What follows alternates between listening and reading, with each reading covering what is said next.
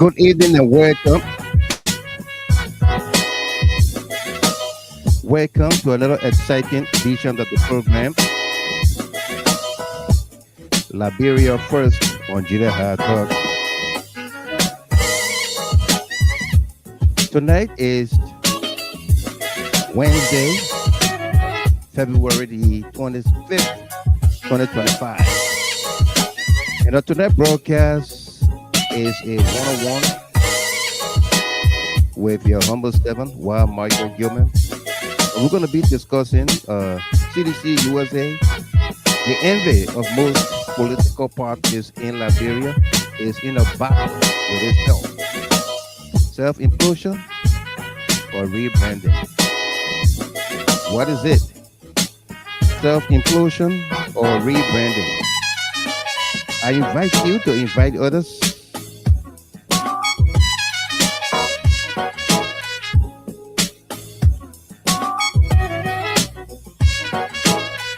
I invite you to invite others here and be my guest.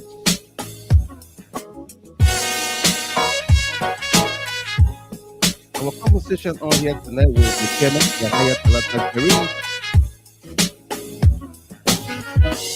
One, how did CDC-USA get here? An in-depth historical perspective analysis on the conflict in the CDC-USA.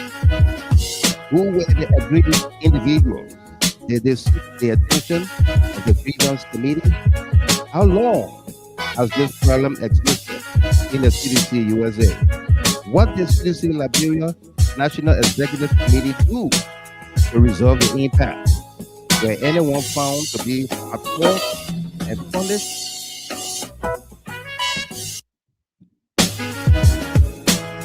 Also, national conventions and elections. Who is responsible to name, appoint a national convention committee as well as an election commission? Who participates as the candidate or voter in the CDC-USA elections or convention? What qualifies one to contest and or vote?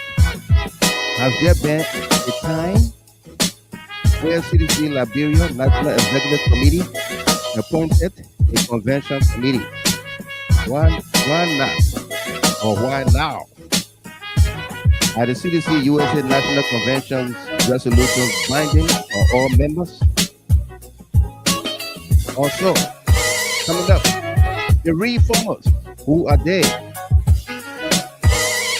Why is the conflict in the CDC-USA always emanating from the same folks in the reformers organization? When will they accept to work with a constituted leadership in the CDC-USA? A retrospective review of this group indicates that they participated in the Atlanta, Georgia convention and refused to honor the outcome of said convention. They refused to go to Iowa convention and had a parallel convention in New York. They filed a lawsuit against the chairman, Constance Swan-Duopu's leadership to impose an injunction on the Iowa convention. It is an irony to sue the party and maintain. Is it an irony to sue the party and maintain the party remains supreme? What became of the reformers New York convention and the follow-up convention in Iowa that produced their own leadership? Details coming up. If you join us here for the very first time, we say welcome to you. We are honored to have you on here tonight. And for other of you celebrating your birthdays, anniversaries, and special milestones, we say congratulations to you. This broadcast is dedicated to you all. Okay. Also, coming up,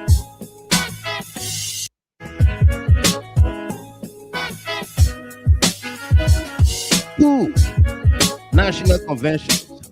Square one. Are we back to square one? There's a national convention slated for June in Philadelphia. The committee was appointed by CDC-Liberia National Executive Committee without any input from the CDC-USA leadership. Meanwhile, the CDC-USA National Executive Committee has also set up a National Convention Committee to host a national convention in Minnesota in September.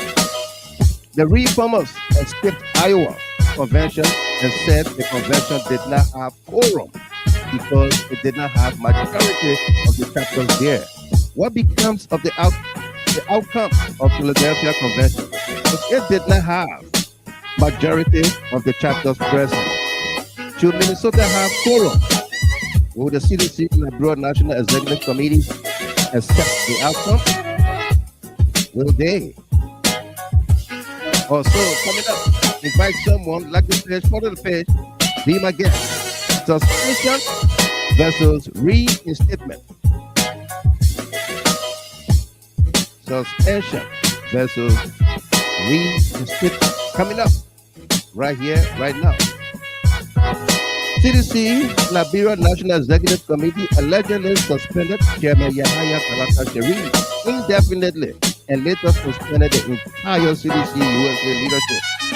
The CDC-USA National Executive Committee, in a meeting, unanimously voted to reinstate all the alleged suspended officials who actually have the rights and authority to suspend and reinstate in the CDC-USA. Is the CDC-USA National Executive Committee risking or challenging the global chairman, Janga Ko, and National Executive Committee, or acting in line with the Constitution of CDC-USA? Also, coming up, Unity Party implant in the CDC, question mark. Is there a mole in the CDC by Unity Party? Who is that mole, or who are they?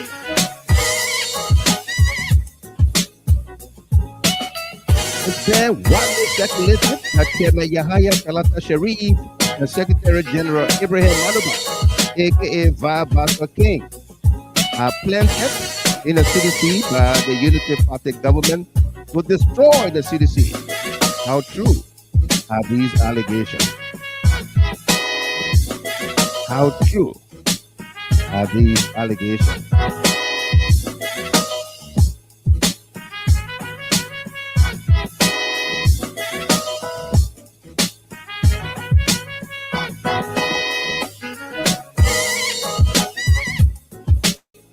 Also, coming up, the first second week, my nephew, a happy belated birthday. That's the son of Mildred Isaac here in Philadelphia. There's my son turned 16 yesterday. Please wish him happy birthday. His name is Roberto. Roberto, happy birthday to you, yeah. Want to wish you where you have from your mom, Mildred Isaac, April, here in Philadelphia, and your dad, and your uncle right here. Want to wish you well. Also coming up, the way forward. What is the way forward?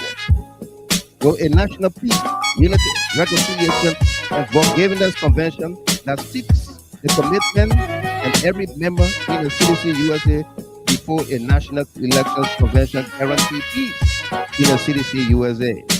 Will the CDC-Liberia National Executive Committee lift the suspensions and allow everyone to contest for various positions in the CDC-USA?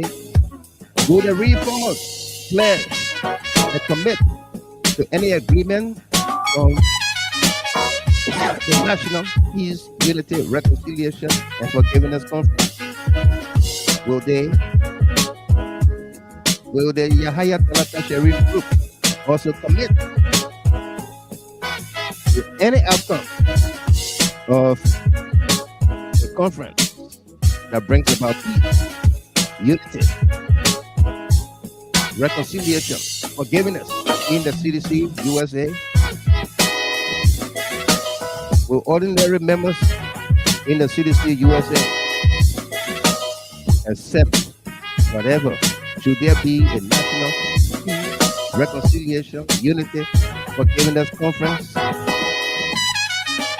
In the absence of that, will there be peace in the CDC-USA?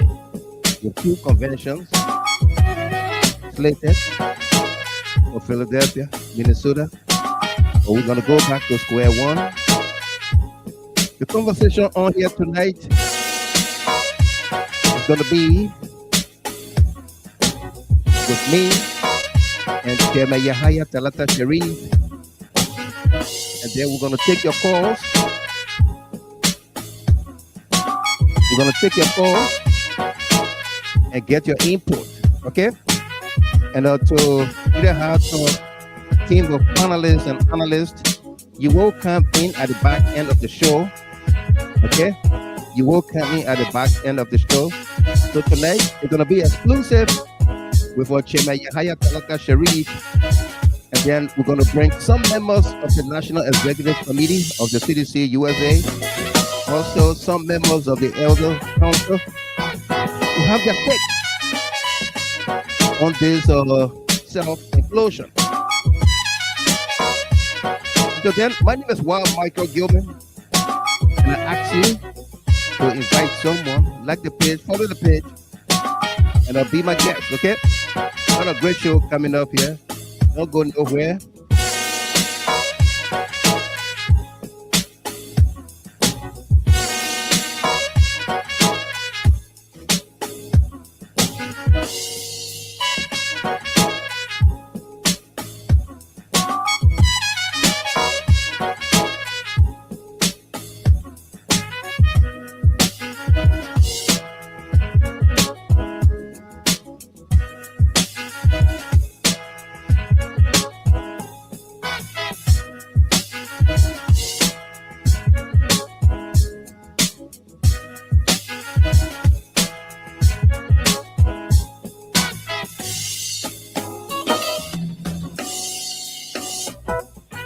Again, my name is Wild Michael Gilman, or we say welcome to all of you joining us here. Tonight broadcast is a special edition, and we do this uh,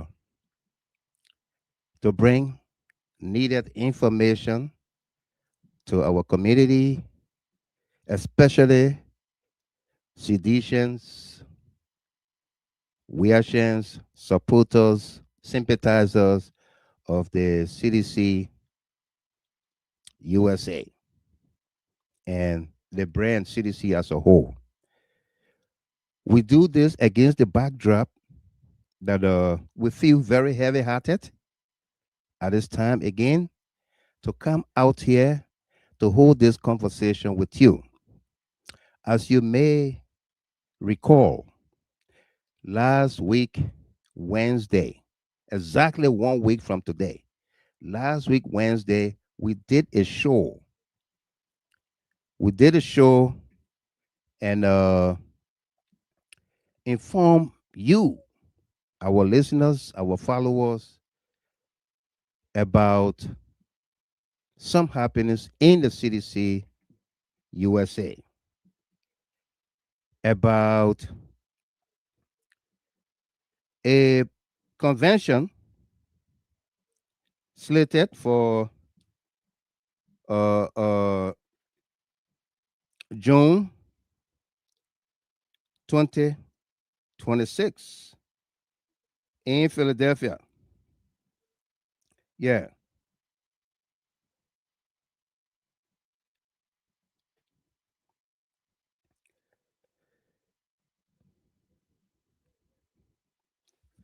Okay. Uh, we are on YouTube, Dexy Daisy. We are on YouTube. We are on Facebook. You can find us on YouTube, the same channel, GHT Talk. Yeah. Okay. We do this against the backdrop that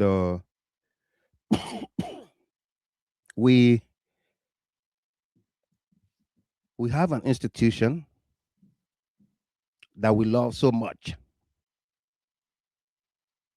that we've given our all for.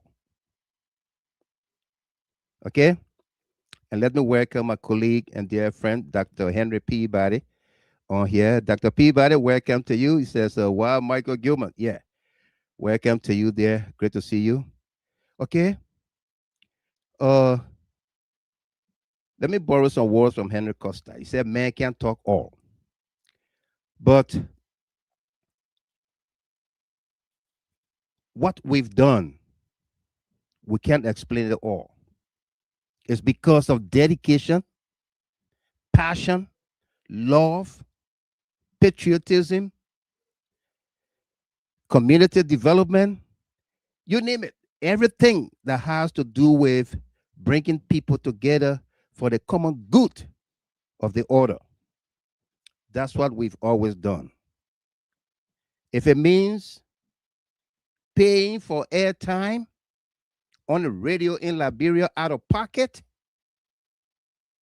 and paying a host to be on the air with us 2, 3 hours a night in Liberia so that Liberians in Liberia can listen to us here in the diaspora. If it meant that, we did it. Paying out of pocket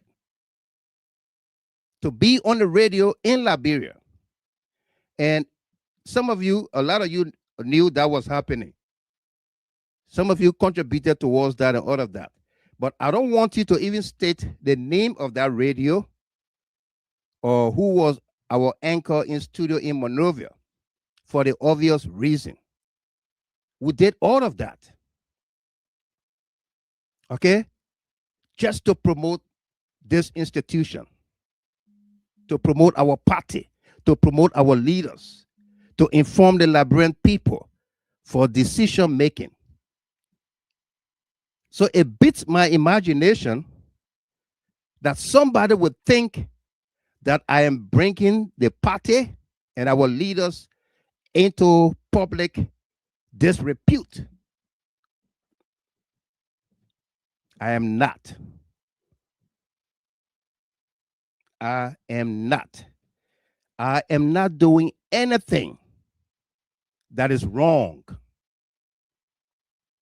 I am not doing anything that is wrong. What I am doing is to inform you, seditians, Weashans, sympathizers, patriotic Liberians who feel that democracy in our country, especially under this government, is doing a great disservice to our country and people. We are providing this information for decision making. Okay? The sooner we do this, the better it becomes for all of us. Okay? The sooner we do this, the better it becomes for all of us. Leo said, before I bring the guests on, I want you to share this video on your page. I will be looking at your page. As soon as you share the video on your page and in one or two groups that you belong on and to your WhatsApp, I will bring the guest on. He's in studio, he's listening to me. Okay? Do that. You want me to bring the man when you get a few people watching? This is a big show. Okay? Yeah. So there are people who will go all out to castigate me, to do a whole lot. But hey, in my Liberian parlance, I don't even see you. I don't see you, sir. I don't care. Okay? I don't care. And let me hasten to say a quote from Donald Trump. Okay?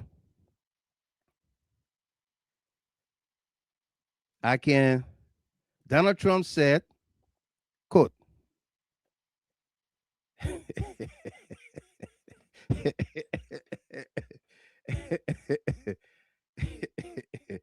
okay? But that's okay. That's okay. Yeah. But we have a show to discuss on here tonight. What is obtaining in the CDC USA? And when the chairman comes on here, we are going to delve into that. And go in depth with the information. Again, we are asking all of our analysts and panelists to please stay at the back end. We'll bring you on momentarily when we have exhausted our conversation with Chairman Yahaya Talata Sharif and some member of the Executive Council, Executive Committee of CDC USA, and one or two elders, okay? So you will be coming on for your own analysis and whatsoever. Okay? Yeah. So again, let's recap our topics here as we await the chairman, Yahaya Talata Sharif. CDC USA, the envy of most political parties in Liberia. Okay, we are awaiting the chairman. Anytime he's gonna be on here with us.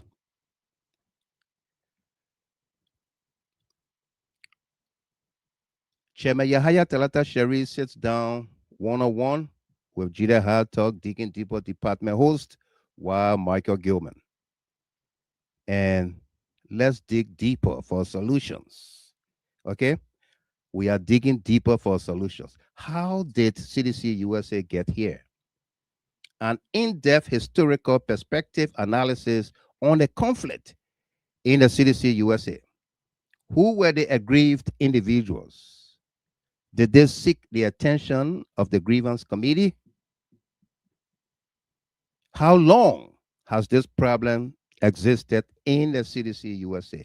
What did CDC-Liberia National Executive Committee do to resolve the impasse where anyone found to be at fault and punished?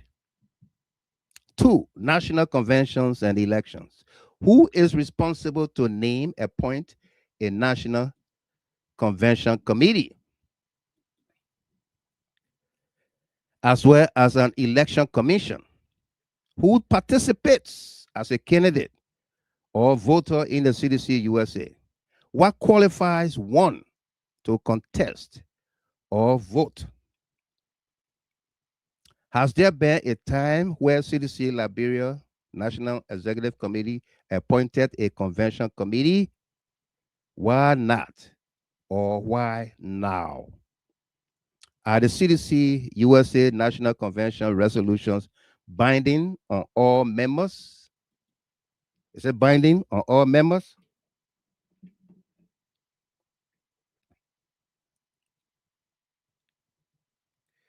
Is it?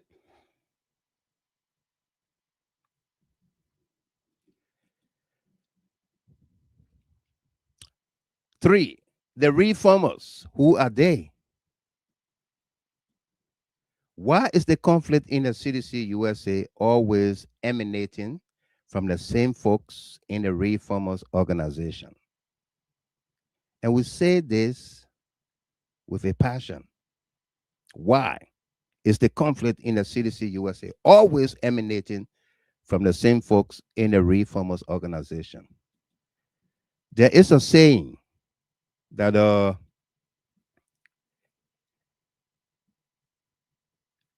if everybody,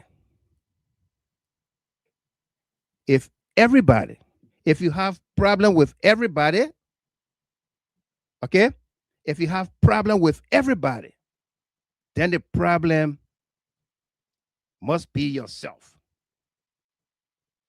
Okay?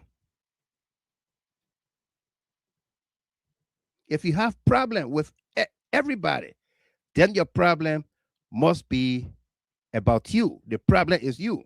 And then let me read this comment from Henry G. Peabody, Dr. Peabody. Mr. Gilman, you have worked exceedingly hard for CDC and consistently giving your very best.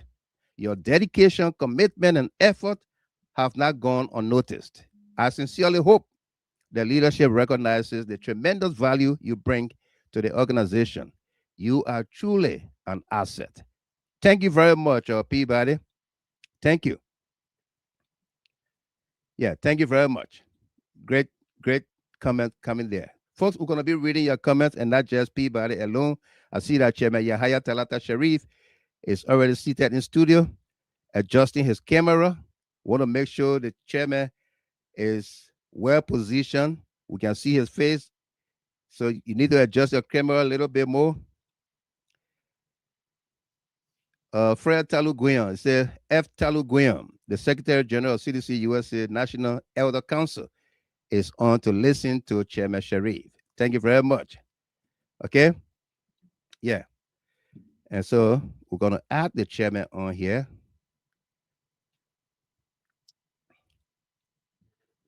Chairman Sharif, good evening to you. Good evening, Mr. Gilman. How you doing today, sir? I'm great. Let me increase the microphone. Your microphone, that is. Oh, okay. My man, I ask you one question. Yeah, you drinking water? I got a drink now. What are you talking about? Oh man.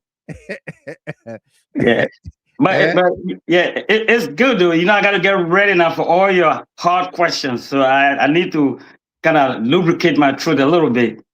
Absolutely. I got mine right here in the Digging Deeper mug. There you go. All right. Yeah. I call it the mug of wisdom. Oh, okay. Yeah. The fountain So of how you knowledge. doing today, sir? I'm awesome. I'm awesome. Great. Let me apologize to you. We scheduled this for 8 p.m. And you know, they say man proposes, God disposes. And you owe me one bottle of Fanta. Faithful Alahaji never take alcohol. No, never. Eh? Never. That's the meaning of Fanta. That's it. So you owe me a Faithful, bottle of Fanta. yeah, faithful Alahaji never takes Never take alcohol. alcohol. That sounds good. I didn't even know that. But That's spell new it to out. me, though. Yeah. Spell it out. Fant. F. Faithful Alhaji never takes alcohol. Okay. Yeah, Good. spell it one letter at a time, and I will say F faithful A Alahaji N never T takes A. alcohol. Oh, there you go. There you got it right. Then. I was smart on your part. I didn't even know that. Yeah. Yeah. Well, it's nice to be here, though. It's nice to be here with you.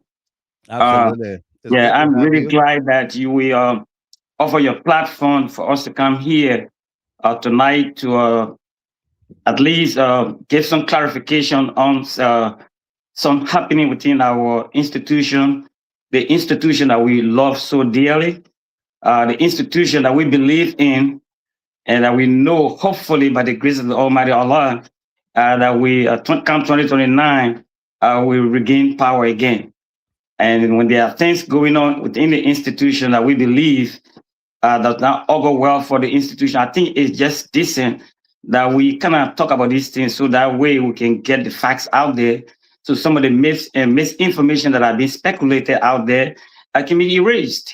So thank you for having me here tonight. No doubt. It's great to have you.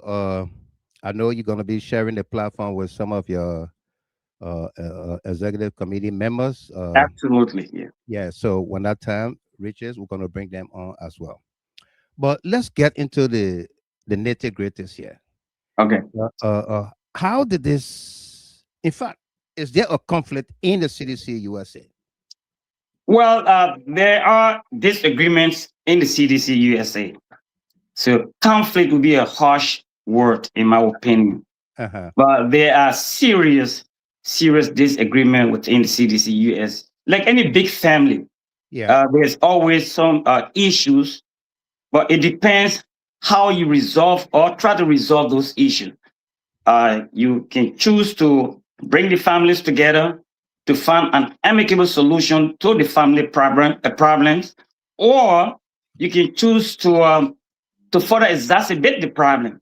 So there where we are. But yes, we have an issue. We have a family issue.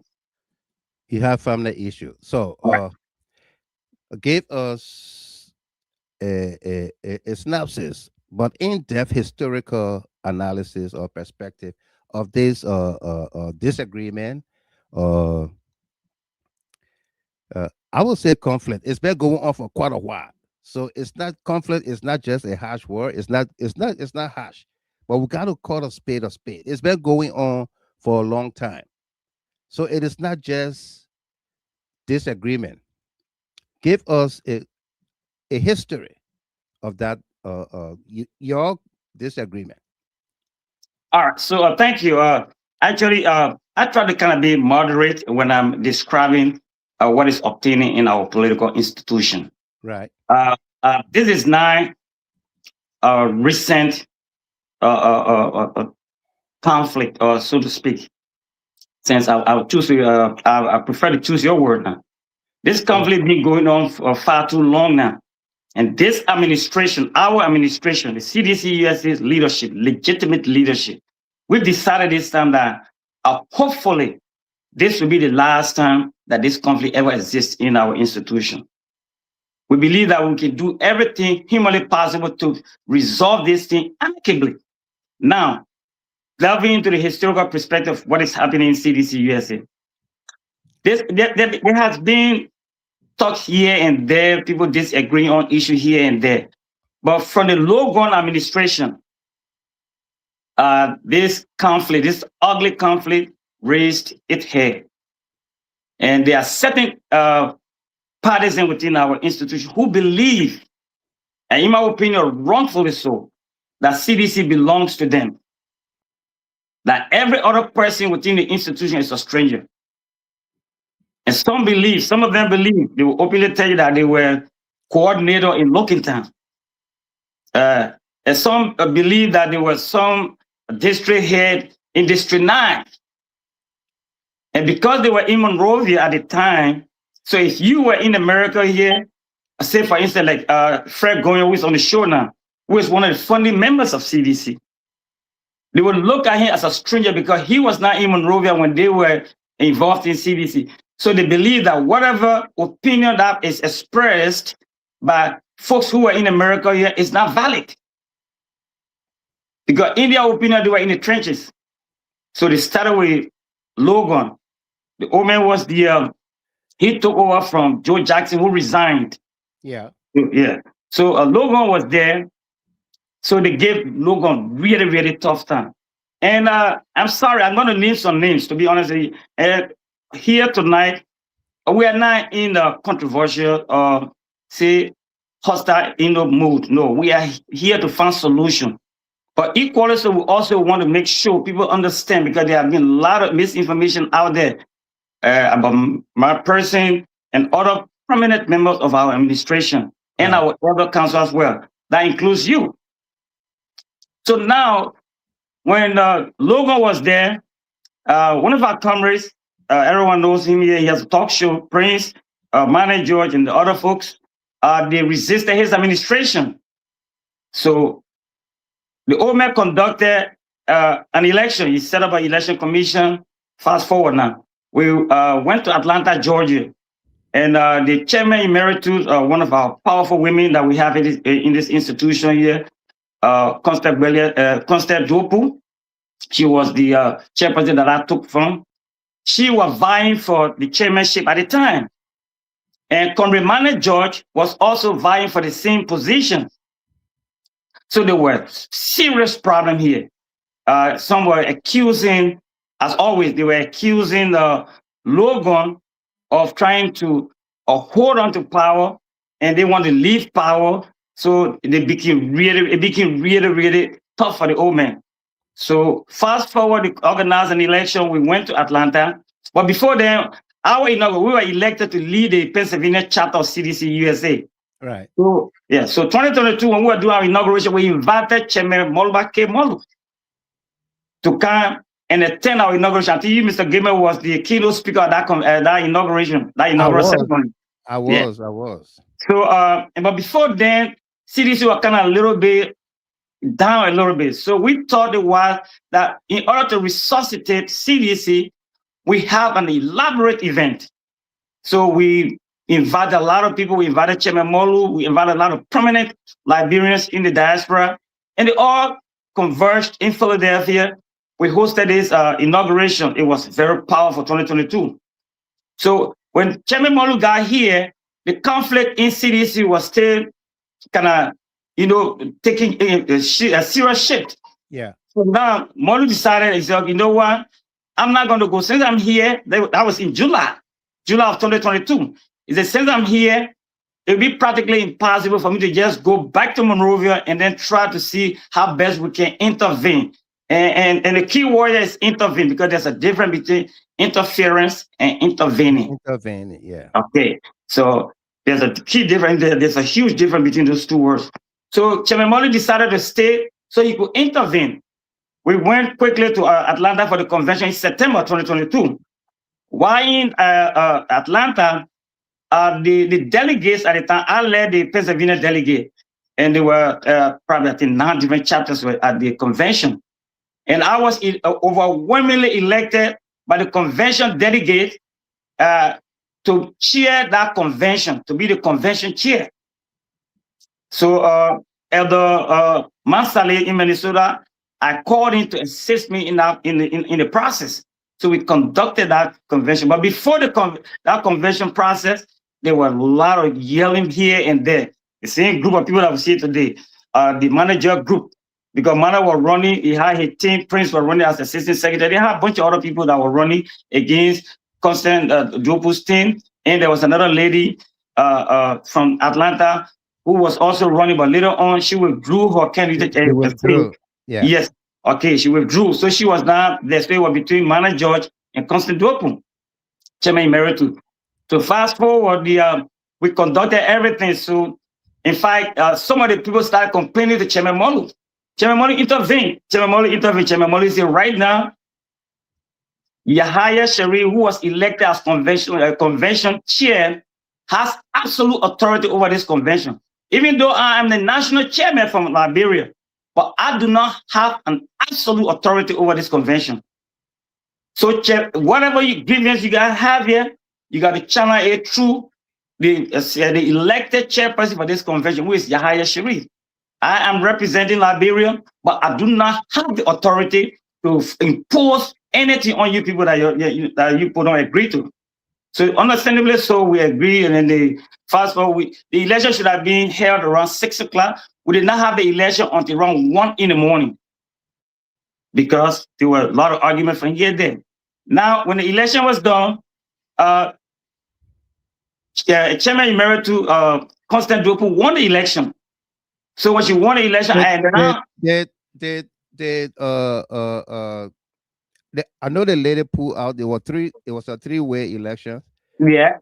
Did the manager's team pull out of that election? No, they did not. They participated in the election fully. Okay. And the ballots were counted. In fact, I counted each of the ballots, and with each candidate representative, 2 representatives from each candidate from each camp. Manager camp sent 2 people as their representatives, and the Constant Jopu camp also sent 2 people as their representative. And every ballot that was counted. Counted, when we take it out, we show it, everybody sees it, and we count it and put it aside. After that, the Constant Jopu team won the election. So the manager team were not happy. They said, the first thing they said, I have no authority to announce the result. That was the first thing. They said, why would I announce the result? In fact, the election commissioner, there was an older gentleman there who was the commissioner, who was the chair of the election commission. They said he should have announced it. And he authorized me, Chairman, please announce this thing. I'm so tired. It's 2 o'clock in the morning. And we announced it, so they have problem with it. But fast forward, face fight ensued from them. They beat the outgoing chairman Logan. They beat on Rebecca Sayon. In fact, her phone got missing. Police were called in to quell that disturbance. So that was done. Yeah. Who called the police? No, the authority of the place where we were renting, where we had the event. Okay. So police were called, and the police came to quell the entire tension.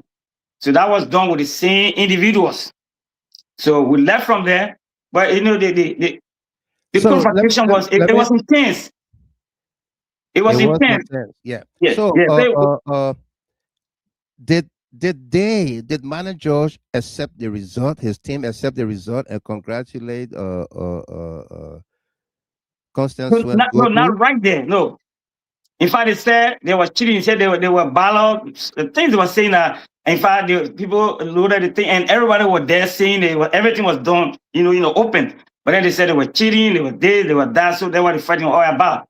So when we left from Atlanta, so Chairman Mori decided to stay until this conflict can be resolved. So Yeah. what he did, he formed a mediation committee, first a fact-finding committee, and they're of elders and other stakeholders of the party. So I was called and interviewed for several hours by then because they wanted to know what really obtained in Atlanta, Georgia. Yeah. So I explained my part, and other key players were also invited by that committee, and they were there for peace. So they also explained their part. So at the final analysis, they make the report, and Chairman Molu then talked to the managers group and tell them, look, the lady won. So what we can do here, you guys will work together. This is CDC, it's only one CDC. So please, you'll work with the lady since you won. After 2 years, anyway you want to run, you can run again. But please, for the sake of the party and peace, you'll work together. So he tried to talk to them in a way that they accepted the result. So Prince Sherry was now assistant secretary on Madame Dupu's team. Right. Okay. And Comrade Cyrus Sambulan, a prolific writer, he was the secretary-elect at the time. So fast forward, Madame Dupu inaugurated, I think you were at that inauguration, I went there myself in Minnesota. Okay. Yeah, we went there, huge event, very elaborate event. We went to the convention. But mind you, people who already accepted to work with Dupu did not go to the inauguration. They did not go. No, they did not go to the inauguration. They are already said, okay, we agree, we'll work along with these people, but they decided not to go to the inauguration. So they never went. So we stayed there every time because I made sure every NEC meeting that was called, I attended. Because I was representing one of the biggest chapters, Pennsylvania chapter. Okay? Yeah, and a very influential chapter as well. Yeah, we got a huge topic here to discuss. Yeah. What did CDC-Liberia National Executive Committee do? I know you've been talking about Chairman Molu intervening and all of that, but what did they punish anybody? Did they say, look, this group or that person, you guys are fault? Was there any punishment for anybody meted out against anyone? No, not that I know of. There was no punishment, meted against anybody. Also, no reprimand. So that way we started to work together. But I just wanted to just fast forward this thing. So that went on. So we all know, everyone in the state there knows fully well what Constant Dupu endured. Okay, her administration, in fact, a member of her administration who was the Assistant Secretary General, every time we had meeting, was the one opposing. And then sometimes we were supposed to have meeting for 1 hour, we go for 3-4 hours. Okay, in presence of Comrade Prince Sharif. So that hostility went on through all the administration with the folks from the DMV and some of their collaborators. So it stayed out, but we believe that we are all parties. And look, there's no need for us to be at one another's neck. Let us find common ground. So we were in that process until 2023. The election was approaching. And we knew fully well because CDC convention is always held in September.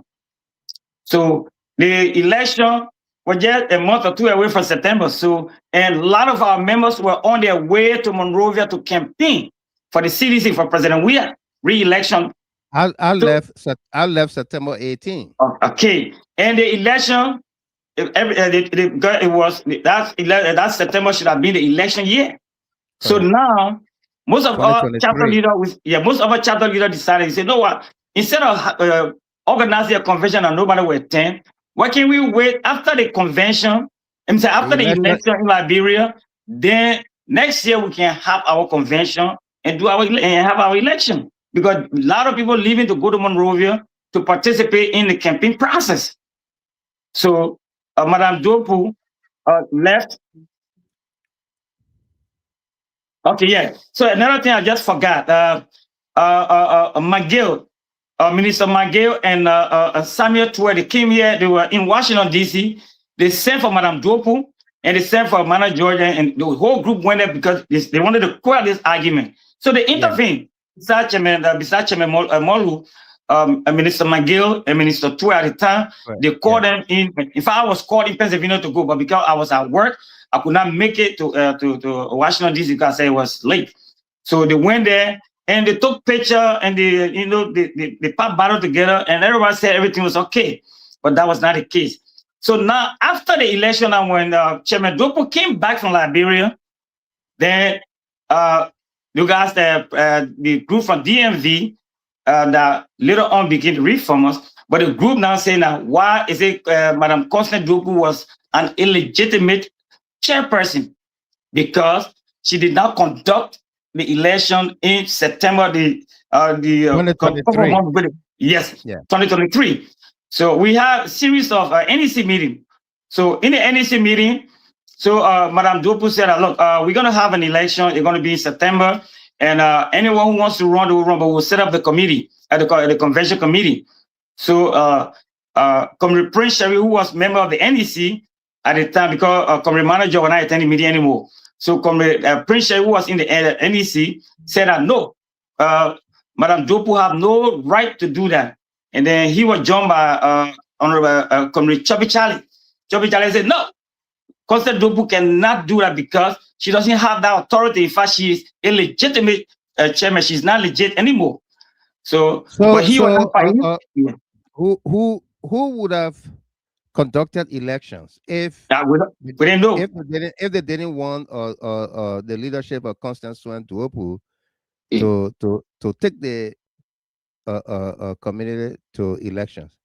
Well, they had no solution to that, but it was something just to be disruptive. But anyway, fast forward, we had an NEC meeting because NEC is the body that has the most power here outside of the convention. And NEC comprised of elected leaders and chapter leaders. Elected leaders and chapter leaders, they get voting power. But committee head, they are part of the NEC, but they can't vote. So we convened the first meeting. Community Prince were in the meeting. We wanted to put it into a vote because our voting system is majority carry the day. So we wanted to put it into a vote. Community Sherry raised the motion and said no. He wanted us to postpone that vote so we can inform more NEC members, because in his opinion, there were not many NEC members that were siding with his opinion on the issue. So let us postpone it. So the chairman emeritus at the time, Madame Dopu, said, okay, no problem. And then we all agreed that it should be postponed. It was postponed twice. And the third time now, when we got in the meeting, now we decided now, okay, you know what? We have to vote. And Comrade Prince was there. And when we had the vote, he abstained. He did not vote. And the rest of the committee members that were there, the NEC members, we all voted overwhelmingly to authorize Chairman Emeritus Constance Dopu to form the convention committee. So we did that. He said, well, you are not going to be part of it. He abstained. So majority carried the day because it's democracy. Okay. Right. So, yeah. So the committee was set up.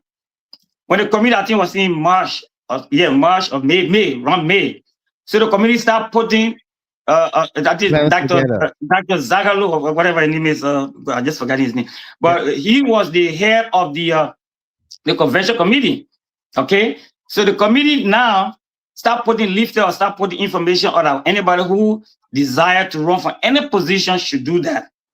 So while the committee put in a communication, then Prince and Comrade George, Comrade Choppy, and then they found other individual, Comrade Success Dennis, and other people to join their ranks. Okay, because Comrade Success called me on several occasions, on many occasions rather, on the issue to discuss it. And I told you exactly, I said, you were not NEC member, but we were in the NEC meeting. This is what we authorized the chairperson to do. And NEC is the higher decision-making body here in CDC-USA. So now the convention was coming close. Then they asked, or the election commission now put the information that anybody who wanted to run for any position, vie for any position, should, to say the name. And then the registration fee was there, and you got to declare intention, through a written documentation. And some other high interest, because what we saw, to be honest with you, is CDC USA. The conflict was too much because the administration before we took what they gave the lady too much tough time. Every time there's something that is planned, they will kind of to disrupt it. So she was kind of tired to leave, because she really wanted to leave now because this is sacrificial work we're doing here. We're doing it because we love the party. Absolutely. Yeah. Absolutely. So no one gets. Mr. Chairman, we got Yeah. a lot to cover. You are jumping Okay. into the next topic, so Let's go. let's move on, folks. If you just Let's go joined us right here, ahead. if you Yeah. just joined us here, this is a special edition of the program Liberia First Nigeria Hard Talk. Tonight we are in conversation one-on-one with Chairman Yahaya Talata Sharif. He's Chairman CDC USA, and of course the topic is CDC USA. The envy of most political parties in Liberia is in a battle with itself. Self-implosion or rebranding. Let's move on to national conventions and elections. All of what you just heard is the historicity of the conflict in the CDC USA. So, national conventions and elections. Who is responsible to name, appoint a national convention committee as well as an elections commission? Who is responsible to do that in the CDC USA? Who has the authority? The chairperson, the chairman, who has the national executive committee of CDC USA is responsible to name, in consultation with their team, to name members of the convention committee and the election commission. Nobody outside of the NEC, CDC USA has that authority. Only the chairperson of CDC USA has that authority. Wow. Okay, so that was very brief, concise, to the point. Who participates as a candidate or a voter in the CDC USA? All right, so convention, election. Who participates in it as a voter or to go to the convention? Can ordinary people go to the convention? Can ordinary somebody walk out, they put on their CDC T-shirt and say, "I'm a CDCian," but their name not on the roster? Can they participate? No, okay. So CDC USA is not a freelance institution, or where anybody can just jump and say, I'm this. It's a chapter-based institution. One second. For all of you who do not want to listen to this conversation, okay, Chairman, I'll be right back with you. For all of you who do not want to listen to this conversation, that it's out in the public, I ask you to please switch the channel. Go and watch YouTube, play some music, or you go and watch the local news, or you go watch Donald Trump, or do something else. Don't waste your time here. Okay? Okay? When Isaac Doe took this information to Spoon about the chairman's suspension, you didn't say anything.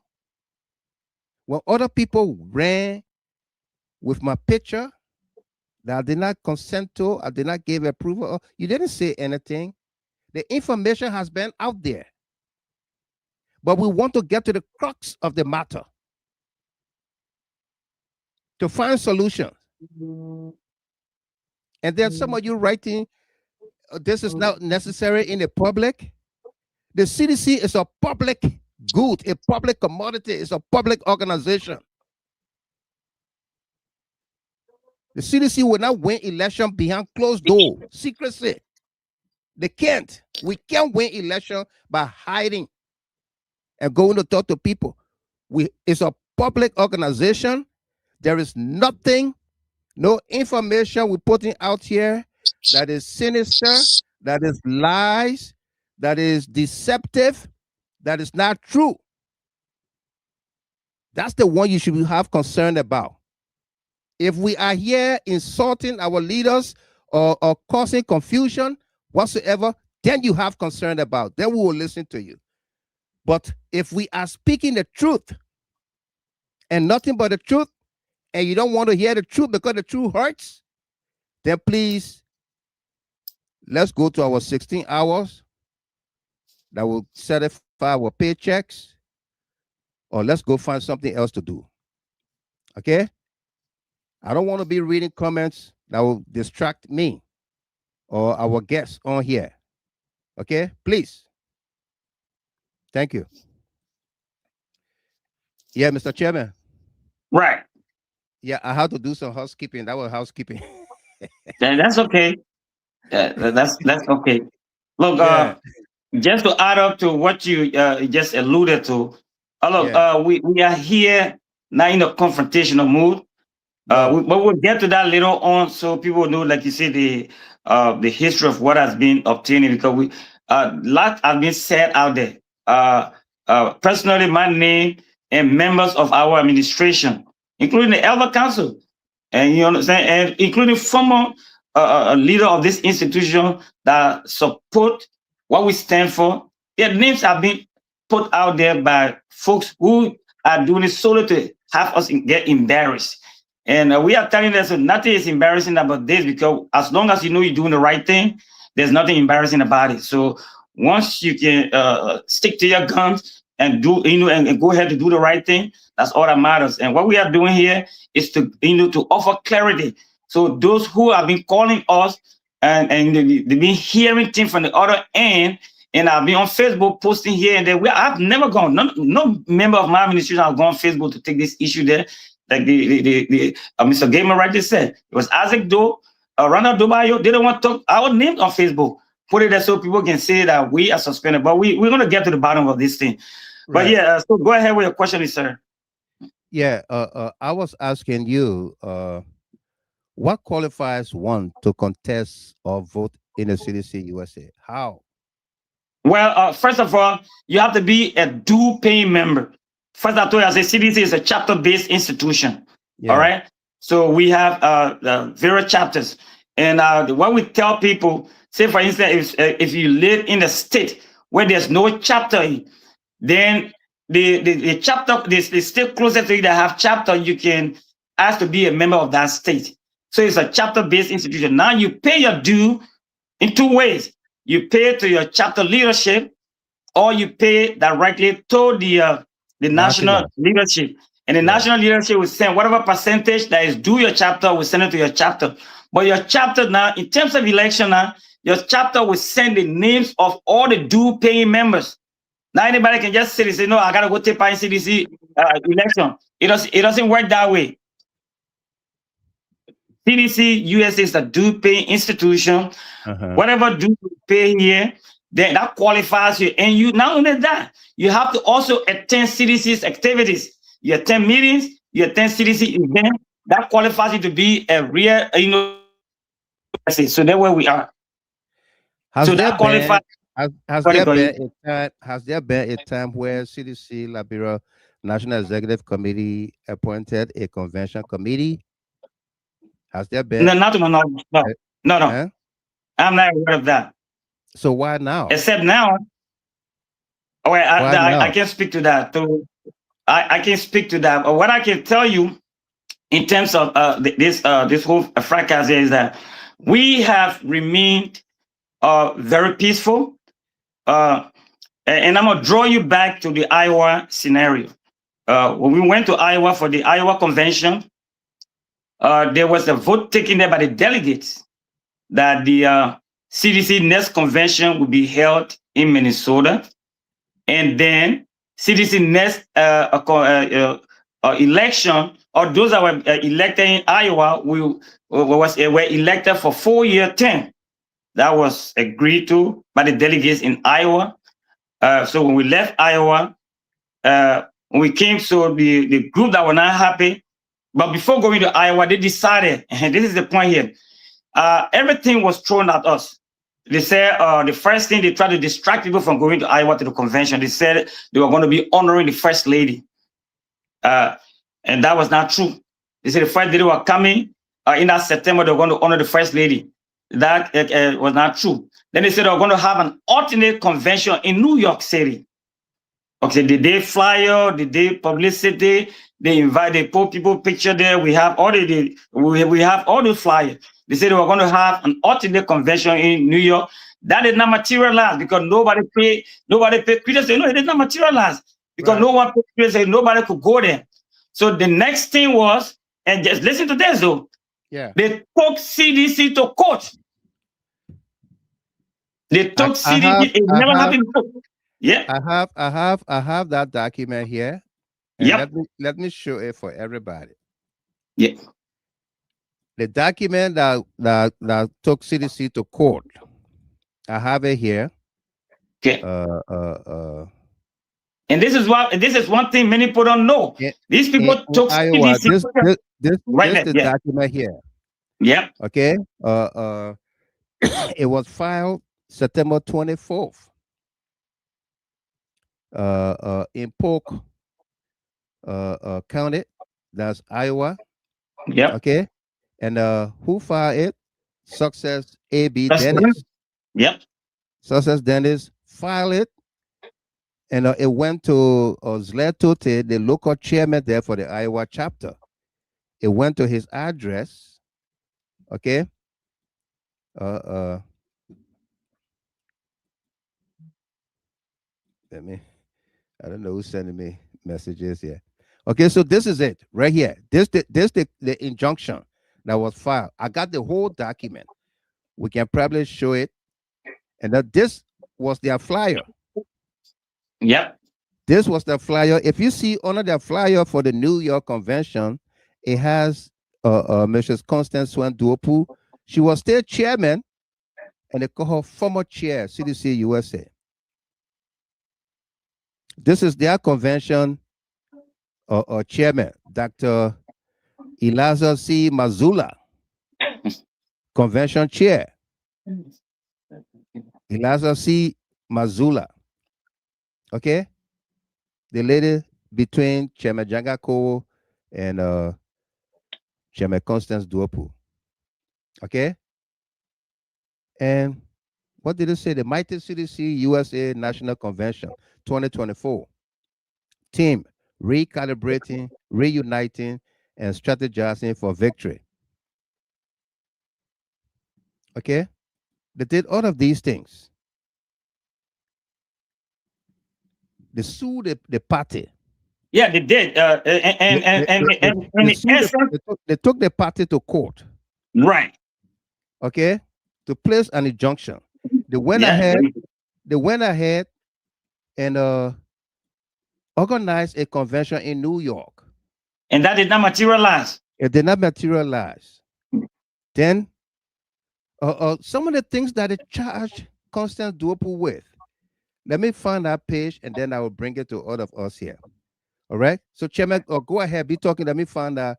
So when that happened, after the Iowa convention, so we were talking to leaders from back home, the acting national chair. We're back home. We're in constant communication with the acting national chair, Chairman Janga Kowo. We were in communication, and we pledged to him that our team will offer peace. And he advised us at the time. He said, "Look, there's no need for you guys to be at loggerhead. You guys are the same folks from this institution, so you'll work it out, Chairman Sharif, work it out with your peers, so you can find an amicable solution to this process." And I committed myself to him. I told him, I said, "Look, we are committed to peace, and we will do everything humanly possible to maintain peace in this institution." So moving forward, this is what I want to show the people. Okay. This is some of the charges they had against Constance Swan Duopu. It said Article 7, Section 1A, that all members shall actively participate and fully contribute to the discussion, formulation, and implementation of policies, programs, and action plans of CDC USA. Under this constitutional protection, concerned members held several meetings to negotiate with the expired leaders to hold the CDC USA Convention by July 2024, based on the following reasons. They overstayed an expired tenure of Chairman Constance Duopu's administration. The repeated gross disrespect and disregard to CDC USA Constitution and abuse of power by Chairman Constance Duopu. The persistent insults, vulgar, and personal attacks, especially insulting the private parts of older women by Madam Constance Duopu. I don't know when and where did that happen. Attacking individuals' tribal lineage and categorically characterizing a specific tribe, the Crowns, in a very derogatory manner. Attempt by Madam Constance Duopu to impose her will and to exercise authority not assigned to an expired chairman.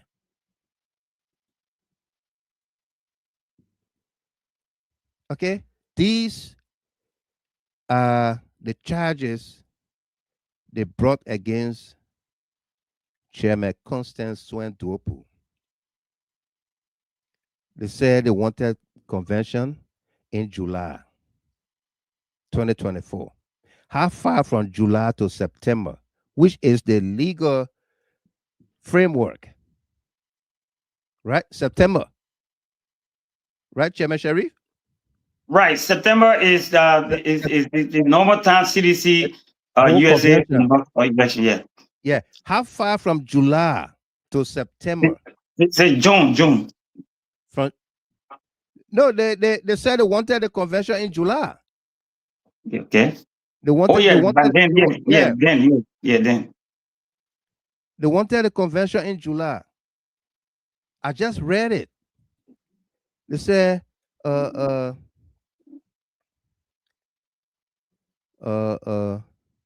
where did I read that?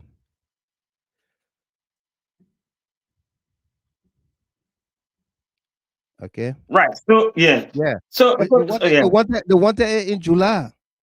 How far from July to September? Yeah, so I got that, Mr. Gilman. So look, there are a couple of things, to be honest with you, that we need to really clarify. And one of them is that we accepted some 12-month arrangement as opposed to 18 months. So I just wanted to delve into that a little bit. Yeah, we coming to that. Let's move on to that. Yeah. Let's move on to that. Okay. So folks, you just listen to the reformers. Who are they? And you can deduce from the information presented here, why is the conflict in the CDC USA always emanating from the same folks in the reformers organization? When will they accept to work with a constituted leadership in the CDC USA? Okay, we just had a retrospective look at the reformers. They filed a lawsuit against the CDC USA, yet they maintain that the party remains supreme. Isn't that an irony? They held a parallel convention in New York that was a flop.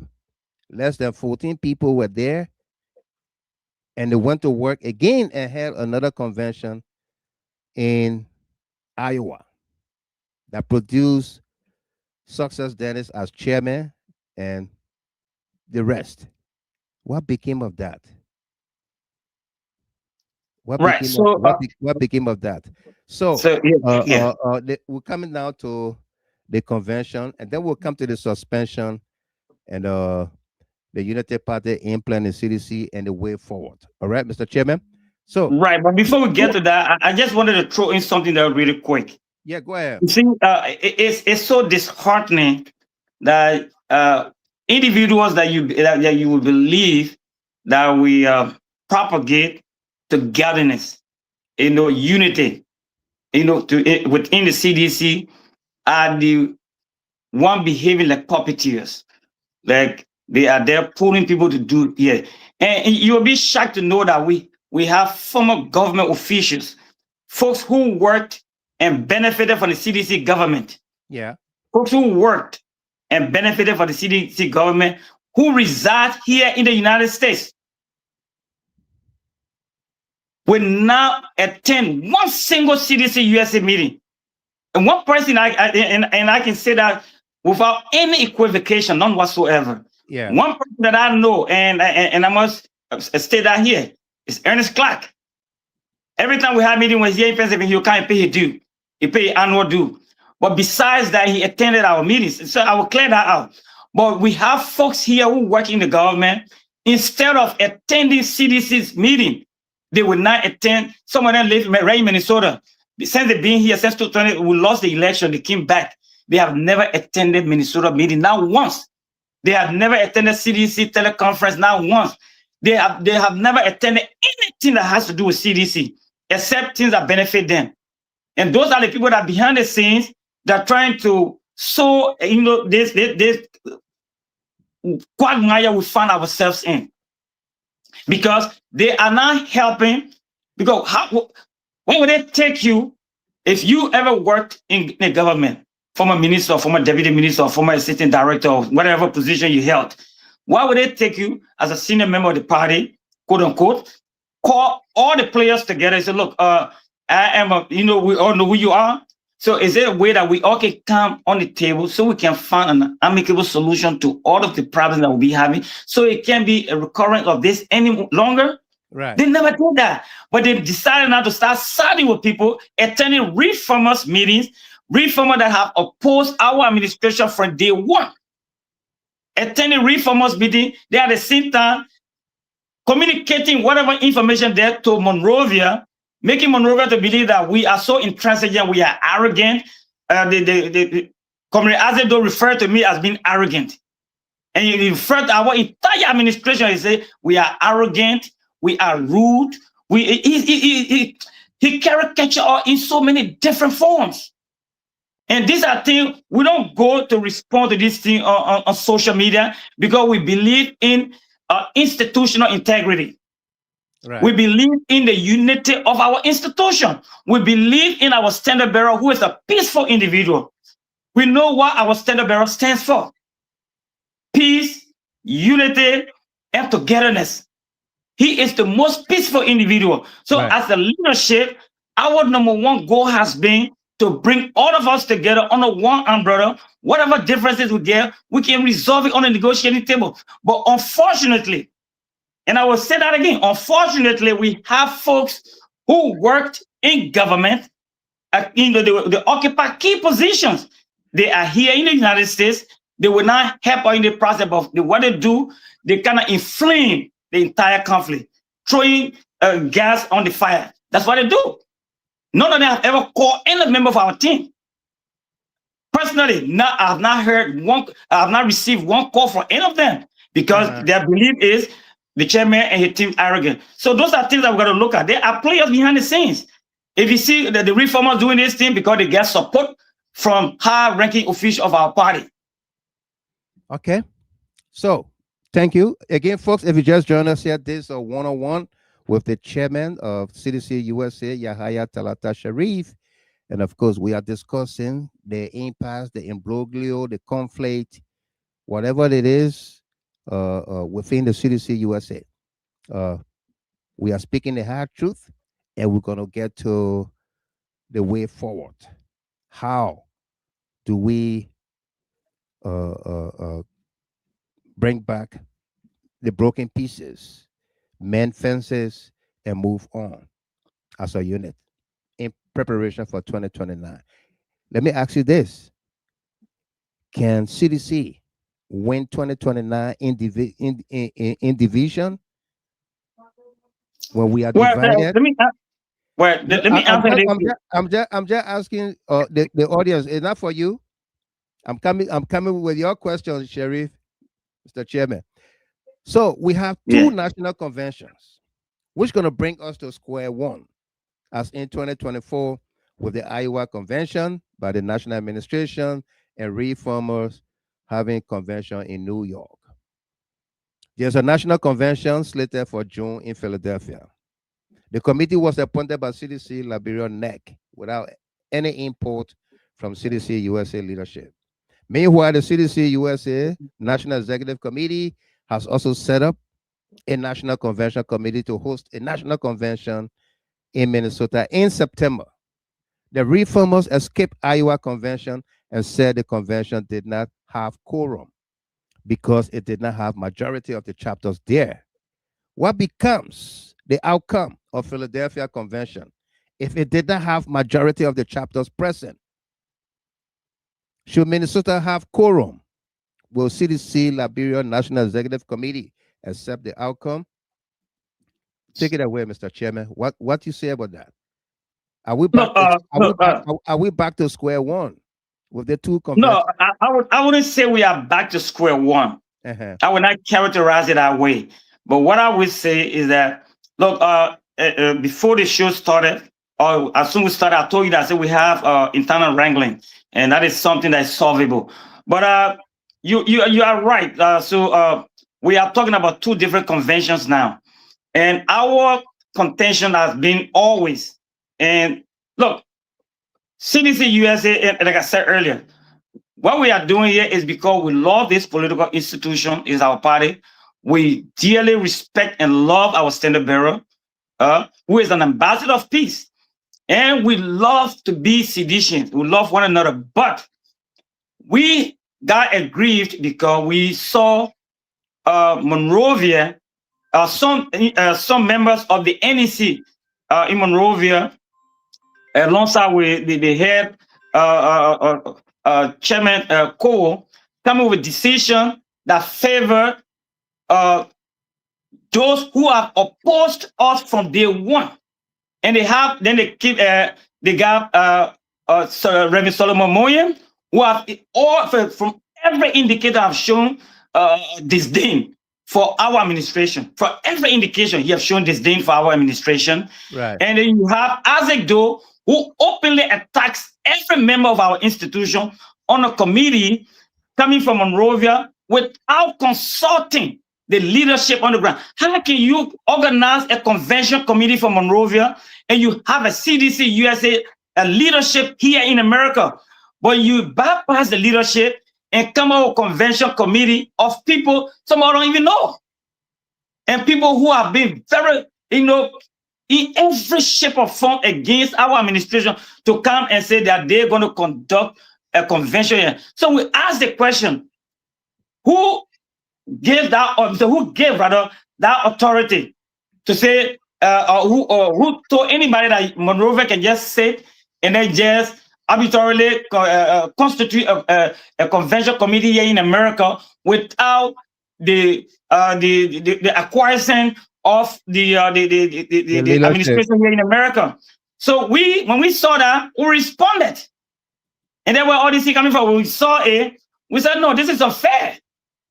We said Monrovia, and when we said this is unfair, there's no way folks can stay in Monrovia and they just constitute convention committee here while you have the legitimate leadership here in America. We said we thought that was unfair to us and very disrespectful to us. That was our belief.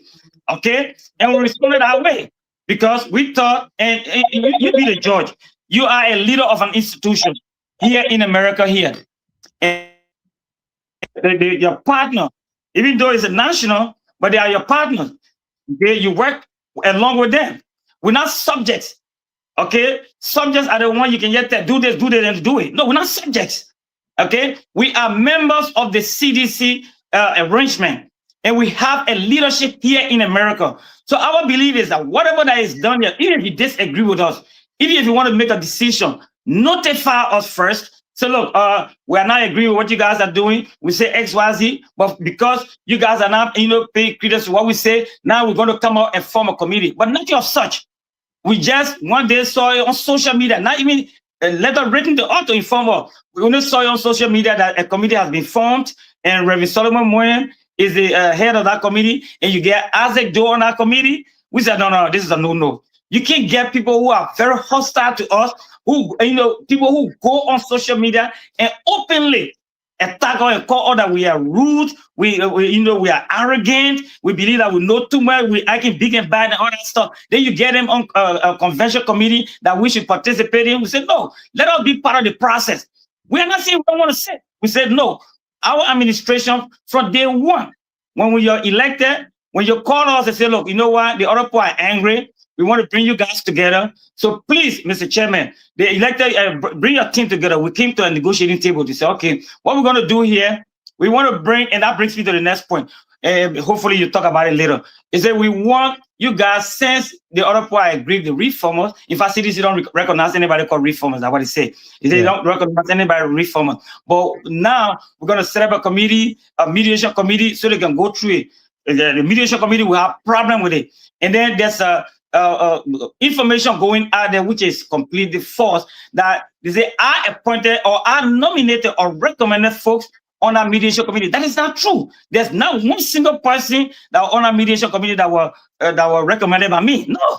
Everybody asking for the reformers people, like the Reverend Solomon Moyen. They have a bunch of other people there on our committee. But that passed. Now, after all of that thing, the chairman called us. We started negotiating with the chairman in NEC. They said, okay, the 4 year, that is not sustainable. They all called the 4 year. First they said 2 years. Later on, the chairman said, no, let's do 18 months. Let's do 18 months. After 18 months, to satisfy those guys, because those guys are really, really harsh on this thing. To satisfy them, let's do 18 months. After 18 months, you'll go to a convention. Then whoever that wins there, they'll go. We had a heated debate among us leaders. Some said, no, we can't accept they were elected for 4 years. We said, no, for the sake of peace, let's accept the 18 months. Please, was the 18 month like a working tool, a working document? Of course, we're here. Was it when I say working document, a draft? Yeah, was it a draft? Right here. No, that I'm telling you. You see right here. You see right here.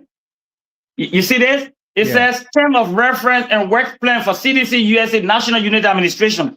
The 18 months. Let me just read something quick. The first thing, the 18 months, is saying. You answer my question. That document in your hand, was it a draft document in process, not finalized? Was it a draft? No. This document was exchanged between the chairman and us for almost 3 different times, because when they came out with the listing document, with the listing, those are supposed to say, okay, when we agreed for this thing, they say, okay, what we'll do, we'll bring you guys from Iowa. We can't do anything with you guys. We're going to bring some guys to work with you people from that end, from the reformers. We will expand the leadership to 27 people.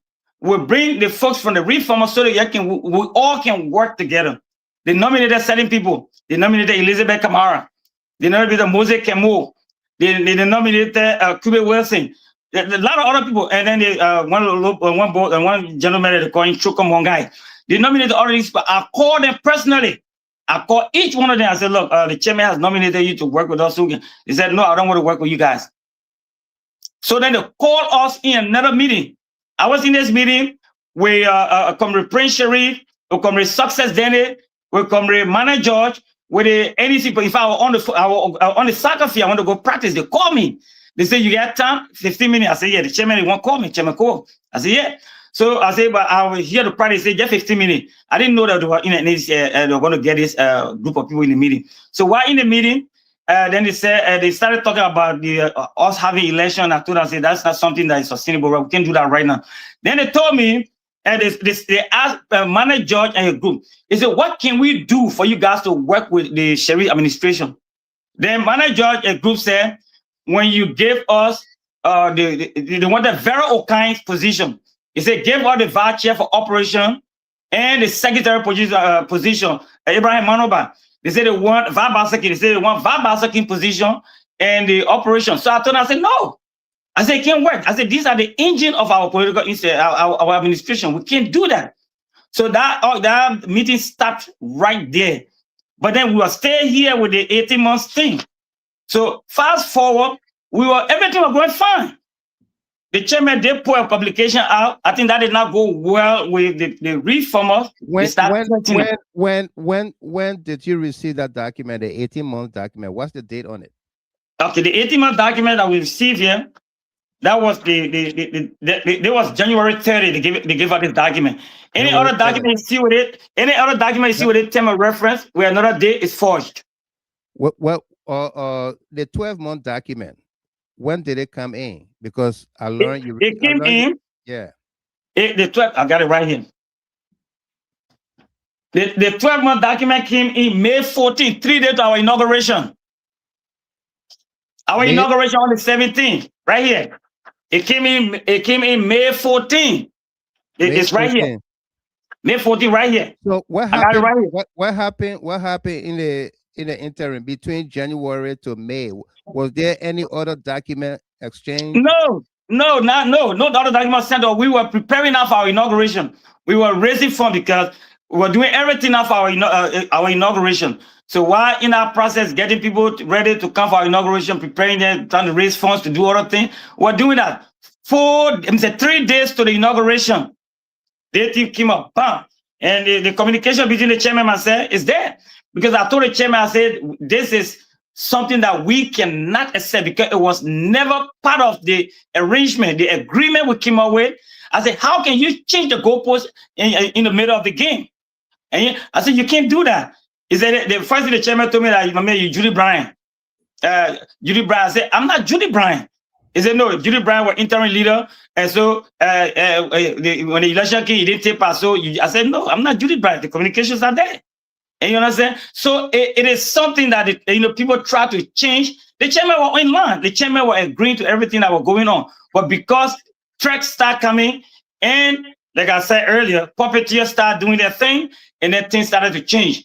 There were all of these rigmaroles started coming in, and then they started threatening people, and then they came up with the 12-month thing. The first thing that they told us, just listen, they said the 12 months are going to be in April. They said April. From then, the 12 months are going to be April. First they said May, then they took it from May, they said April, because this communication, you see it said May. Then after this one, later on the call to a meeting, they said now they want us to have a convention in April. The end of April, they want us to set up convention committee. And the entire leadership were there. We told them no. We said, you were not part of the arrangement. And we told them the 8 months, the 18 months TOR gave us, is everything is there in line of what we're supposed to achieve. They say, okay, what you guys do, you go, you put yourself together, all of the things that you guys have done since you took over and what you're planning on doing, you put it in writing and send it to us. We put it in a complete document, comprehensive.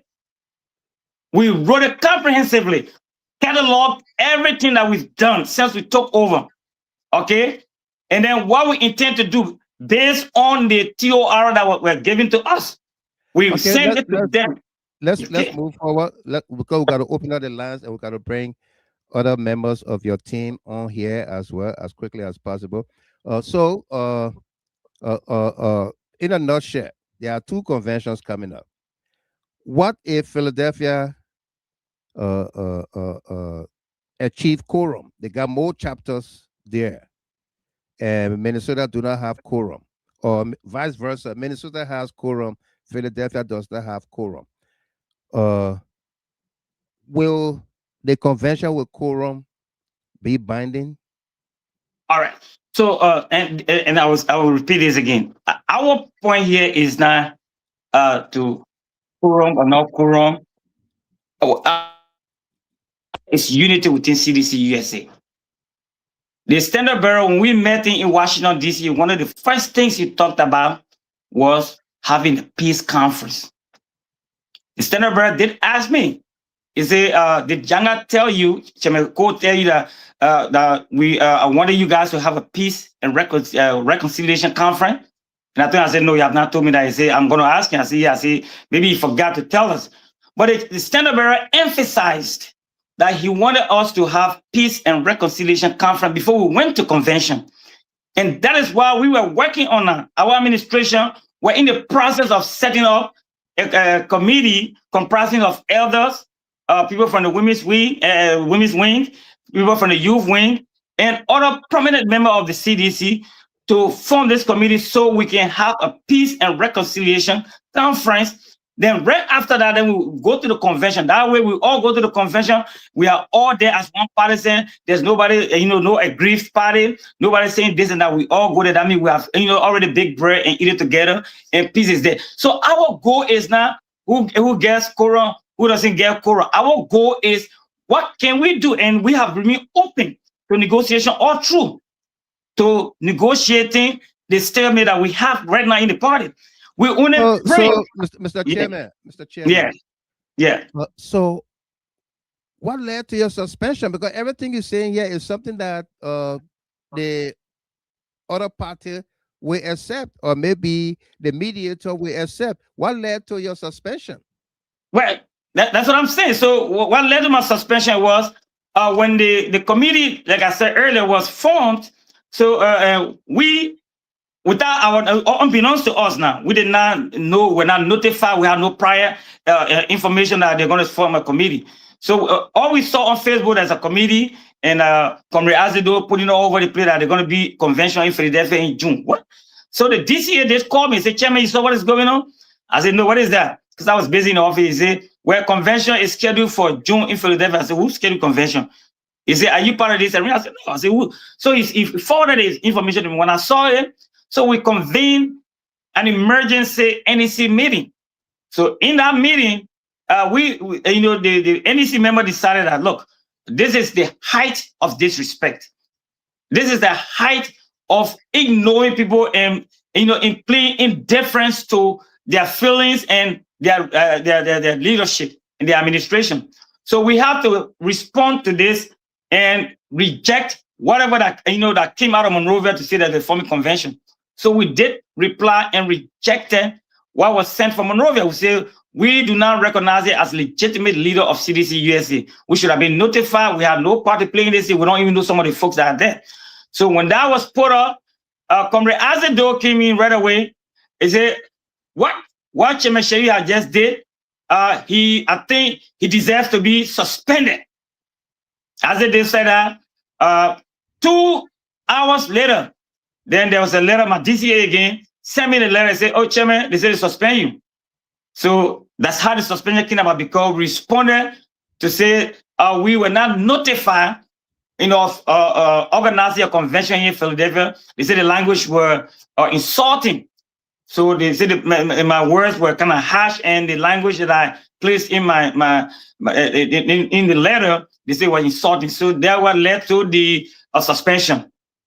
Well, thank you very much. Folks, again, you are listening to Yahaya Talk, a special edition here, one-on-one with the chairman CDC-USA, Yahaya Talata Sharif. And we've just been joined by the vice chair for administration, the honorable gentleman, Donald Glepley Tude. Mr. Vice Chair, please unmute yourself. Welcome. How you doing? Thank you, Honorable Michael Gilman. I'm doing very well. Awesome. You are the same. Awesome. I'm doing well. It's great to have you here. We are discussing the issue. Let me just say greetings to my chairman, my dynamic chairman. Chairman, I like that. You're on fire. Thank you, sir. How you doing today? I'm doing fine. Excellent. Awesome. Good to see you. Yeah. Donald, you came in just in time as we are discussing suspension versus reinstatement. The CDC-USA National Executive Committee, I believe you chair at that time, in a meeting, unanimously voted to reinstate all the alleged suspended officials who actually have the rights and authority to suspend and reinstate in the CDC-USA. And I have the press release here by the CDC-USA. We have it here. It says February 25th, 2026, subject press release. This is to inform the entire membership of the CDC-USA and the general public that the CDC-USA National Executive Committee had an emergency meeting and has decided the following. We acknowledge receipt of the letter dated February 24th, 2026, purportedly suspending some members of the leadership of the CDC-USA listed below. Honorable Yahaya Talata Sharif, elected chairman CDC-USA. Honorable Glepley Tude, Donald Tude, elected deputy chair for administration CDC-USA. Madam Vera Davis Okan, elected deputy chairman for operations. Honorable Cube Wilson, deputy chairman political affairs. Honorable Rufus Akwe, deputy chairman for international affairs. Honorable Abraham Manuba, elected Secretary General, CDC-USA. Madam Comfort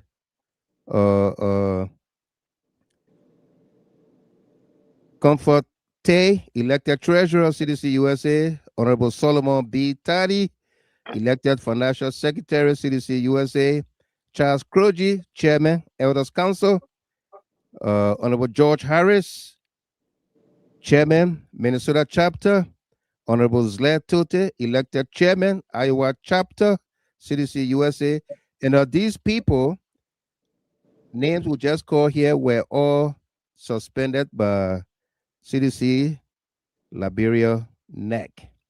We want to inform the entire membership of the CDC USA and the general public that after vigorous review, discussions, and consultation with various stakeholders in the CDC USA, we have decided to reject this letter of suspension on the following: that the purported suspension is not in adherence to the Constitution of the CDC USA and is a gross disregard and violation of the CDC USA constitutional order of discipline and suspension, removal, or expulsion, Article 21, Section 17 to 20.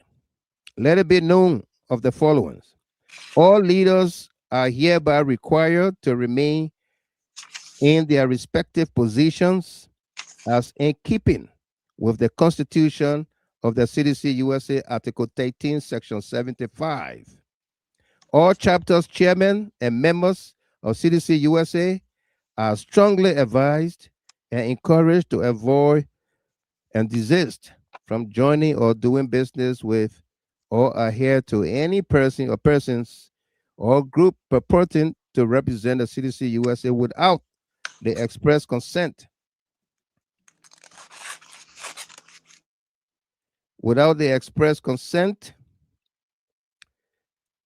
and or permission or approval of the legal and constituted leadership of CDC USA, Article 13, Section 77.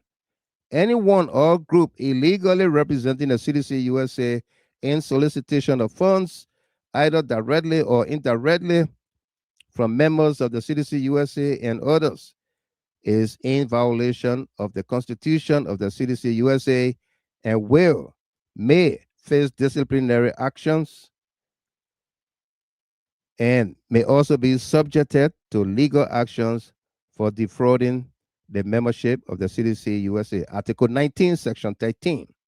All ongoing meetings, appointments, preparations, and formation of committees for the CDC USA Convention in Minnesota, September 18th through the 20th, 2026, shall continue as planned in accordance with the Constitution of the CDC USA, Article 11, Section 68.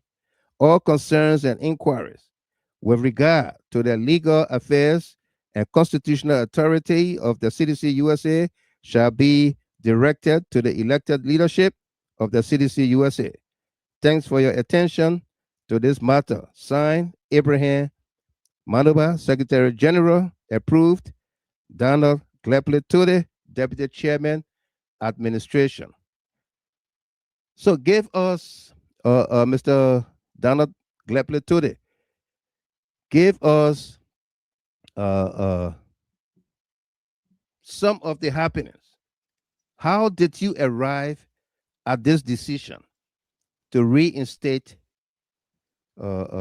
your administration, I would say, because all of you were, according to this, purportedly, allegedly suspended by CDC-Liberia NEC.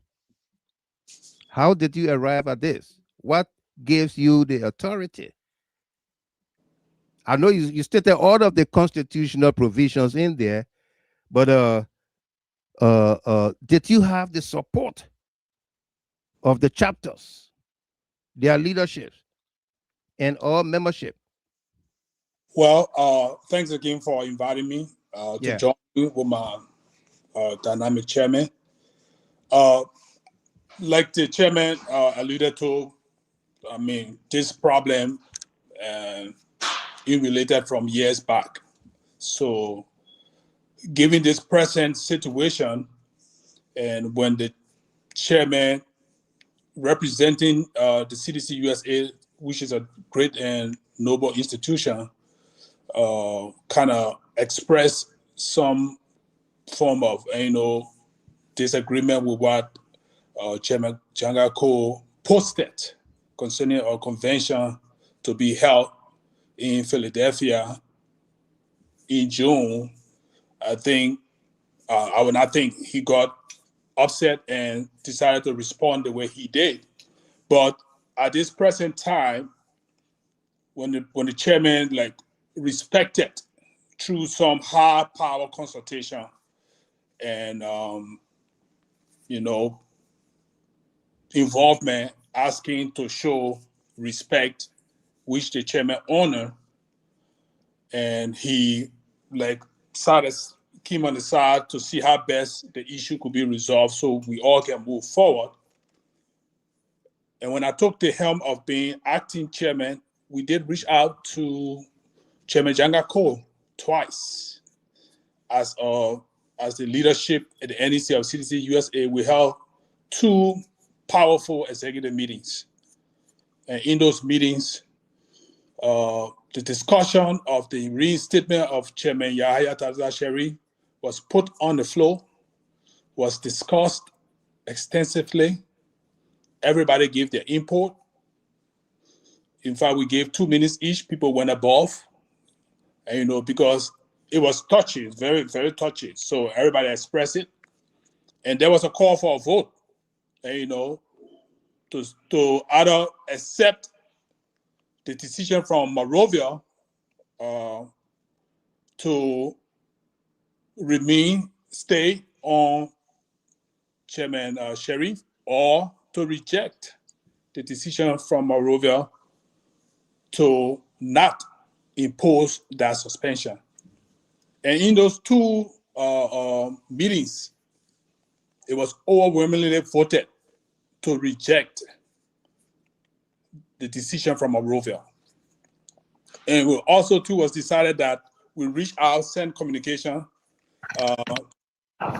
asking Chairman Monrovia to release or remove the suspension. And in both communication, the Honorable Chairman Jangako vehemently refused, and he said it was amended and it stays in place. And in fact, the suspension remains time indefinite. So because of that, the NEC decided to reinstate the chairman in accordance with the Constitution of CDC-USA. Let me end with this note. Yeah. A lot of our membership, and even a lot of citizens, both in Liberia, elsewhere, do not know that CDC-USA is a constituted institution. We have our own operational material, and we have a constitution that governs the affairs of CDC-USA. With all due respect, we know Monrovia, Liberia is the headquarters. That is not a given. We all know, and we all give that due respect. But CDC-USA has its own constitution and is governed by its own constitution. And in this constitution, I will not quote it. I will not quote the article. Article 18 states that we have a relationship with CDC Liberia. In further time, we will explain what the Constitution says about this relationship. But Okay. with that, I will rest. Thank you very much. We've been joined by 2 others. Abraham Monaba is the secretary, and Vera Davis Okan is vice chair for operations. I see she's probably not ready yet. Her line is muted. Vera, let me welcome the lady first. If you are there, hello. Yeah, I'm here. I'm here, Mr. Gilman. I'm here. Welcome. How you doing? I'm doing pretty good. Thank you.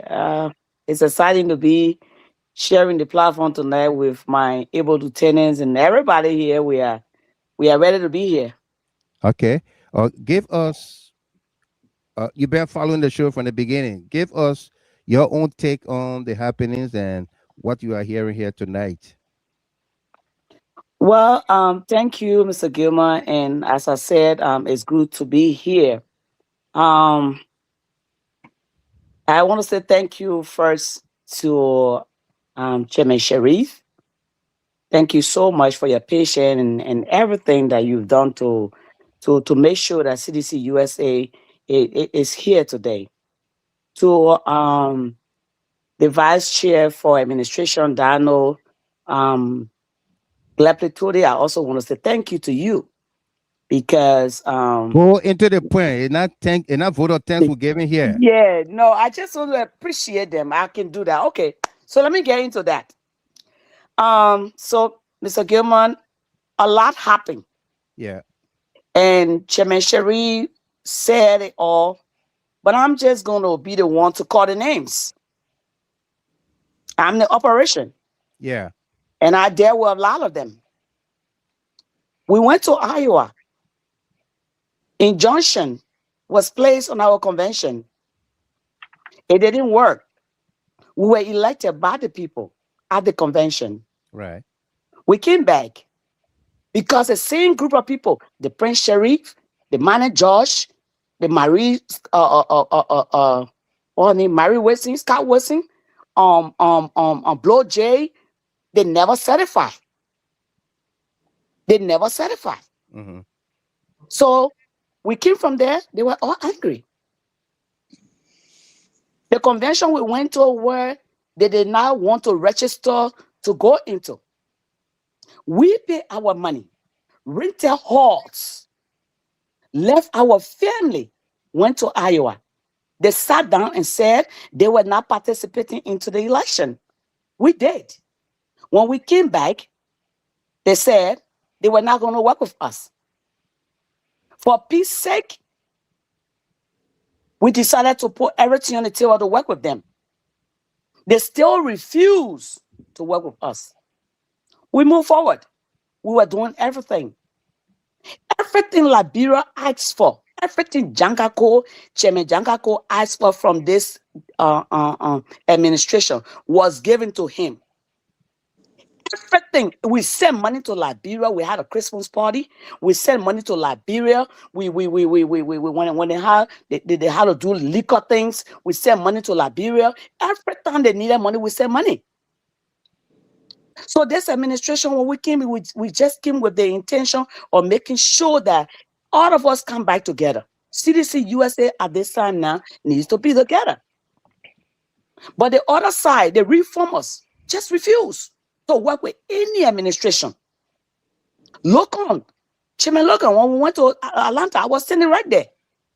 When they beat Rebecca Sayon, when they were beating Chairman Logan, the same group. Yeah. When Chairman Constant Dwobukin, it was worse. They frustrated that woman to the point that if she was not strong, if she didn't have good people to work with, she would have resigned. But because she's a tough person, she held it down and she was successful. When we took over, they started the same thing with us. This time, they met us ready for them. Because we were not going to let anybody bully us, especially when we are spending our own finances here. When we came from Liberia from 2023 election, Mr. Gilman, I'm telling you, there was nothing called CDC USA here. Everybody was disenchanted. These people that are claiming ownership today were all on social media calling our lovely standard bearer, George Manor, we are names. Yeah. Calling him names. When we took the stage and said, you know what, we're going to bring our people back together. And we went to Iowa. We took over the leadership. They sat down, they did not attend. When we came back, they got angry. They ran to Liberia because Chairman Jangako found friendship in them. He sided with them. Everything we tried to do, the convention gave us 4 years for peace. We went down to 2. They said no, too much. We gave you 18. We agree. We went to 2. 3 days to the inauguration that we had here in Philadelphia, rented halls, $3,000 to $4,000 for her. Got DJs, got this. We spent almost $15,000 for the inauguration. People were buying plane tickets coming to Philadelphia. I'm telling you, my dear brother. Yeah. Days of the inauguration, Chairman Jangako sent some letter that were flying all around every chapter and every chat rooms. We were concerned. What's going on here? Anyway, we had the inauguration.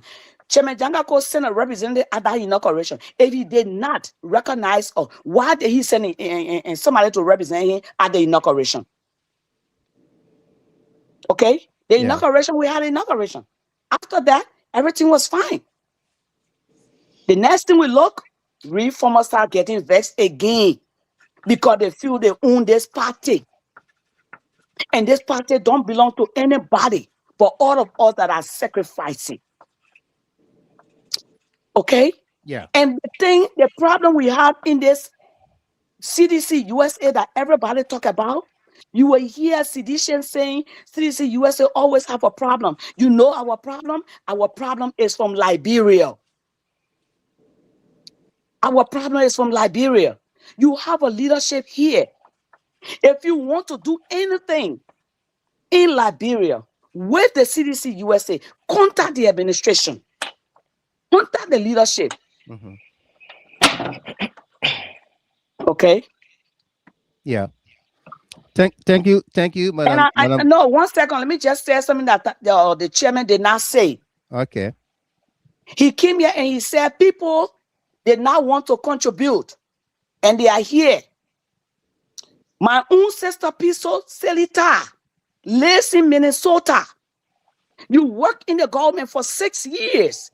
You came to America. You are never affiliated with Minnesota chapter.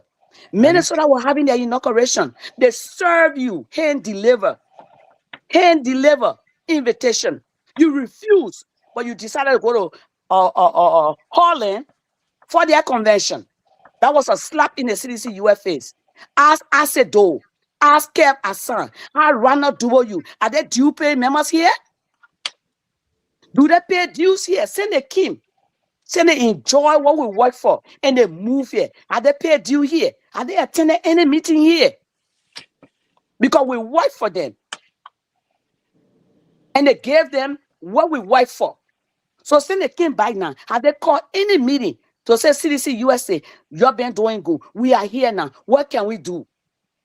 Wow. Have they done that? No. They don't affiliate with us. But when it's time to make decision, then they are NEC Liberia. And that is frustrating. Yeah. That is frustrating. You can't do that to us all the time. And Chairman Jangako, I'm disappointed in him. For me, I can't trust him no more. I can't trust him. Because he will tell you this today, tomorrow he will tell you another thing. You don't do that to somebody. CDC-USA were blessed to have the leadership. We did everything. You saw CDC-USA right now, you will find it because it's registered with the Commonwealth of Pennsylvania. We have an account that you can rely on today if we want to do something.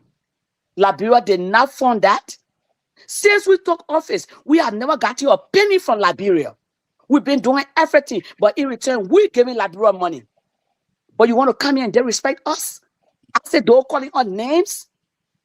Look into our faces and tell us we are disgruntled, we are arrogant, we are rude people. I said, don't take in our pictures and sharing them on social media. Why you did that? You brought this to us. We had these things for a long time. So Gilman, we kept them because we love this party. When we went to Washington, D.C. and met our standard bearer, he told us, this administration met the standard bearer, and he told her what he wanted us to do.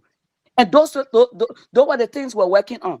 But we have people that are planted in the CDC. And I'm saying this tonight, and I wanted to be recorded.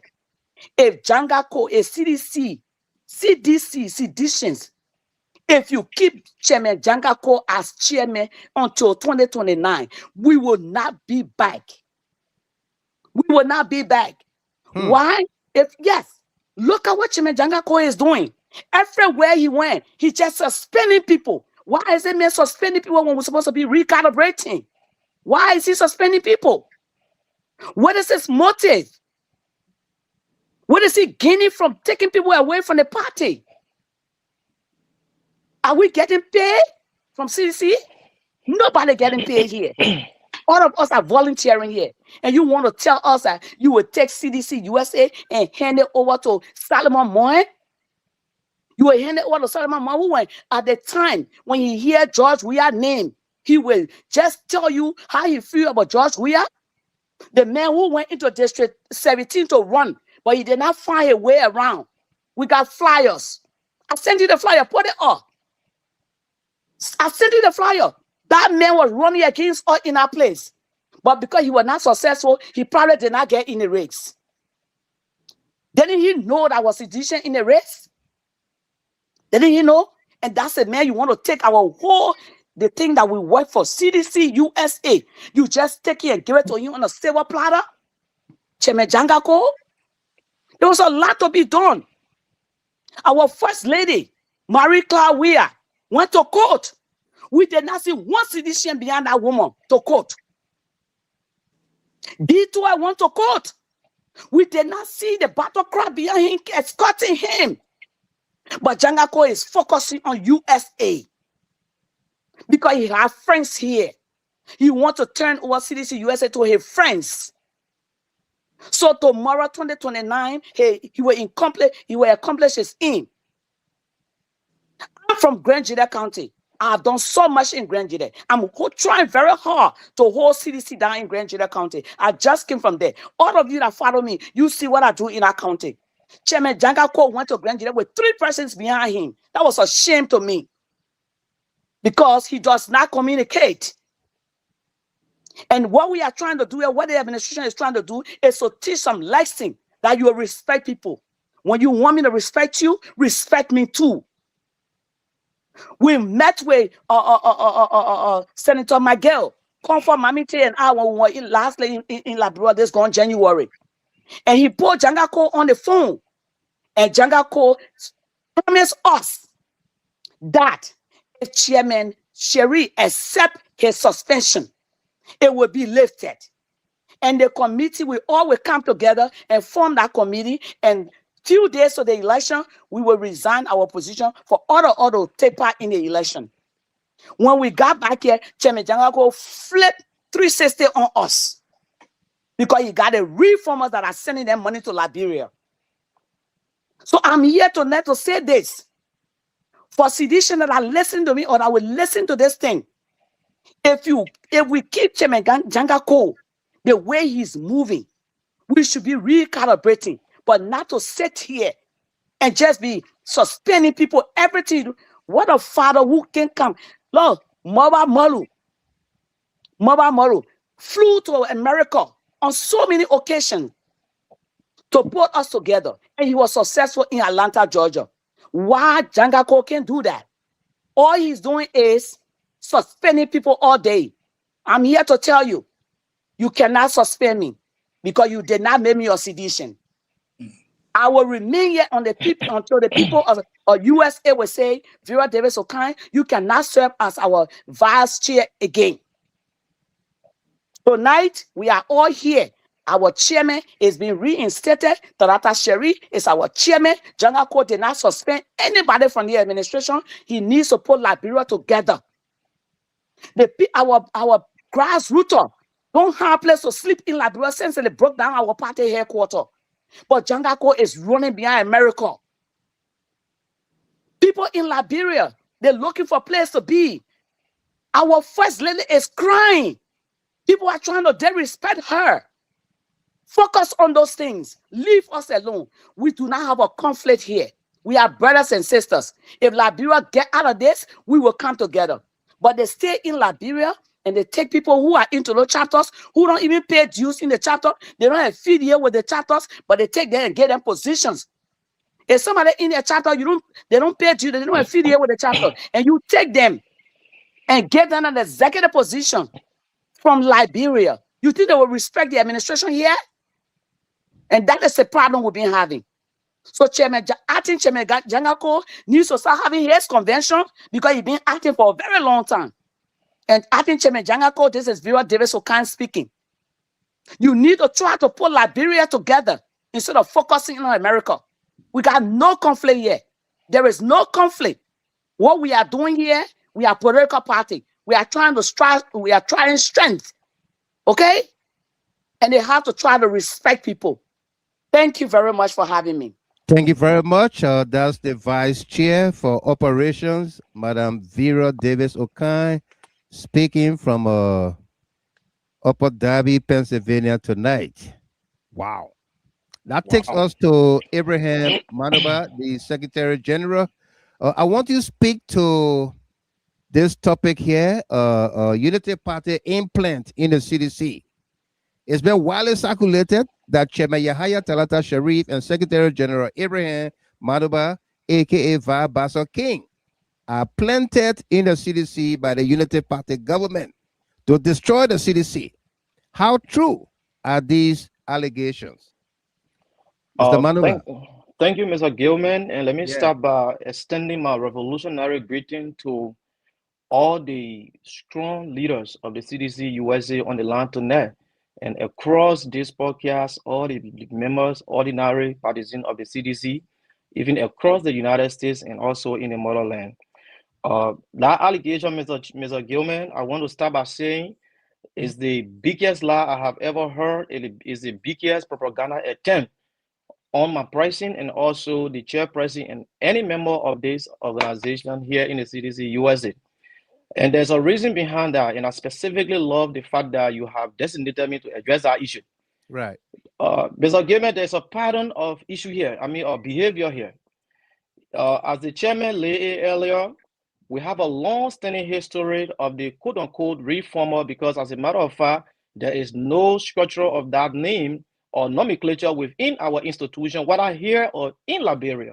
So therefore, there is nothing in existence within our institution without nomenclature. But our brothers, our friends who are bent on tearing this institution apart, they will go under the flag of that, telling people that you are the one that are trying to tear it apart, wherein they are the actual ones that are tearing it apart. Now, why are they targeting specific individual on this leadership and referring to them by this kind of nomenclature that is so dark in the history of any modern politics? By looking at your fellow partisans, especially partisans who have made greater sacrifices within the CDC USA, holding it together, than many of them have done over the time. Because if we were to track that record, all they have done is to fight every leadership that comes and go. So why are they targeting Abraham Amatata Manuba and labeling him as an insider for opposition, parties or government? If you listen to the chairman on the table of negotiation, or when the last call I was placed to the chairman while he was on the soccer field, and then manager George was asked in our meeting, they say, "What do you want, or why you want?" They say, number one, they want a secretary position. Mr. Gilman, who is the secretary? That's the you. secretary is the one speaking to you right now. So that makes me the rare meat in the face and eye of the lions.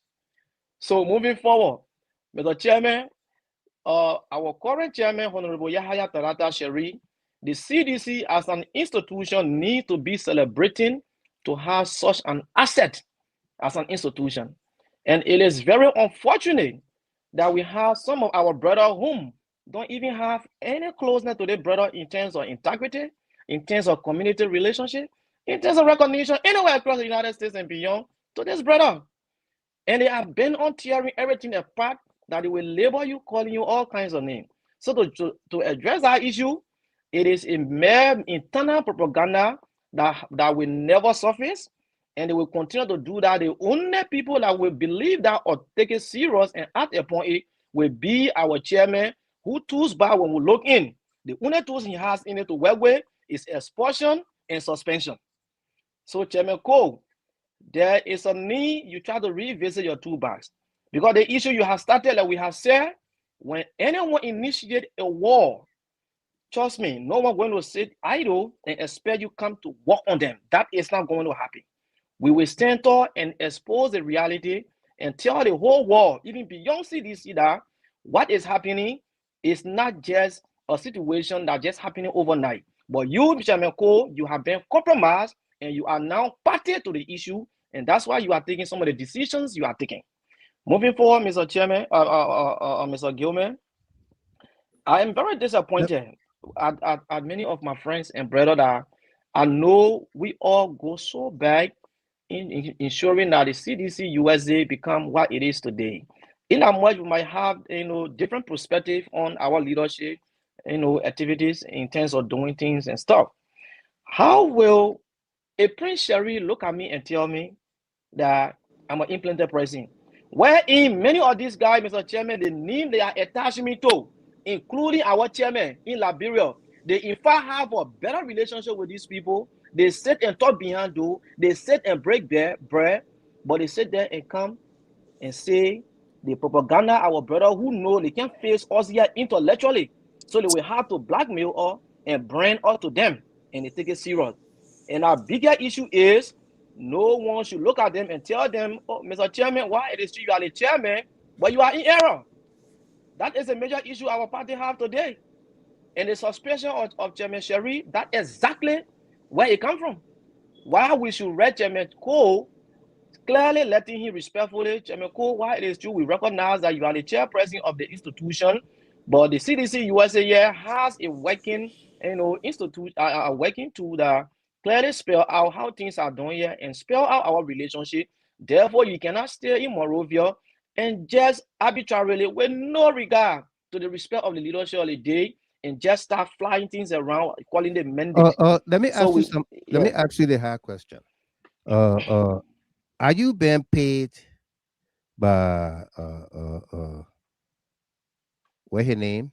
The deputy speaker, Thomas Fowler? The answer is capital big no, but I'm here to clarify that I have a relationship with Thomas Fowler. I have known Thomas Fowler before even becoming a citizen. And when Thomas Fowler leaves CDC, that does not mean that relationship ceases to exist. If anybody can say... Is Thomas Fowler a partner in your business? You mean in a business or what kind? Personal business or... I've been promoting your shipping company here. And no, Mr. Gilman, absolutely. I have been accused of taking money from you. Listen, don't laugh about it. I have been accused of taking money from you, money that Thomas Fowler gave you, that what you gave me to promote your business and to do what I'm doing here tonight. In fact, have you paid me a dime since I started advertising your business? No, Mr. Gilman, and that I swear upon Almighty Allah. Thank you. Well, folks, we're gonna be opening the telephone lines. So all of you folks are the leaders of CDC USA that have been reinstated. You stated the Constitution provisions that gave you the authority and all of that. We're gonna be opening the lines. So any one of you, Chairman Sharif, Vice Chair for Operation, Donald Tote, Manuba, what's the way forward? How do we face this situation, this conflict? What's the way forward? Can I speak to that, please? Yeah. Yeah, go ahead, Vero. Speak to that. Okay. So, I'm hearing myself. Yeah, let me mute the microphone now. Go ahead. Okay. I'm still hearing myself. Okay. Go ahead. Mm-hmm. So the way forward here, Mr. Gilman, and to your listening audience, is one, Chairman Jangako cannot stay in Liberia and put a committee together, which is a convention. National. That has happened. He cannot do that. So we want the way forward. So the way forward is dissolve the committee. Dissolve the committee that you put together because you don't have that authority. Vera is muted. I'm muted? No, we're hearing her. I'm not muted. All right? Dissolve the committee. You can't stay in Liberia to do that. Dissolve the committee. Let all of us come on the table. Vera. Yeah? Look at your phone. I think you muted yourself. Look at Huh? it. Am I still muted? I'm hearing you, but I don't know. Are you guys hearing her on the show? On Facebook, on YouTube? I can hear You, anything. But Dano is hearing me. yeah, Dana is hearing her. Go ahead. Go ahead. Okay, but the audience can hear me, right? Yeah. Okay. Go ahead. Yeah. So these are the committee that you put together. Come to a round table. The administration that is here has to put that committee together because it's a convention committee. And our constitution says September is our national convention. That's not November and that's not June. And the convention goes to Minnesota. Now, if you say you want to have convention in Philadelphia, that convention should be organized by the leadership here. And that convention should be a peace convention. So we all can sit down and put every pieces together. And September, we go to Minnesota for the national convention. And allow everybody who have the intention to register as a candidate in the CDC-USA National Election. That's what I think. Then I would be okay. Unless the chairman or the vice chair for administration or SG got something else to say. But that's what I think is best. Thank you. Any one of you want to add to it before we open up the telephone lines here to people? The line is already crowded. Any of you want to add to the way forward? Is there something that, the DCO, said it, as open, as she can. It's not about, us making demands on our own. And, we're just following the order of events as per past time. Yes. Us talking about September is like precedent. CDC-USA's convention has always been in the month of September. right? And when you hear Minnesota, it is from the vote of the Iowa Convention that brought Minnesota into play. Minnesota was chosen as the location for the 2026 convention. So it's not that we mandate, we kind of being tough. We already said, like the DCO said, we're opportune to have met with the standard bearer in Philadelphia, in Washington. And he expressed some concerns. One of which was to, look, you guys need to come together, you guys need to come together and have a united, front, to go to convention, because if not, it will be chaotic and, disastrous. He was right. And we came with that message to the body. We called a general meeting, and that was put forth. And we are already started. In fact, we chose Philadelphia to be the meeting place for the Unity Conference. Right. Okay? And we're looking at the month of April, because I would say we'll all look at tax time, what would be tax time, all of that. So April was kind of convenient, that we thought was convenient to do it. But all of a sudden, we got swept, by that convention committee that was organized or put together or formed by Chairman Jangako.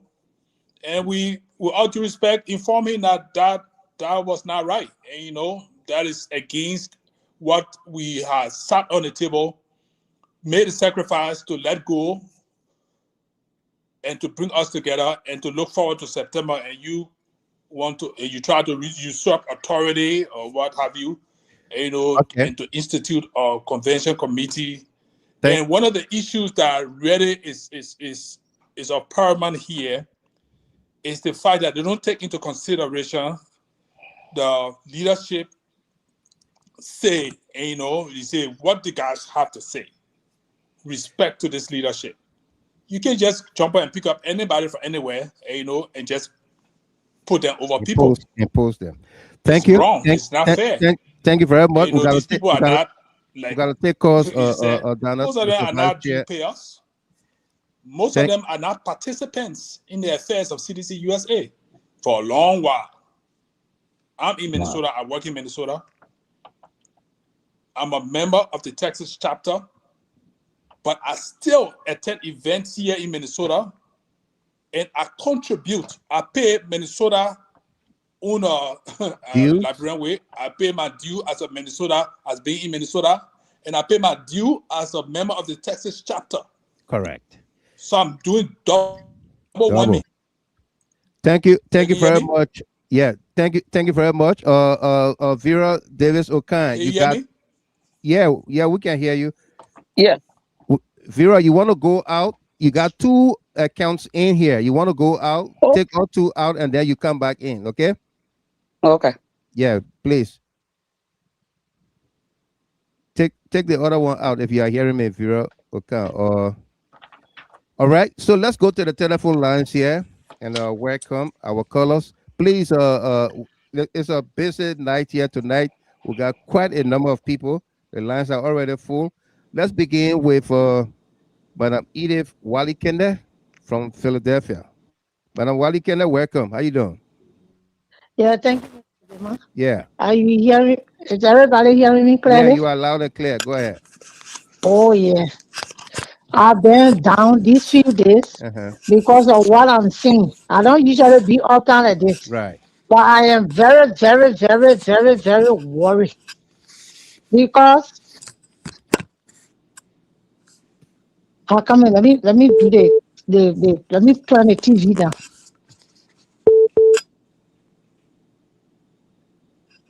Mr. Gilman, I'm okay now. Okay. Yeah, go ahead.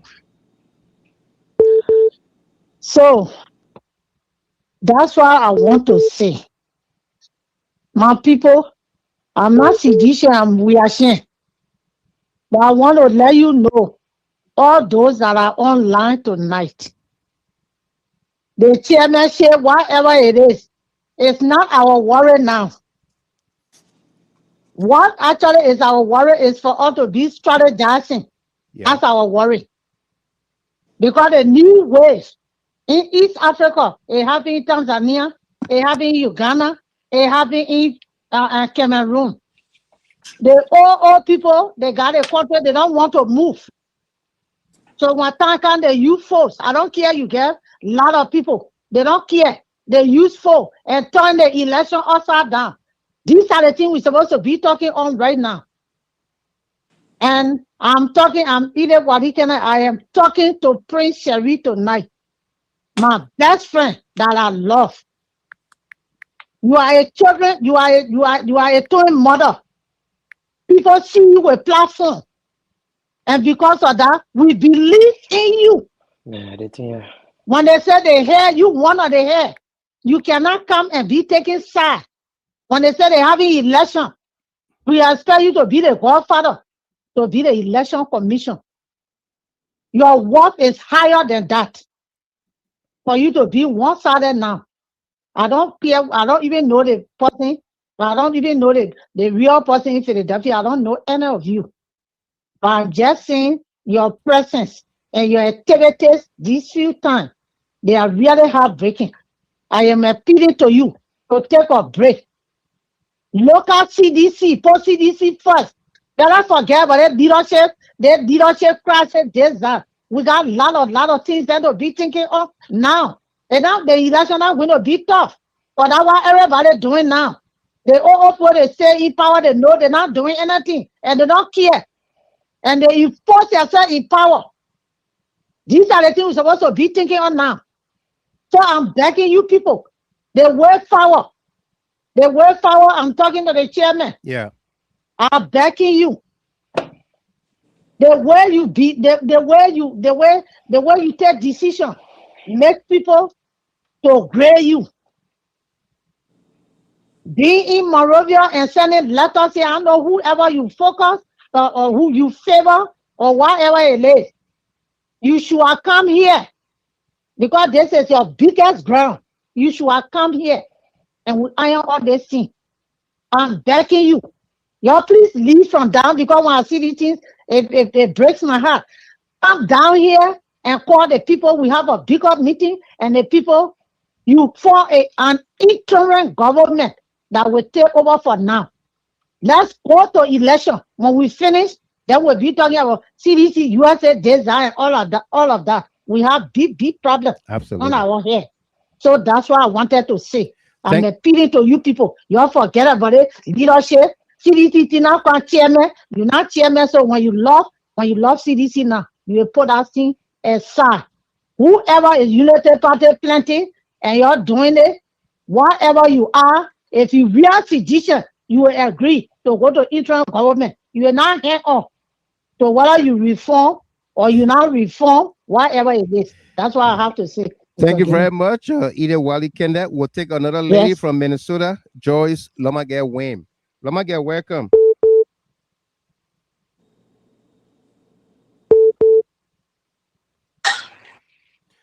Lomagere, welcome. Lomagere. Joyce.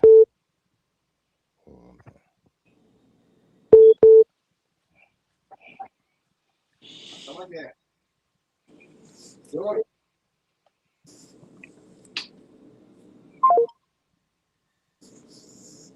Yeah, Lomagere, your phone always does that. I don't know where you can be on. When you call, you always hang up the call with everybody. Okay, Lomagere, welcome. Yeah, hello, Mr. Kivon. Yeah, go ahead, Lomagere. Yeah, but Mr. Kivon, to be honest with you, I'm not, first of all, the way situation have, I think this is not fair to this reaction. Because we got sitting down here in America and we see what all going on. First of all, I would say the chairman again in Liberia, you need to remove him. Seriously. Because there are crashes in Liberia, the children in Liberia don't even have water to drink. He's there. Come on, man, because he's not part of the head or something like that. But I can't put one or two people together to fight cases. We are going to the court. We never saw no situation around there because the chairman is scared. If they paying the chairman to destroy CDC, he need to leave. Because the government are coming to put a planning evil for your chairman, George Man, we are. And if you're sitting in America and you have to argue among each other, we are shame.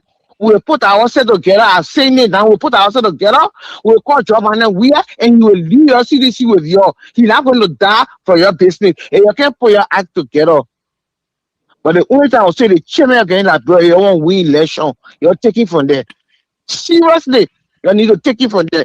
Because everything is citizen are dying, the kids is citizen are homeless. He don't say nothing. Those children that call on the radio, they are sacrificing their life. The children are waiting to sacrifice their life to go behind the former first lady. But your chairman says nothing. He only put English word together on radio piece of paper and put it on Facebook. That's not what we saw your citizens to do. But the two of you are staying in opposition. You was stronger. Even when you really come to you stay stronger. Now you're just there for only 2 years. You change your chairman.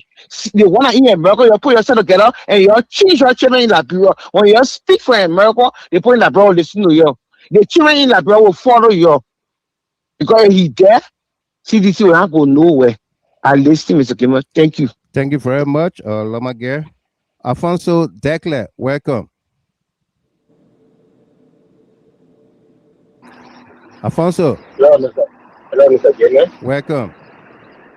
Yeah, thank you, Mr. Gilman. And I'm putting I'm at the strength to call on this show because there are certain things that I want to establish.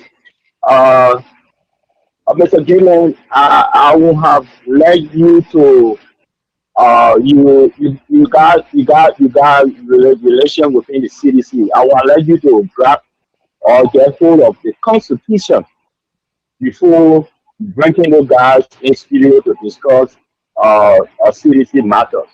Because if you have gone through the constitutions in in the conduction of convention, you understand that that convention in Iowa was unconstitutional. And that's the reason why the meeting came and that was approved by executive. What made it unconstitutional? Before you go for convention, before you have a CDC convention, you have to have all the chapters have to be ready. They have to go for their own conventions, and those conventions have to come up with chairman or leadership that they will submit to executive before you go to the convention. But if you look at that convention, it was only 2 chapters that attended the convention in Iowa. Did you follow the show from the beginning? This show tonight. Hold on. I don't want you to misinform the people. Did you follow the show from the beginning? I've been following the show from the start to the end. I listen to everything. All right, listen to this. Listen to this. Listen to this.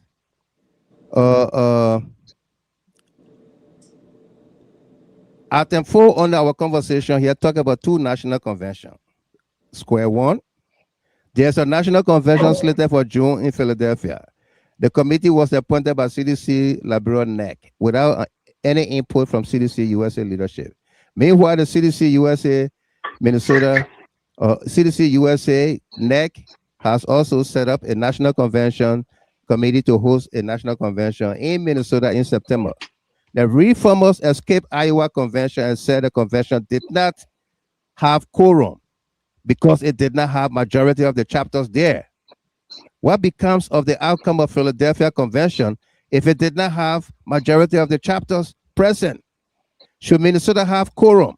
Will CDC-Liberia NEC accept the outcome? If you follow the conversation, you wouldn't be asking this question. Mr. Gilman, I'm not talking about. I'm quoting from a legal perspective. All right. I will read the Constitution and then I will bring it back. We'll talk about it. But let me end. No, you finish ending. Yeah, you end. What part of that you don't understand? I told this young man the other night, I don't like dishonesty in my advocacy. Okay? Be honest with yourself. If we must have peace and reconciliation, unity in the CDC USA, we all have to own up to our own faults. Go to a peace convention and say, I'm sorry. I made a mistake. But if we want to continuously lie until we can deceive our way through, not on this platform. That's why we call it a Digging Deeper platform. Okay? We'll bring on Mr. Guion, the former Secretary General, I think for PA. And Mr. Guion, welcome. How you doing? Well, former chairman for PA. Former chairman for PA. Yeah. Yeah. Thank you, Mr. Gilman. I sat here and listened to the chairman. I listened to all his executives with him. And the only question that I wanted to ask, but I think he answered it. One of his, I think the DCA answered it. But CDC problems. We've been having these problems for a very long time. And you said it right. Sometimes those who are always complaining need to look at themselves and ask some key questions. The thing did not only start with Talata Sharif. No. In fact, at one point I was being recruited by them to be the run against Manaduopo, and then I told them, because when they thought when we after that election when Manaduopo decided to have the convention, they said her tenure was over. She didn't have the mandate to lead CDC again because she had overstayed her time. And my argument to them was, okay, she overstayed her time due to the fact that we're going to election. After the election, why don't we just go and take it from her, Right. and then we can fix it? And they could not agree to that. And I think they could not agree to that because they could not find somebody to push ahead to seek the chairmanship. You know, so I thought when Talata took or Mr. Sherry took the chairmanship, I thought that would have been a brand new day for all of us to come together, even if we don't like the way it went. But now we have a leadership that was going to, steer the boat until we have, another convention where we can go and change it. But it didn't work. The question for the chairman, Chairman Cole, I don't know what is he looking for. I don't know why is he even doing this, because unless he doesn't have a plan of action for CDC and he's a person who just survived in chaos. Because if you're a chairman who was appointed or selected to lead this organization that just come from this defeat, and everybody was looking for a way out, and he gives you that mandate, I would have even paid a visit to all my strong auxiliaries, some they want to call auxiliaries. I will come to America. I'll go to Europe. I'll even the CDC in Asia, even Dubai, there's CDC branches.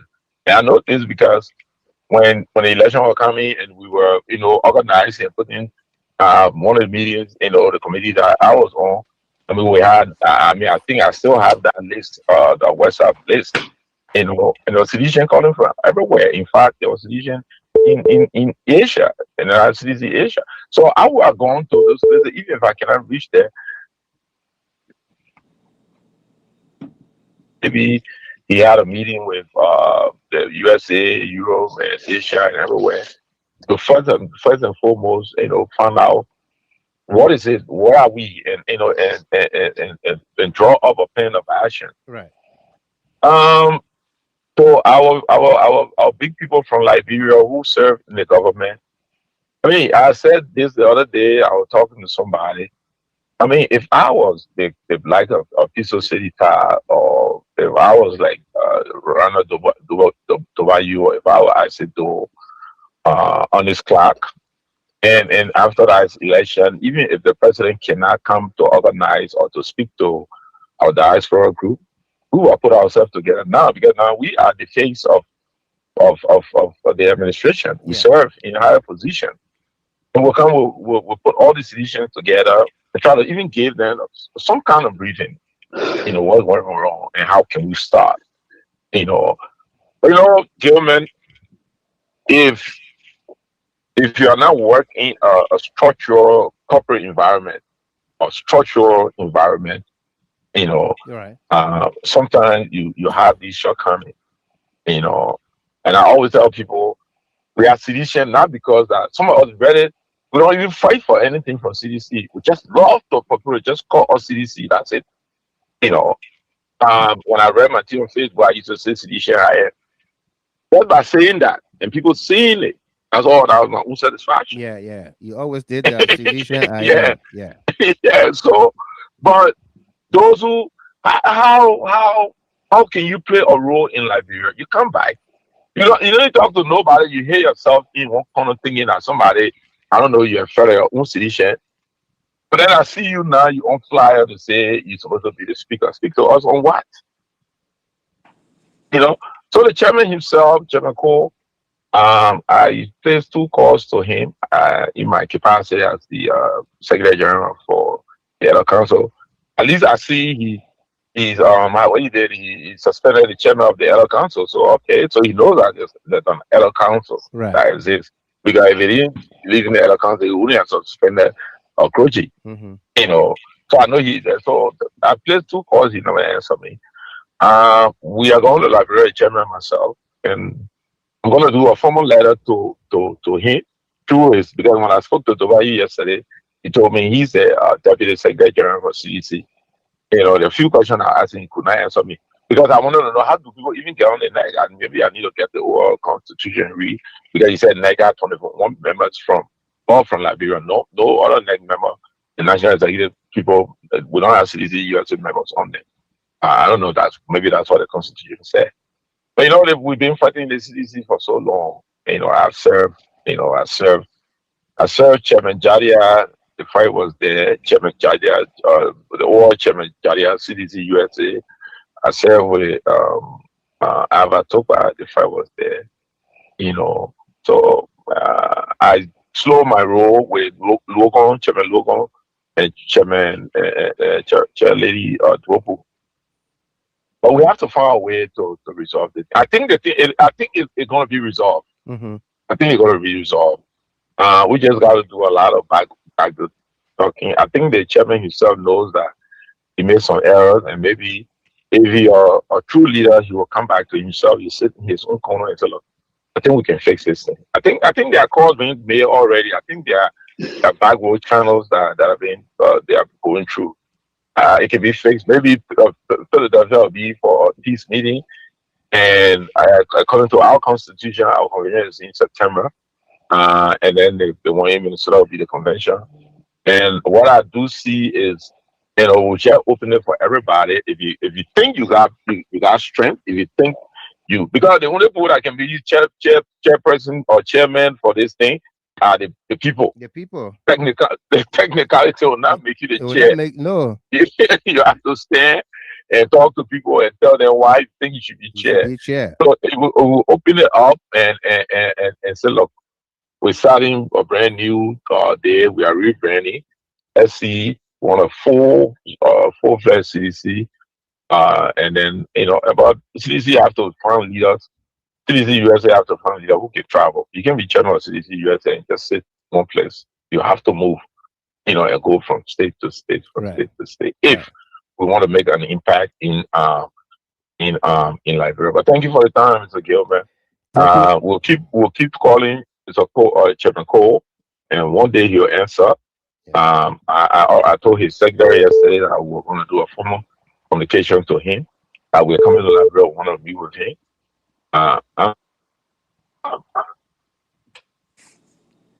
Confident that we'll do a lot of talking, but thank you for the time. Thank you very much, Mr. Guian. Let me take two. Mr. Gilman, I'm here. I'm sorry, my phone keeps tripping because I'm driving. Yeah. Jacob Cooper on the line. Yeah, Cooper, hold the line. Let me take two callers from one from Australia, one from Germany. Die-hard seditions. We'll go with the one from Australia first. Mars SP Pelu on the WhatsApp line. Mars, welcome. How you doing? I'm good, Mr. Gilman. How are you? I'm good. Yeah. So Gilman, I just get a couple of few questions to ask or something to say. Uh-huh. And the first one is about the chairman back home. Janga have been in this role for like 2 years now. He's been very soft and quiet. He's not really putting us together. When there's problem, you don't see Yanka, you don't see Janga, he's not putting the effort behind CDC. CDC is like someone just said, we are sedition. We in this for ourselves and for our country. Right. No one is paying us. When it comes to the other end, we that overseas, we that want to spend our money to hold a party together. We spend our money. Beyond closed door, we spend. We give money to people. We do a lot of things. We have people in our inboxes asking us, do this for us, help us. Because of the party name, we have helped people that we have never seen in our lives, people that we are not related to. Yeah. That we are never met and we never meet them. We help them because of the party name, because of the new CDC. When they see you on Facebook, they jump and ask you. Because of their name, we come out to help. Janga need to stand up. He need to be very active. He's soft. The whole situation started way back in 2023. By now, we shouldn't have been talking about it. He should have been in America and talked to these people and call these people and talk to them behind closed door and come together and become one. We should be talking about one convention, not two. Not two. And here he is as the chairman. He's there backing one of the group. What are you trying to do? What is Janga trying to do? To divide this group? To divide us? They cause divide and say what happened? We don't stand together. We already fighting to see how 2029 will be. For us to come together and be one. And Janga is there on the other hand, supporting one group and leaving the other group. Secondly, this will be, I'll say sorry to the people. Is this a travel war? Is it because Talata is a Mandingo man that why they don't want him as a chairman of CDC in America? That's my opinion. Mhm. That's my opinion. That's my thinking. Right. Is it because he's a Mandingo man? They started fighting him? Because this is getting rough. I don't know how to say it. And then, as they don't going on live saying these things, coming after just 2 hours suspending him for no reason, you don't give a reason why you suspend because the man spoke his mind. And what he said was the right thing, and then you suspending him. You're going to sit behind closed door in Liberia and want to control the people in America. And we all know how the America CDC is. And then somebody saying America in Liberia, they read that they're you suspend them. Why are they doing that? Do they really want us to get back in power in 2029? Or they just trying to pull our legs? Then at the end of 2029, they say, oh, the meeting will, oh, because we're not together, oh, because this happening, that's why this is happening. Why are they putting cold water into our efforts? With all the fight we're fighting. Where is Janga Ko, who is his chairman, supposed to be there and stand up for us to stand behind him? But he there when we stand up, he's nowhere there to see. He putting cold water into our effort. Why are these people doing this? Another one. People talking about I'm a seditious since 1925. I'm a seditious since the foundation of CDC. My question here is, being a mother or a parent to 50 of plenty children, does it mean when you were suffering, your first child you born, that's your child. The second child you born, that's your child. Maybe the last one you born when you were enjoying, that child is no longer part of your child or your children, or it's no longer part of your family. It's because somebody think the CDC was founded in 1900, and then today somebody joined 1926, and then the other person is not a sedition. And we all have the same goal to make CDC one great party. That the person is not a sedition, or because the person joined today, or me, I was the founder person, or me, I did this, me, that person, send you the founder, then me CDC for you, and me, you carry CDC in. I was joined today, I'm not a sedition. If I come with a clear heart, clear mind to be a sedition, to make person, be a person in 2029, me, I'm not a sedition. Why these people always have the mentality that if you join today, or if you become CDC for 1 or 2 years, you are not a CDC, you're not a sedition, or you get coming, or you get coming. Does that mean if the child was born 1950 and the child was born 1921 to the same parents, they are not the same family, they don't get the same family, they don't get the same family name, or the person never be a part of that family?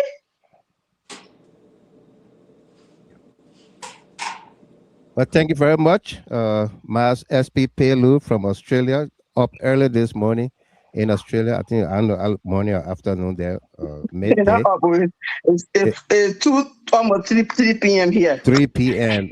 Thursday. Yeah. Yeah. Yeah. Thank you, Mr. Gilman. You're welcome. So that's it. Janga needs to stand up. He really needs to stand up for us. He's weak. He needs to put effort in and stand up for this party. He needs to go to America and solve this problem and stop what's going on in America. He needs to stop it. That's what I need to say. Thank you, Mr. Gilman. Thank you very much. Let's take the gentleman from Germany. Yeah, Mr. Gilman. Yeah, welcome. How are you? This morning in Australia. So, my SP News already spoke wisely. You know, Mr. Gilman, I know you got all the tips and you got retentive memory.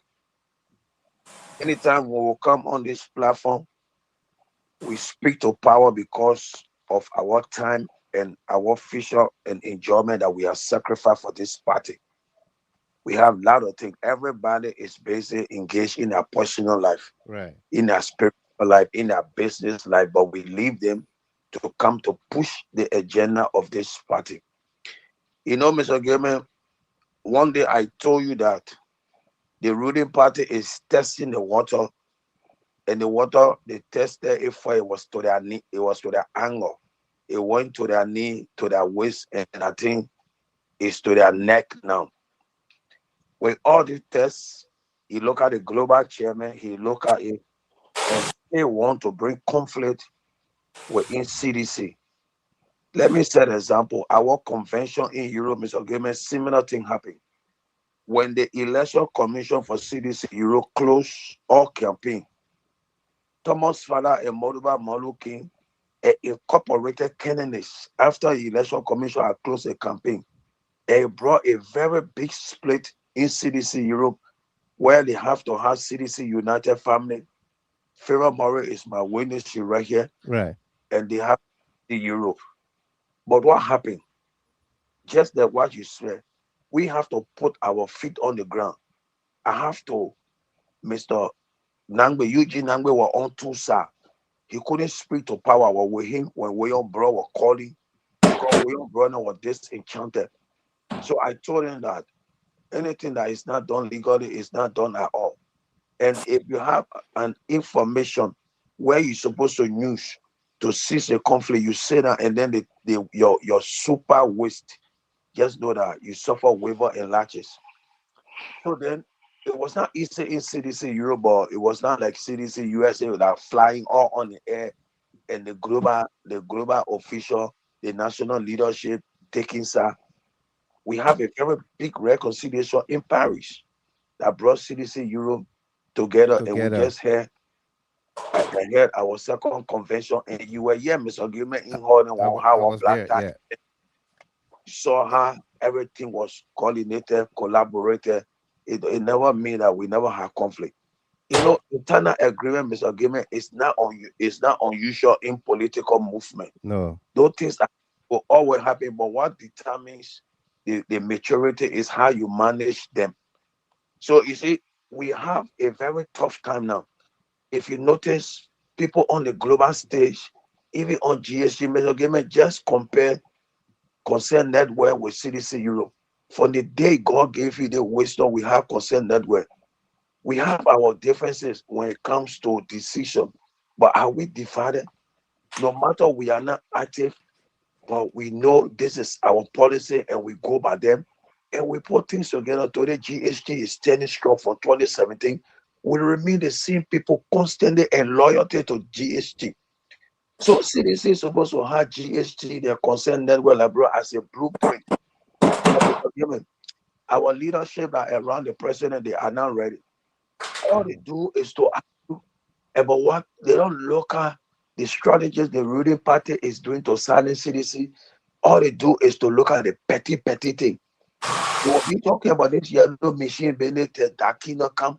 Instead of strategizing as government in waiting for economic empowerment, for infrastructure development. Mr. Gilman, can you tell me CDC ruling time and in position, what they change? There's nothing change. We are not coming on this platform to make our war when we are associated with a political party. People are watching. Right. Our generation are watching. They know that we waste our time. Nobody. Some of all our parents sold potato green color to sell out to school. So we cannot use the telecom know-how behind people who are not ready. All they sit to talk petty thing. When the government talk, make one statement, that who spoke now? I said, though, the global chair, Mr. Gilman, what happened when CDC occurred now one big diaspora meeting, business summit, American business, European? What are the strategies? But when they happen, they say that we have project, all those kind of petty thing. Even the electorates looking at who talking the truth or who arguing or who criticize. You just lose election when you're incumbent. And then the opposition after the ruling party, we used to say on this platform, right, Mr. Gilman, how many feelings or pieces of evidence we never brought that managed Dillon, that make Dillon to be senator today, and the leadership look at it. Mr. Gilman, what kind of party, Mr. Gilman, when you are sleeping, we call you, we the Concern Network Librarian member or GHT Remember, at any time we call you, you are there to answer. Mr. Gilman, what kind of party you in? You can call the official whether you got intelligent information. They will not pick your call. They don't even listen to your strategies. They will not even listen to your advice. Where are we going? So when you see this conflict in the USA, like the way my SP who just spoke about Talata, Mr. Gilman, you know this guy effort beyond CDC. He's a Mandingo member. Akko is there. Why you never join Akko? Me, I'm a varmint. Why not say, okay, our varmint, let me go and join the local country people? CDC is mismanaged. Our president is just not ready yet. Our former president, our standard bearer, he said is not ready. We need to speak to this thing. There's nothing changed. Everything is just playful. Facebook is not where you're supposed to come to just talk and talk. Mr. Gilman, this your platform. When we were coming with tangibles, when we were coming with couple the evidence against the opposition at the time were in ruling party. Right. What did Patrick Sulu call you as intelligent? Mr. Gilman, how many information we gave President they ever took us serious, but they rather leave your platform. Today, Spoon TV is going wide range. It's because it was the same CDC government official Samuel supported him on TV today because they are the one that built the platform. In Vice President Joel Howard, when last you ever saw any elected or appointed government official on Spoon's United Party government official since they came to power on Spoon so easily? We lack the moral. Mr. Gilman, CDC, we lack the moral, and we're not hold back to say this thing because we have the fear of God. Everything they do, 10,000 for you. Mr. Gilman, how many digging deeper? Do they know how much we spend, how many time we spend to bring these accusations with evidence or pieces of evidence? And they are not even smart to know that we have Mr. Gilman, we have Delano Tamasa, we have Ato Selosi. You see, BCG is getting tired. Mr. Gilman, I know in your own mind, a lot of top people we were. Mr. Gilman, our Mr. Gilman, my ex used to put me in the barrel because I want to be on GHT. She say the horse, they're not GHT horse. Do you know how many men or women? Wrap up. I got the chairman emeritus Constance Swen Duopu on the line. She will be speaking right after my man there. So wrap up. Go ahead, finish up your thoughts. Okay. If we want for CDC to in power is to hold together, and we need to strategize, not to be talking petty thing. When the government perform, we say it. When they bring a license, we say it. That is a nationalism. It's not about because CDC and United Party do something who are gonna say it. Right. But CDC, you need to put ourselves together, and everything that damaging CDC around the world is the CDC top brand, is the top leadership. Nobody want for anybody to be closer to President we are instead of national interest. They do a personal interest. Thank you, Mr. Gilman, for the time. Thank you very much. And so we're gonna go to Minnesota and welcome. We got Gilman. Good evening, Mr. Gilman. Don't jump the gun. I got you on the line, but I have to give honor and respect where it is due. That's the chairman. I've been holding her for almost 10 minutes. Okay, let's hear her, and then we'll come back to all of the colors in the order you came in. I got Musa Brown been sitting on 32 minutes. He ain't made one hello yet. His line is muted. He not making noise in the back. So please hold on. We'll bring you in. I was about to announce that we also have one of our senior analysts, Abraham V. Conner, is also on the phone. He's gonna be coming in as well. Yeah, Madam Chairman, Constance Swen Duopu, welcome. How you doing? I'm doing good. Thank you, Mr. Gilman, and thank you to the current administration of CDC USA. Right. I want to say thank you to the administration for, a job well done. We are building an institution, and I will continue to say I'm an institutionalist. I'm a seditious to the core, but we have to work as an institution. I will not go into all the little things because I think I'm above those. Yeah. I'm only going to speak about our institutions, CDC USA and CDC as a whole. Oh, and before I say anything, everybody said Constant Dopu was the problem. Constant Dopu is no longer, chairman. I would think CDC USA would be flourishing, would be united and would be supporting. But no, that's not what I'm saying. Or as an institution, I would just let us to think about ANC. With everything Nelson Mandela and his work really went through. But at the end of the day, Nelson Mandela and Winnie Mandela chose ANC because they needed that power for the institution. Nelson Mandela, when the institution put pressure on him that your wife committed this crime when you were in jail, and because of that, you have to take stand. He divorced his wife. Not because he couldn't forgive her, not because he didn't love her, but I am convinced it was because of the institution. They suffered too much to have divided the institution and now win an election. You get what I'm saying? Yeah. That's how you take an institution. You don't take your friends above the people that die. You don't take your friends above, people that make sacrifices. I will speak to the acting chairman. I got so much respect for Jankako. I did not serve in the government. Jankako was the Controller General of the Republic of Liberia. Yeah. And his wife is a good person. His wife also said, I'm a physician. I did not serve in that government. You understand what I'm saying? Yeah.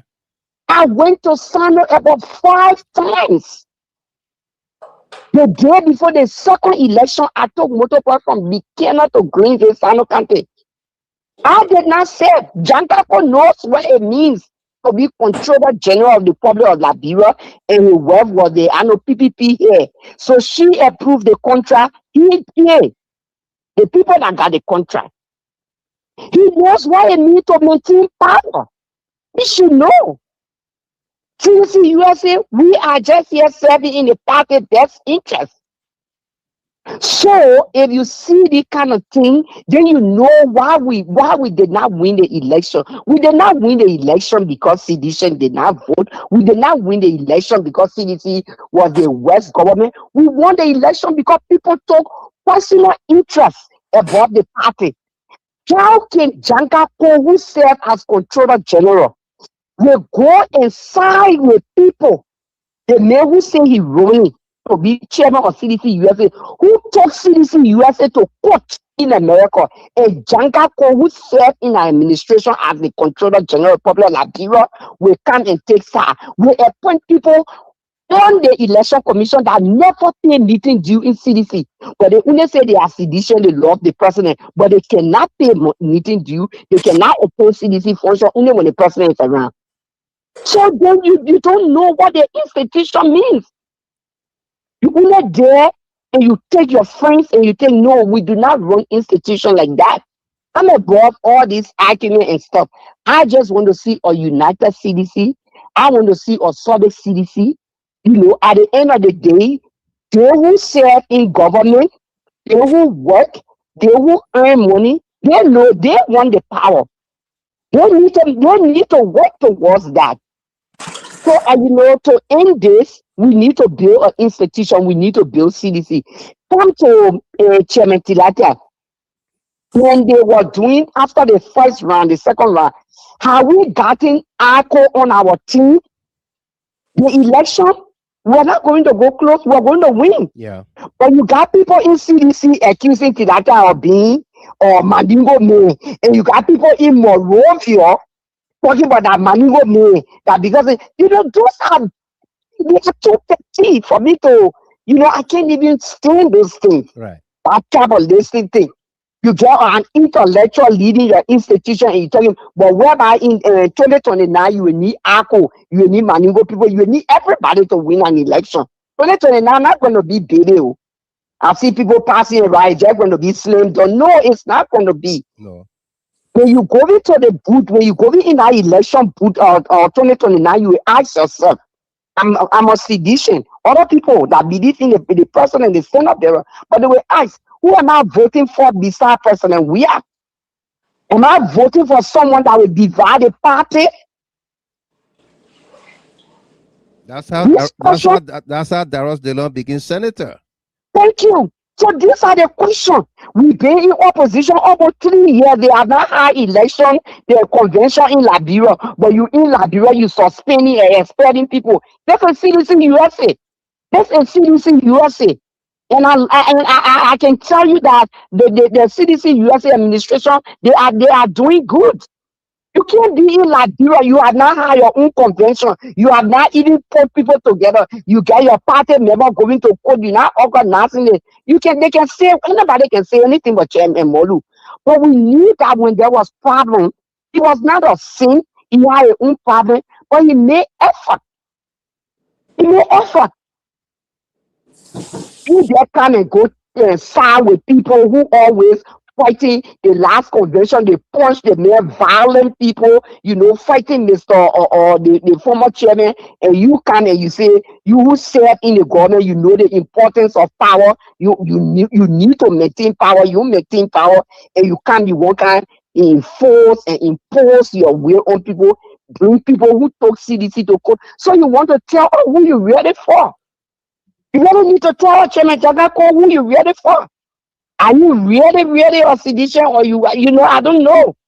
Because if you side with someone who took CDC-USA to court, and then you hear appointed people who have not paid meeting due in CDC-USA to be chairman, to be everything, it's questionable. But thank you very much, and we resolve these things. All we want is a united front. By 2029, CDC-USA will remain strong. This is the time that CDC-USA need to really position herself as an institution and stop, allowing people to just push her around. Thank you very much, and thank you, to the administration. Thank you very much, dear Madam Chairman Emeritus Constance Swen Duopo. Please mute your line. I just took your call. Please mute your line. I just took your call. Please mute your line. Okay, we're gonna take Musa Brown. He's been the longest on here. Musa Brown, welcome to you. How you doing? Hey, welcome, Mr. Gilman, and I want to say hi to all the guests on the platform tonight, and those of our friends and brothers and members of the CDC that are listening, that were making this contribution. We just want to say thank you, Mr. Gilman, for using your platform, to engage our party, because everybody that is speaking on here are speaking about unity and want to see the strength and the united front of CDC. So very much, I hope that people will share this platform tonight with Jangako, the acting chair, so that he can hear the voices of the people speaking, because CDC is about the people, the grassroots, the people that give the support, so that he can hear what are the contributions that the people are making and what they are saying to him tonight. Because I know, Mr. Gilman, let me say this, let me ask this question. What is the agenda of Jangako for the CDC? Is it to see CDC united? Because when you come from election and you lose, you are devastated. Sometimes you frustrate. There are people who cry. There are people who die. Mr. Gilman, I can remember when you had Abraham Costa, when I was in studio, people came to the studio on Freedom FM crying that night. You wanted to come down, you couldn't come down because you felt that pain. Even though you spend your money, but you saw the ordinary people crying. Why did the people cry? They cry because the party lost. They cry because they saw future in the party. They cry because they saw division coming. Now, you came to the end of power to be the acting chair. The goal for you, the first thing is to calibrate the president. I was telling the said, let's recalibrate that rebrand. Is rebranding suspension? Is calibrating suspension? When you hear problem, you are the chairman. It's a global chair. Step in. And then it is about time that I think Chairman Janako be able to step into CDC-USA. Because we already have elected officials. These people are going to elections. We shouldn't be taking side. I'm sorry that I'm hearing Isidore is accusing, the chairperson that has been elected. This is so serious. It shouldn't be like this. Because those former government officials, like Isidore, they call Ronald, nobody you there. If you hear this kind of thing with CDC-USA, you people should be there to call the leadership, call the parties together. Because what we want is unity in one front. That's what it means. It's actually wrong. And I think the sole purpose of, I think, Chairman Jalako is to call the party together, make us more united, not only CDC-USA, but every other CDC chapter around the world. To unite us. Moreover, is to unite Liberia. Make sure this is speak with one voice. Make sure this is speak with one voice.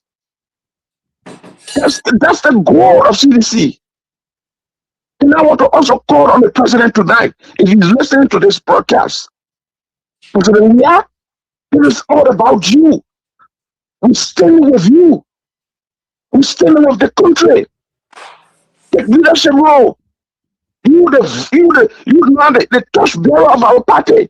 If the chairman is making some mistake, call him to book or step in. Place a phone call.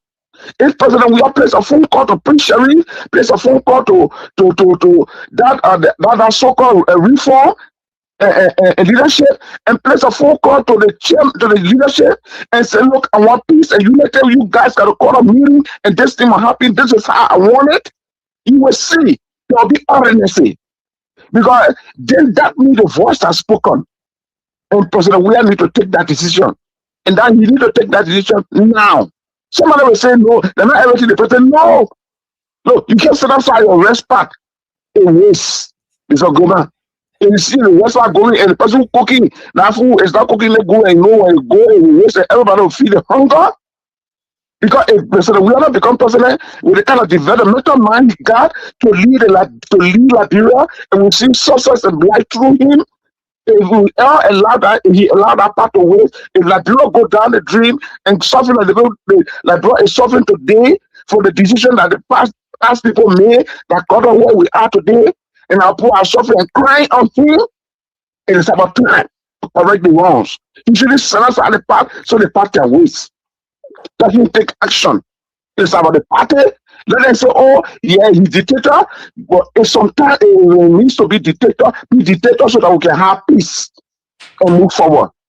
That's my own contribution, Mr. Gilman. Thank you to everybody, and let's unite, and let's CDC become strong. We want peace into CDC, one front, one voice. Thank you, and God bless you for your platform. Thank you very much. And Musa Brown there from New Jersey. We still got callers here. We will take all of their calls. All right. So don't go away. If you call, I didn't pick up, that means the lines were full, and I couldn't take your call. All right. So as someone drops off, you can call. I will add you there, and you're gonna have a time to speak to us here. Okay. So we're gonna go to the lines here. And welcome. Please mute your video. I just pick your call. Please mute your video in the back or mute the phone. Let's welcome Ifwa Mildred Bermudez from Philadelphia. Hello, Ifwa. Hello. Hello, welcome. How you doing? I'm fine. How are you? Good. Let me say happy belated birthday to Roberto again. I know he's asleep now. That means sleeping. He's really enjoying himself. I know. Yeah. Let's hear you, Ifwa. I just want to give a little contribution to the CDC party and that of CDC-USA. Like I always say, I'm not a seditious, but do I disagree sometimes on some things of CDC, and do I agree sometimes on? I'm not a seditious. As seditious right now, what I'm expecting. Please mute your line. CDC. I just took your call. Please mute your line. Mute your line, please. CDC, after they lost the elections, they have built, they have worked and see where the mistakes were, and they are trying to like build recount all those mistakes that if they were to go back in power. Like for me as a ANC person, I would say the CDC have 95% of the Liberian vote count 2029. Yes, but will they lose it if things are not done carefully? Yes. And who are the ones that are going to make them not to win it? It is the seditious themselves. Yeah. You cannot be fighting yourself when the ball is already in your court. All you need to do is watch and see how to play the ball that is still in your possessions. That's what CDC should be doing. If all the seditious would just follow the standard bearer. I watched George Weah when he went to give a speech at the bishop ceremony, and what he said, that was something that touched me. We should come together, be one, be peaceful, make peace for the sake. He didn't say for the sake of himself, but the sake of our country, because this is one country that we all have. Right. So looking at past standard bearer and looking at someone who served as a chairman for the past, I don't think CDC should be going against their own past chairman. What they should be doing is to see how they can put hands together to make we the opposition see the kind of unity that they have and we want, and we cannot get it. But rather, we are seeing them destroying themselves. We are seeing them burning all politics against each other, which is not good at all. If you come into the party, like the lady said, or the caller said, what is his agenda? Is it about himself or something? My answer there is this agenda is about him. It's about himself. Because as a chairman coming into the party, the first thing you need to do, listen to the people you meet on the ground. They will best be able to guide you. They're making decisions for yourself. Because these are things that happen with CDC. Not that CDC did not do good job. I was in Liberia. I took my 2 kids to Liberia. I went to Liberia. When I went there, I saw the great work that CDC were doing when they were in power. It was not they say or anything. I saw them with my eyes. I touched them. I feel them. I went to the Freeport because I have friends that work at the Freeport. So I saw everything. At the end of the day, these CDC should be the one trying to come together to build themselves. CDC-USA is not a small USA. That's why you see they just have this problem. It's all over. It's because they are big. CDC-USA is one of the team that make one of the greatest decisions, and those decisions usually stay. So they should be able to come together to be one. And nobody should be going on the term of tribalism. These are the things that will break the party down. These are the things that will cause them to not even get into 2029. Because what they are doing, they are giving us the opposition, the secret to track them down, to bring them down. Because if we get to know all the secret of the CDC, how to get the CDC down, obviously they're going to go down. But if we don't have an idea of the next move CDC will be making, it will be difficult for us to be able to attack the seditionists.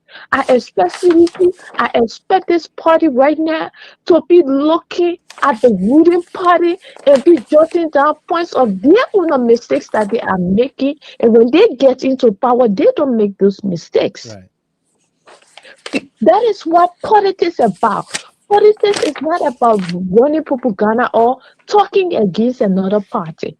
Politics is about taking the negative things and making it into positive things.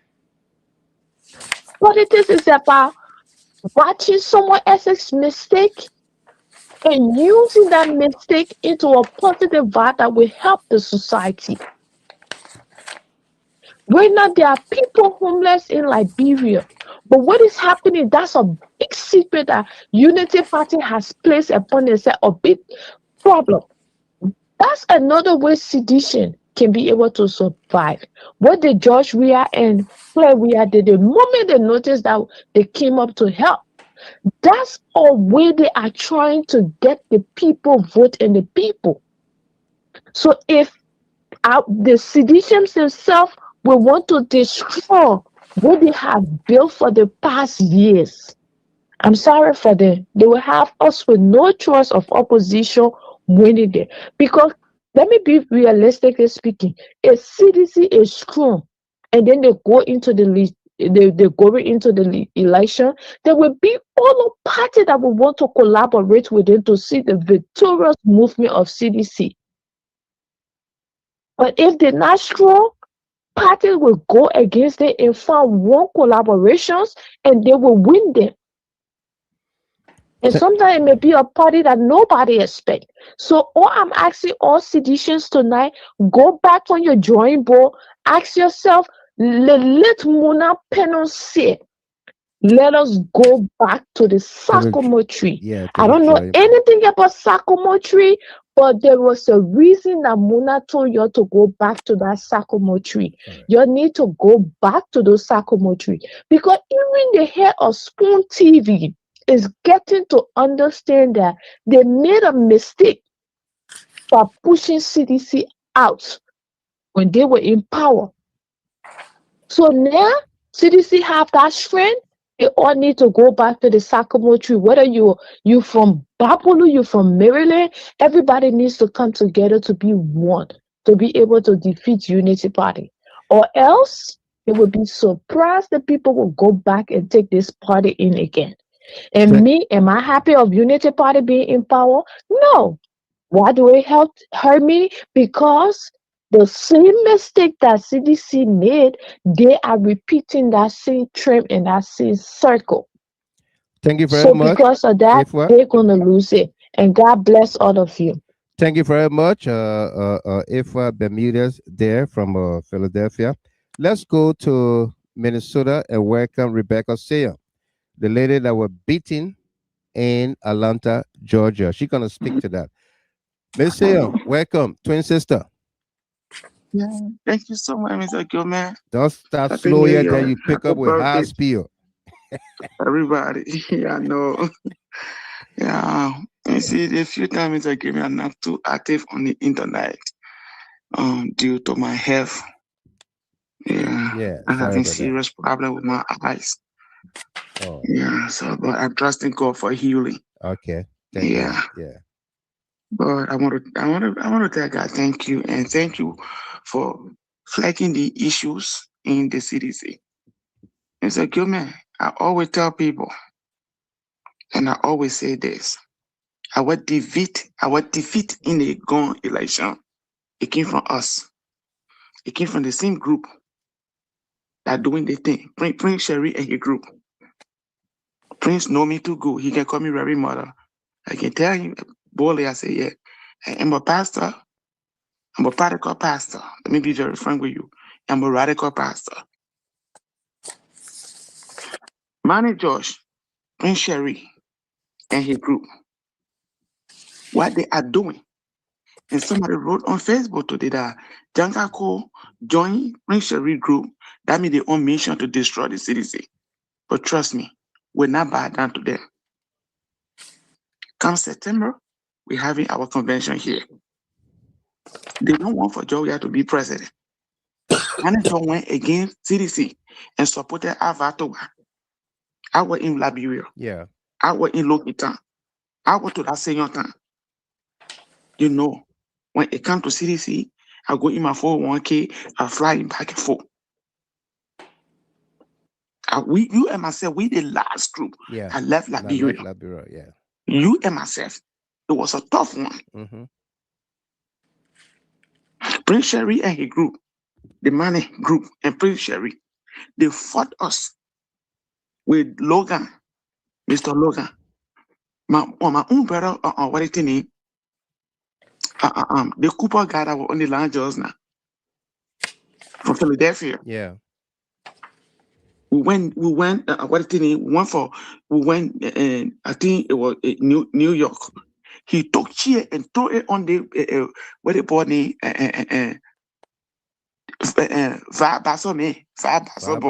can call him. Thank you. We all were in our hall. I was there again. So I don't know what kind of mission they on. They are the one that on mission. It's not Talata, Sherry, and AB. They are the one that on mission. Their mission make us, we lost the election. And they think we are in opposition. They're coming back again to do the same thing. No. This time around, election will not arise for the second time. We will not get a chance. Jankako Leke, he can join them. Any kind of way you want to join them, when you want to take them, he can take them. But CDC-USA, according on every minute for CDC, my own sister and Chairman Emerito Constant Duopo, let us all rally around. Let's put our feet down. This time around, what it did to us today that got into opposition is not going to happen this trip. It's not going to happen. They need to stop what they're doing. Every administration, they will fight that person. You hear me? Local and myself, they beat us in Atlanta, Georgia. My phone got missing. You hear me? My clothes tore on me in the house. Prison a group. Wow. And there is this is the same group again. You hear me? Yeah. Now somebody said something that is very important. If God gave me life, Mr. Gilman, I know my eyes is giving me a hard time. I'm going blind. I don't know what happening. But I will be healed. I can always say, yeah. I'm not driving. My sister, the one driving me. But the place I sit in the hall many days. I cry. I can see daylight and what have you. But I trust in God for healing. I will get to Liberia one day. And I will try to meet our standard bearer. But these things, the Janka code, they are blocking him. They can't reach the issue to him. I'm telling you, you and myself were in Liberia when he came to sit with us. You hear me? They are setting information. People want to give it to him. They block this thing in a way of the ordinary people, so the message can reach the standard bearer. So we need to find a way and meet out with and meet with him and sit with him. What is going on? He need to speak up. He need to speak. He need to say something about it. Yeah, he need to say something. But this time around, President, they've been fighting administration. But this administration, they can say that what it is interim administration. But trust me, they reach the end. Thank you for having me, Papa. Thank you very much, Rebecca. See you there, and we pray God for your healing, and we want to wish you well. Okay. Let's go to the other line here and welcome Ms. Deborah Doru. Then we'll have Madingo General, Solomon Johnson from Minnesota, and then we have A.B. Kone. Then we'll come back to our team, the leaders on here, and then A.B. and I are going to wrap up on the show. Ms. Doru, welcome. Thank you, Mr. Gilman, for affording me this time. No doubt. Been waiting all along, but I'm so glad. Listen, Mr. Gilman. Yeah. You and myself, you know the sacrifices that some of us been making for the party.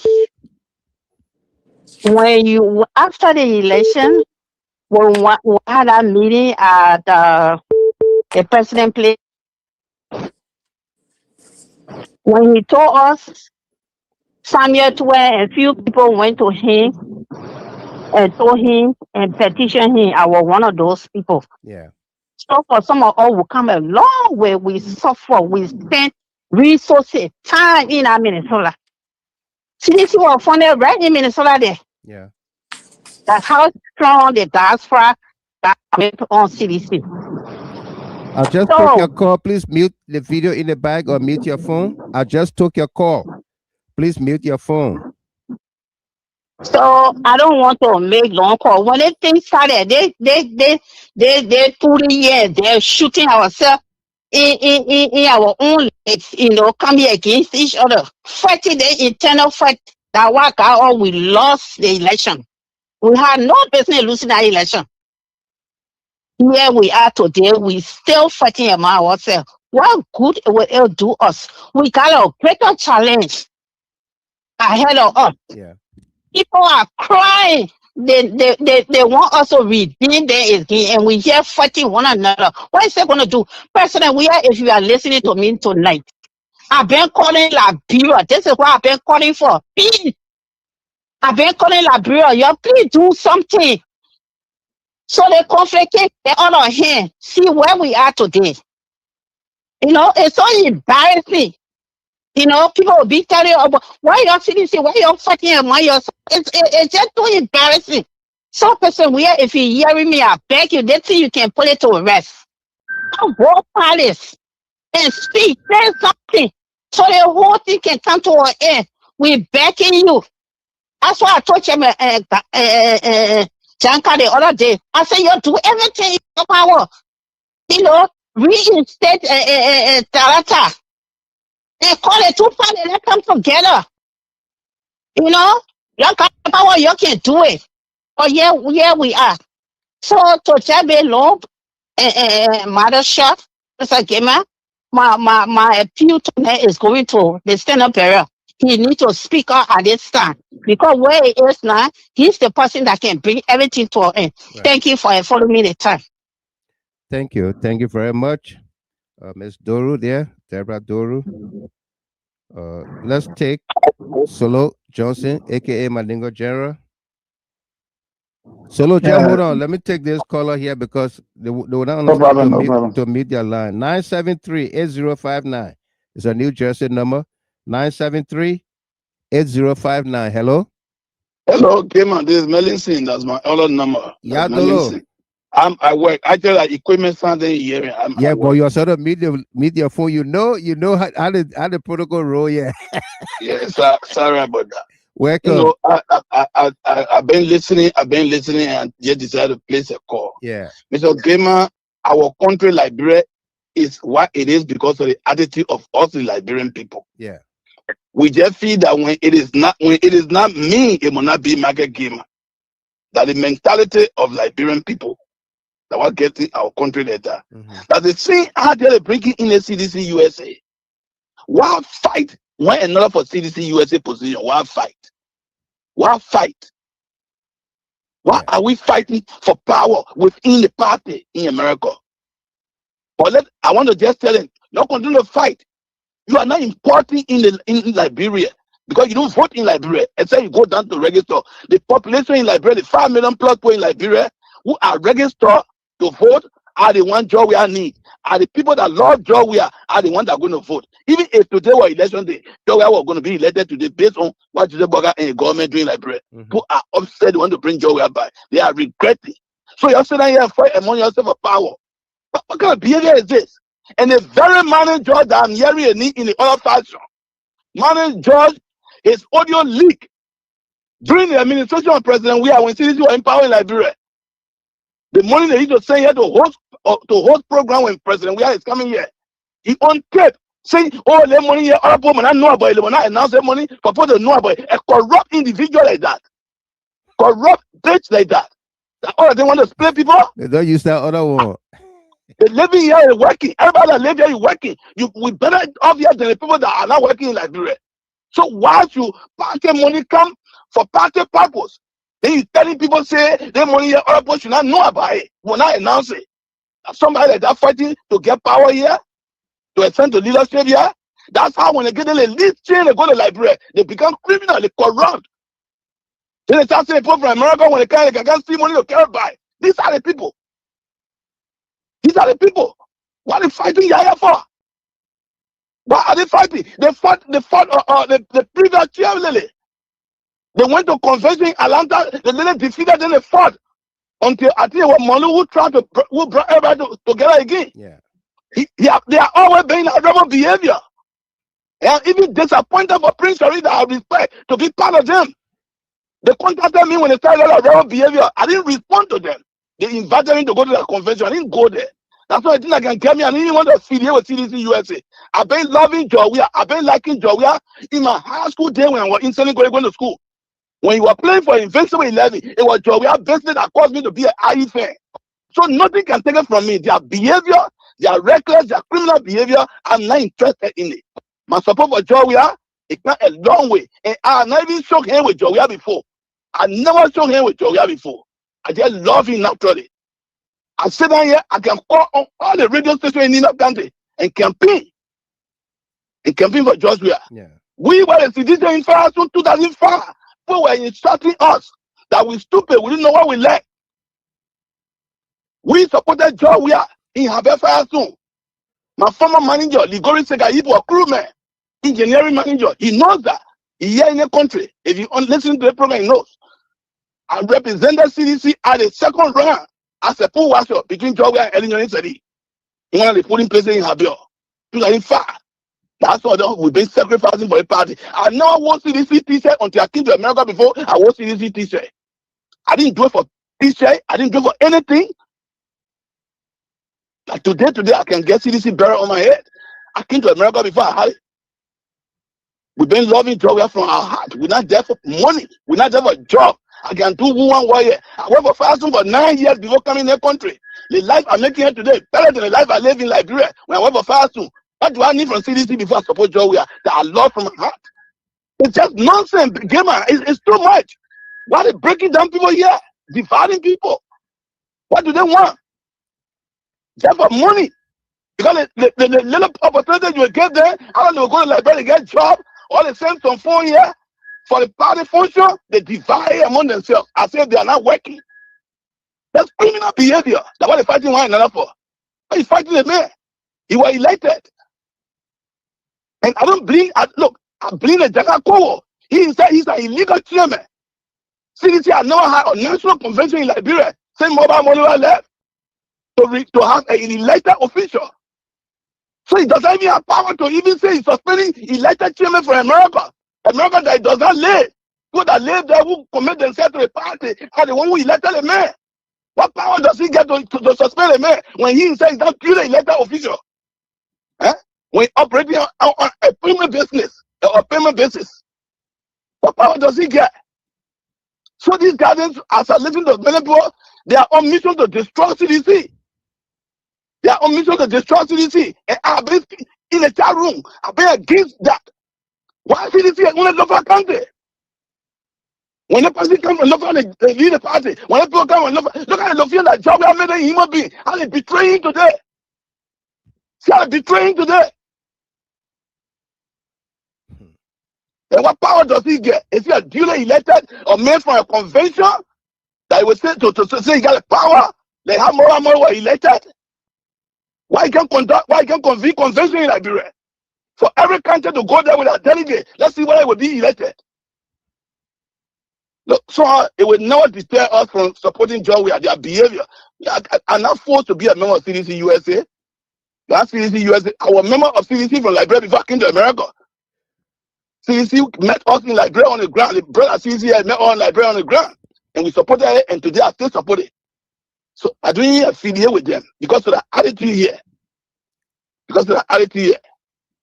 Thank you for the show, Mr. Gilman. Thank you very much. Melison Yadolo from New Jersey. Let's take Madingo General. Let's take the caller from Liberia quick, then we'll come to you, okay? I beg you. Let's take Puka Roberts. Puka Roberts from Liberia. Puka, welcome.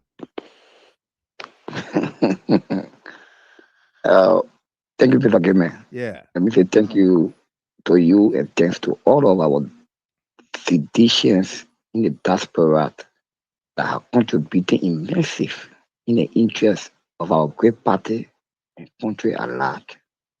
Mr. Gilman, where we are as a militant and stalwart and gatekeepers of the true revolutionary of the Martin Conquer, we are feeling very disappointed, purely speaking, for us to see our leaders speaking in such a tone, disappointing us, purely speaking. Because mind you, Mr. Gilman, the sacrifices that you guys have made, will be bold to you, is what very motivate us. Wow. Mr. Gilman leave his family in the diaspora, he leave all of his work that he got, a lot of interest, a lot of effort and reward and leave it and come down here only in the interest of a party. And not only Mr. Gilman, but you got Mr. Sharif, Prince Sharif, and all the leaders up there. Yeah. They motivate us. But we don't know where to go wrong. These people, we don't really know where to go. Because they go to convention, we were on the ground here, and we were firing the convention. We were even assaulted. But all of setting, final, we see and hearing such a discouraging proceeding and such a discouraging intent. It's disappointing us. I mean, people, if Chairman Jangako want for CDC to move forward, he should not focus on individual.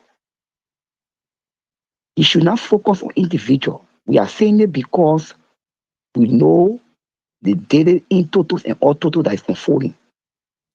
We know the data in totals and all totals that is unfolding. Yeah. But Chairman Jangako should not focus on individual. Let him focus on the party in general. Meaning, the hurricanes from NASA must bring complaint, then individual bring complaint and he take action. We know where the action came from. We are on ground here, but we know where it came from. And we are feeling very disappointed in people. Wow. Seriously speaking, we are feeling very disappointed. A divided horse cannot win battle. Cannot win a battle. Thank you. When you see reckless, irresponsible, ineptitude, buffon, parasite, Bwaka. I repeat, reckless, incompetent, ineptitude, buffon, parasite, Bwaka. When he said, "I will deal with the devil," it was because he was heading and he was anticipating victory. So he was breaking all of the tunes and bones together. I'm not trying to say we should lay on the pedestal of him, but saying in the kind of person, in the kind of proceeding that we are going now for victory, we need all hands on deck. We need all hands on deck. Yeah. We need all hands. We need all hands. Because I get more into those and all total privacy, confidentiality to tell you. Yeah, but I will call you off the phone. Yeah, we will tell you talk. off the phone. Okay. But in people are very seeking and asking and apologizing to our diaspora, our physician diaspora, that we should bring their temper down. Because mind you, if the people try to take any action today, don't say that there are few hand of people are in the diaspora that there, so CDC stay live on. No. Don't say that there are few set of people that get there to go. CDC will stay move on. No. Some other dire will not look at it as a level of moving toward progress. Will look at it as a level of moving toward backward. So to conclusively conclude, right, Mr. Gilman, I'm asking you to join me. I will tell all of I'm not say disappointed, because if I say disappointed sedition or disappointed diaspora, I will be very wrong, because they're not disappointed, but they get almost they get annoyed and they angry in certain proceeding. So I want for I and you along all of physicians that see the necessity of the party. They will apologize to them and let they hold their heart. Let they hold their heart, let they calm down. We apologize for everything that may go wrong. We apologize on behalf of our standard bearer, on behalf of our party. A divided horse cannot win battle. No, a divided horse can win. Got no alternative.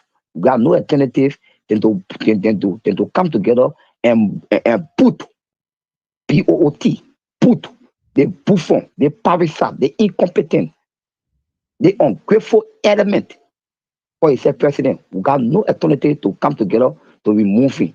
The only alternative we get is for us to come together and remove the particular parasite, the particular calamity and parasite that is upon us. Right. What we call Puaka. The parasite and calamity called Puaka. The only way we can move it and put it up is for us to come together. Come together. So I'm urging all of our diaspora citizens, our leaders in the diaspora, please come down. Our pocket, the energetic, the patriotic, and unbending, the fearless rabble talking to you as a soldier on ground. Come down. Come down, pull all Peter pills away, and put the party interest first, and let amicable, that will solve this as a one family and one party. Thank you very much. Mr. Gilman. Yeah. Thank you, Mr. Gilman. Thank you for your effort. Yeah. Thanks to all of our leaders up there, and we know together we can be very stronger, and we will be very stronger. Absolutely. Thank you very much. I wait. Amanda. I wait. Munya do we are tole na munya. Munya. Thank you very much. No doubt. Incompetent, Abbas. Ineptitude, Abbas. Man, no the battleground with me.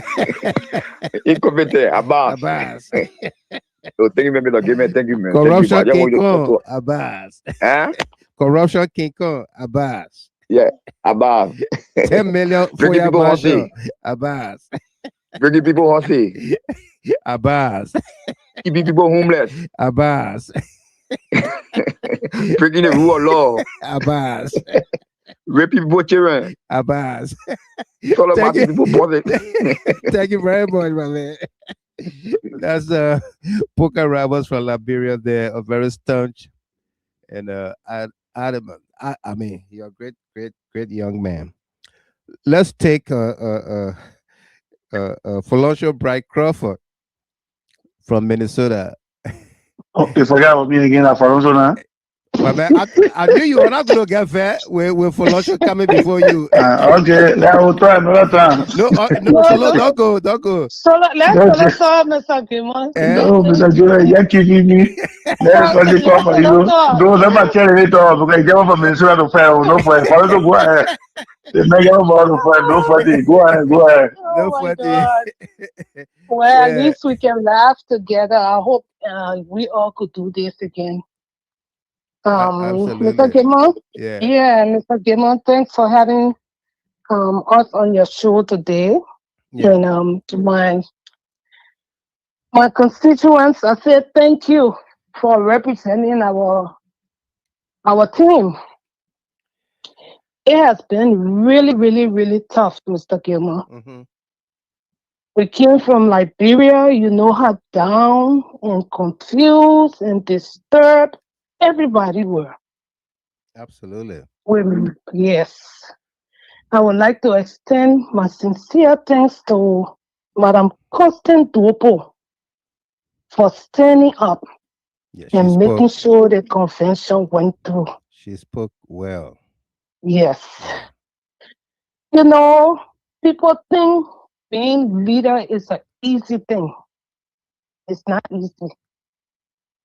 But when we put people together and we try to put things together, let all of us continue to help each other with the unity.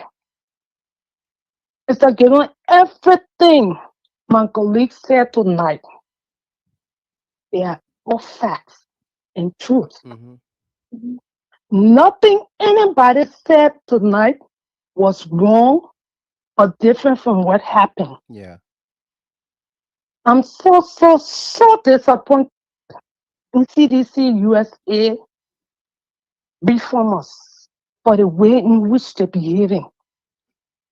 Carrying wrong information, trying to undermine our leadership, causing problems for Talata, Come on, how low can we go?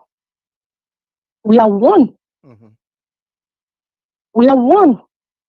We're fighting each other like we're fighting somebody else, or somebody that we have no idea of. Okay, we just want to be in peace. When we had a Zoom meeting with President Weah, he told us, he said, you'll have a peace conference. Mr. Gilman, what we were putting together, we had everything, even our women were putting a conference together. When Chairman Talata told us about the peace conference, we were all excited. We said, well, let's just merge together and have this peace conference. When I look, we saw convention. We couldn't understand what was going on. But anyway, long story short, right. Welcome back, Chairman Talata. We miss you. We know what you can do. And thank God everybody was reinstated. Thanks to our powerful NEC, CDC-USA. Thanks to the elders for coming together, intervening actually, and looking to see what happened and realize that we were in error. So I can't hold you any longer, but thanks again for bringing us on. I just wanted to call in to weigh my voice. And the rest of the team, thanks for showing your faces. And we continue with the struggle. We will stay on ground and we planting our feet down. And wherever convention they're holding in Philadelphia without our leadership, it's wrong. And they know that. But thank you again, Mr. Gilman. I just wanted to call and say something because I won't go to bed. And I feel good when I go to bed if I have not called in. Absolutely. Thank you again. You're welcome. Yeah. Thank you. Thank you very much. Thank you. I think it's time for Solomon to speak now. Not to bring Solo on now. Now, yeah, Solo coming on. I won't read. When you bring somebody on, say we do. No. Now, you get plenty lawyer for you, yeah. Karim Kroma, he said, Mr. Gilman, you are not being fair to Solo. This is the same thing we are talking about. Why you will keep the man in the background and let other people speak before him? The guy has been on the line forever. I know. But I have to I don't bet. Yeah, the man that was sure, yeah. And then Folosho Bright Crawford, that his chairman, or his chairleader, the chairleader for Women's Wing. Yeah. Okay, caller, I just took your call. Please mute your line. Let's take Madingo Gerald. Solo, welcome. Yeah, Chair. Thank you very much. Thank you for your time and thank you for giving me the flow. Right. So Gilman, I'll not be long here, okay? Right. You see, thank you for knowing me. I think you're the first person that when I first moved to Minnesota, I was driving out there from Ohio to Arizona. When I called you that day, I was driving because somebody sent me a video in your own life. I think after the show, I call you, I ask you and myself talk. Now I just moved to Minnesota. I know Minnesota chapter. Yeah, we the chairman before you even give me chapter number. Yeah. And from Africa all the way here. The first person I'm not going that far. But just to call every mother show, we best spending money behind CDC. Our people, when they leave from Africa and come here, they will give you a number. But when they leave from here to go to Africa, even in need of them, when you call them, they will not respond to you. But with all that, somehow no one got a problem with that. We still do what we can do, and we're still doing what we able to do.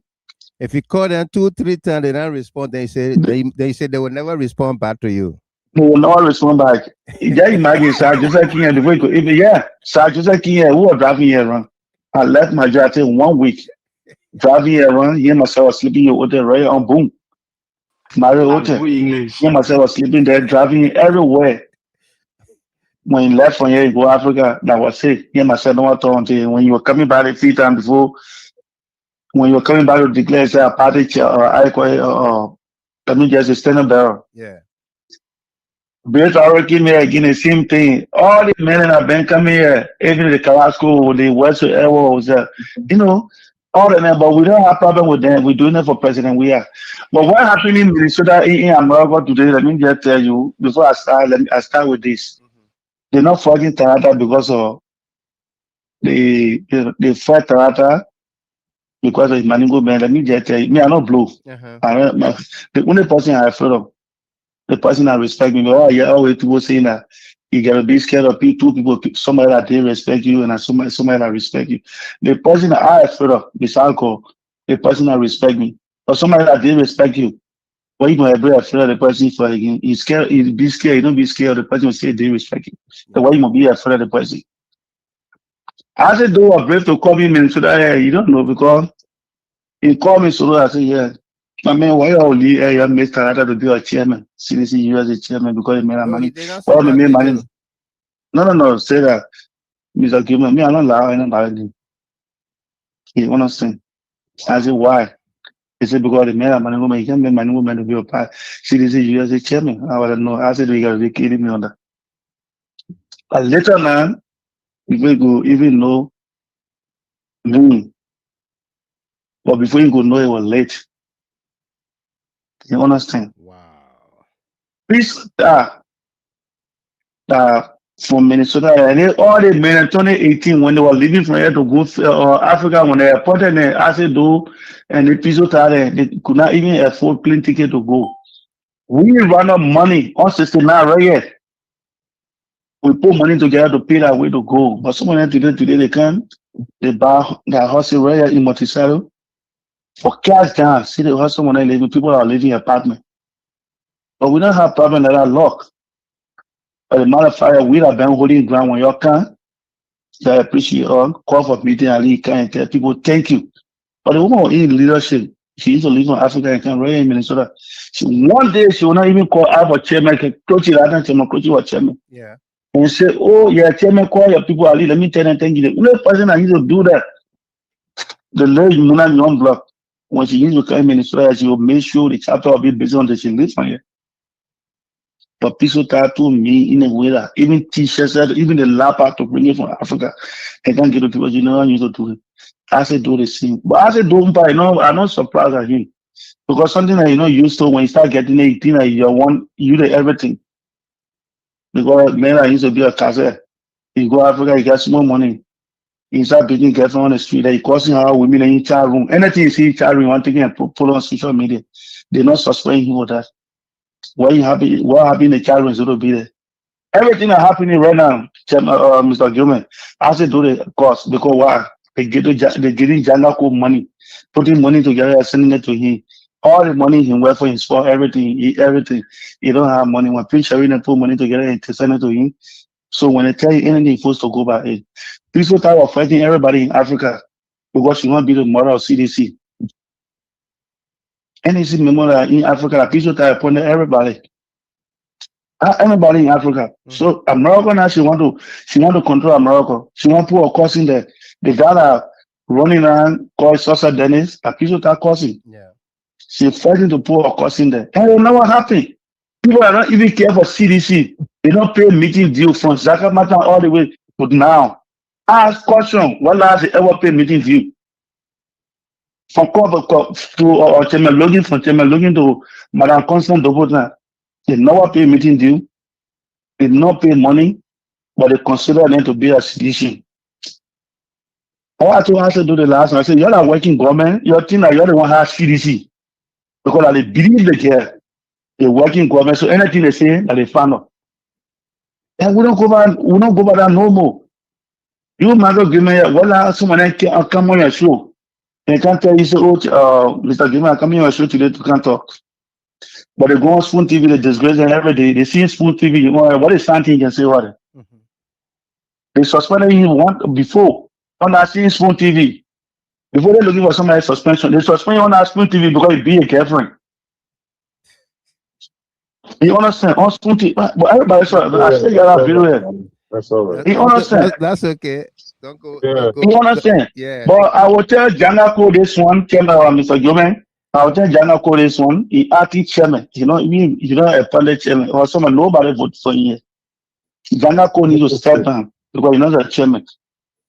When you're cheering for it before he even go one side, you got to come between and talk between us before you do anything. But you're not doing it. And sending me to oh, look at how former Friday they were going to the code that you know, I see one person behind her. Just a few days ago, Samuel 12 going, did he see Janako putting people together to go behind him? No. Say he came from the man working for this guy from Zordi, man. Zopana and Sir Joseph. Two people Janako working for to destroy our party. So later, just trust me, they take Janako from chairmanship and put somebody there. The next day or few days, you hear that Janako leave CDC. That Janako mission to destroy CDC and go join the other people. You understand? So everything Janako doing here in working for people, made a missionary. So yeah, I'm telling you, Chairman, Mr. Gilman, before they saying that Talata will take CDC and carry to ACO, what the power Talata get to take someone and carry someone to ACO? We don't know ACO rule. We're not getting me to go join ACO. So somebody think that together, Mango may only support CDC, but they can be leader of CDC. Whatever they can take, you know, on the bench for Carrasco to take Carrasco from behind to President. But they can't ever. Before you even talk about chairmanship, why you talk about Carrasco now? So Mango may only support CDC, but Mango may can be leader of CDC. What has the Senate brother even say talk about that? Thank you But very they much. fighting. Anyway, Mr. Gilman, thank you. Make a lot of people the flow, man. Thank you. Yeah. Thank you very much, folks.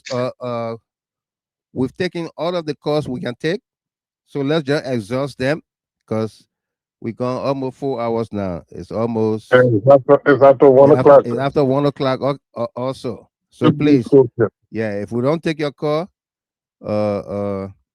please don't feedback. The show still continues the next time. Okay, so 609.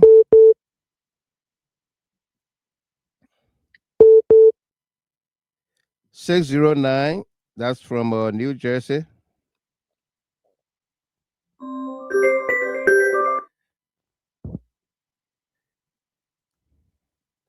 New Jersey. 609-9380. Hello. Caller. Hey, Mr. Gilman, how you doing? I'm good. Yeah, there's Orlando. I'm forced to call tonight. Orlando, Yinka. Yeah, yes, sir. How you doing? I'm great. Welcome. Yeah, but I'm feeling a little bit downhearted about all the things I'm listening to tonight. Some of us put time and effort into this party in Liberia before I came on the side. Yeah. Jangako had to be very, very careful. You know, the reason why I'm not going to any meeting, it is because of Prince Sharif and Mary George. The last time the president came here, we went to Washington, D.C., when the guys attack you because of money, the hotel that was stopping in, I was lying there in the bed, they were serving. I can't call the other people's name, but Mary George, who was serving at the time, party chairman, and the Prince Sharif man, I was lying down on the bed, they were in the bathroom. The only lady were hungry, no food to eat in that hotel. Yeah. The people were in the bathroom dividing money. Wow. I felt so bad. And the kind of people Jagako supported, it's so sad. And because of these guys, I have never went to any meeting since the meeting. I felt so discouraged. So you gotta feel that they should be the head of CC because of their own selfish interest. From that day when I left from Washington, D.C., I decided not to go to CDC meeting because of the two guys, more especially. because the grandmother that preacher we brought up when you watch it on DC running behind you, Yeah. and then they turn around. The thing that was running behind you for, they were in the hotel, in the bathroom, the bed, the room that were lying there, start dividing money and let the older than hungry. They brought for the older to leave from that hotel to even come back to where they came from. It was difficult for them. Yeah. And the people is supporting against Talata. It's wrong. He has to put your eyes together. He shouldn't be in Liberia to destroy CDC-USA because of these guys. These guys are fighting for their own selfish interest. They don't have no interest in CDC. Thank you, Mr. Gilman, for giving me the time. Wow. Thank you very much, there, Yinka. Thank you. Thank you. Yeah. Robinson Farmer. Hello. Hey, hello, Mr. Gilman. How you doing? I'm great. Welcome. And then Yeah, we got our last caller before we go to AB Kone. Our last caller is calling from, I think, Thailand. Okay. Yeah, go ahead, Farmer. Yeah, it's been a long time. Thank you for having me on, and No thanks to the guest panelists. Yeah. Mr. Gilman, this thing been going on for a very long time, and I think this is the time to speak up and rebrand CDC. Like I said all the time, CDC is right now. CDC is a new brand party, and we take this party to 2029. 2029. Yeah. But before we take this party to 2029, there are people that among us that we need to weed out. They went to government in Liberia and they misbehave.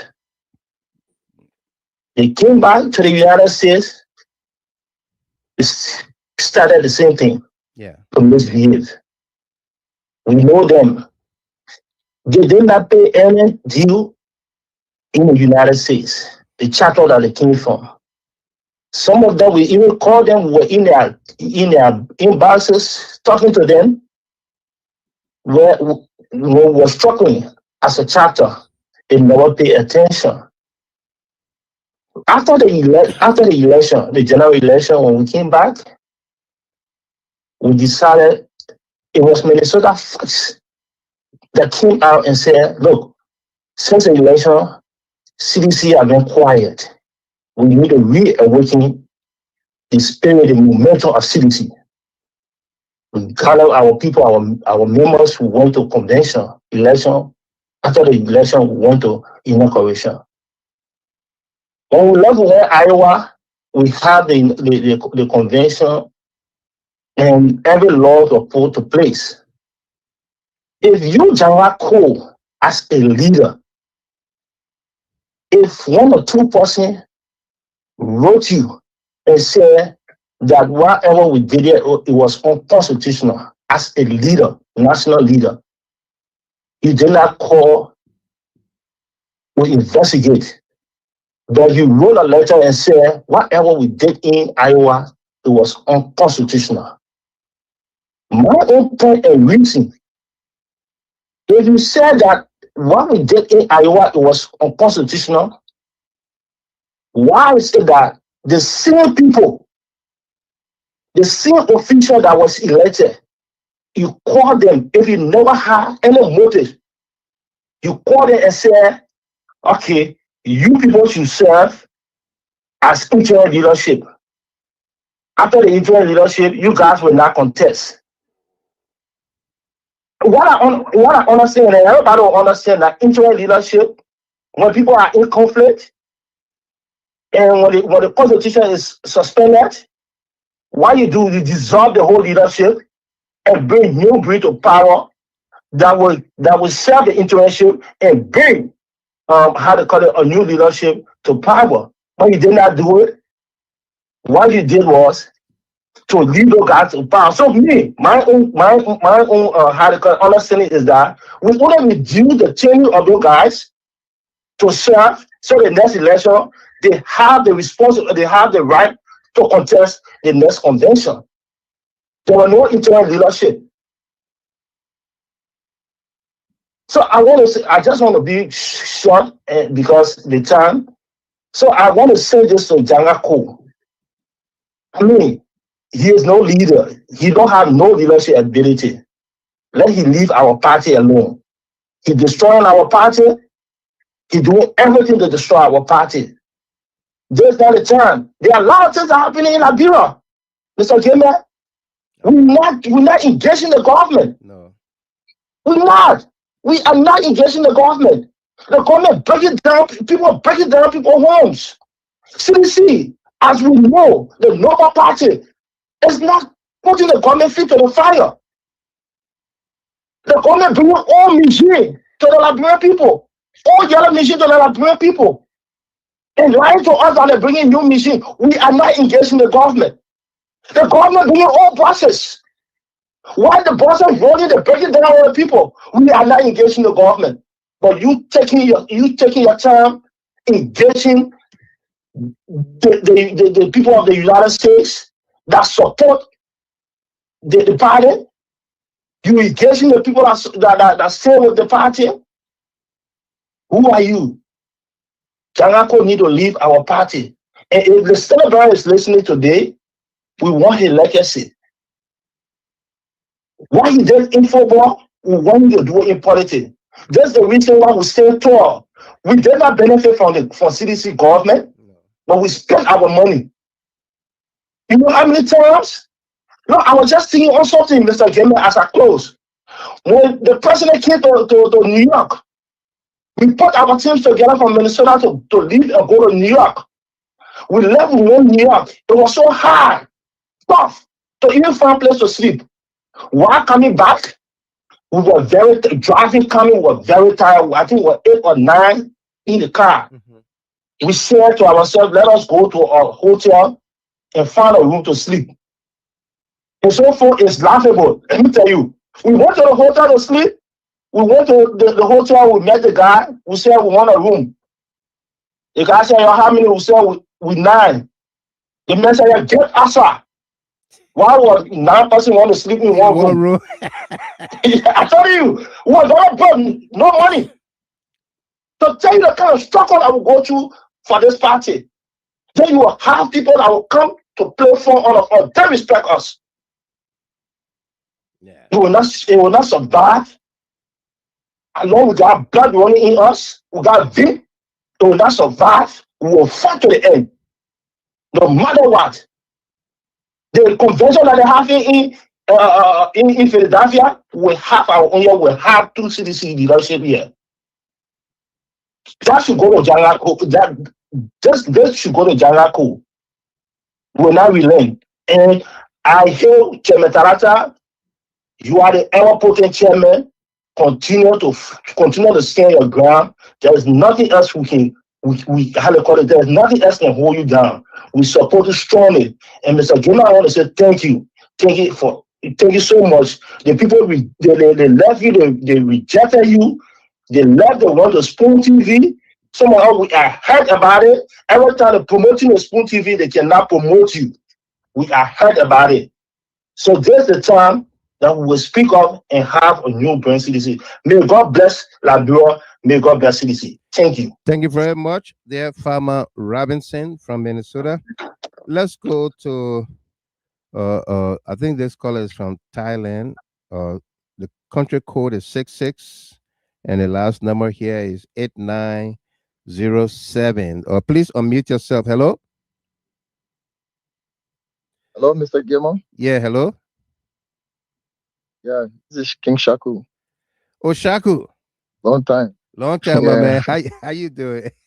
I tell you, I'm okay. From Kenya, I've been Kenya watching to the show on Thailand, YouTube. right? Yeah. Yeah. From Kenya to Thailand, we just behind the one CDC here. We don't be appreciated by the officials.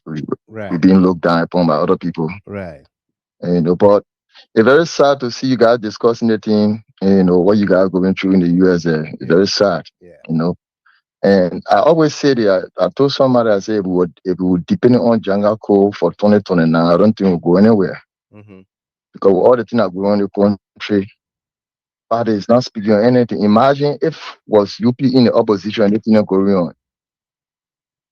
Just to a real Costa was noise. Justina today was noise. Yeah. Now you got major thing going on in the country. They're making people homeless, breaking people down, they're breaking people home down, and the party chairman is not saying anything about it. You're just dumb man. You understand? Going after the first lady. Yeah. Imagine. Even say on school TV, how you call it, what of say the chairman is very weak. They say the men are weak now. Why the poor always says the CDC can't come back because if that army would depend on to go back, we can. I don't think we'll make it 2029. If that Changako would depend on as a chairman, no, I don't think we'll go anywhere. And they they're doing the party now, they're making some more very tired. You understand? To even defend the party, they're making some more tired. We've been defending the party forever. You can't be tired, and even someone that always defend the party. You can't be tired. Yeah, the reason why I say, the reason I get tired because at least we're doing it, but at least on official end, you'll be reaching out to at least to tell, to encourage you. Let me tell you, UP win the election based on social media war. Social media If war. everybody, Yeah. if any UP, if any UP officials see anybody causing joy, they will go.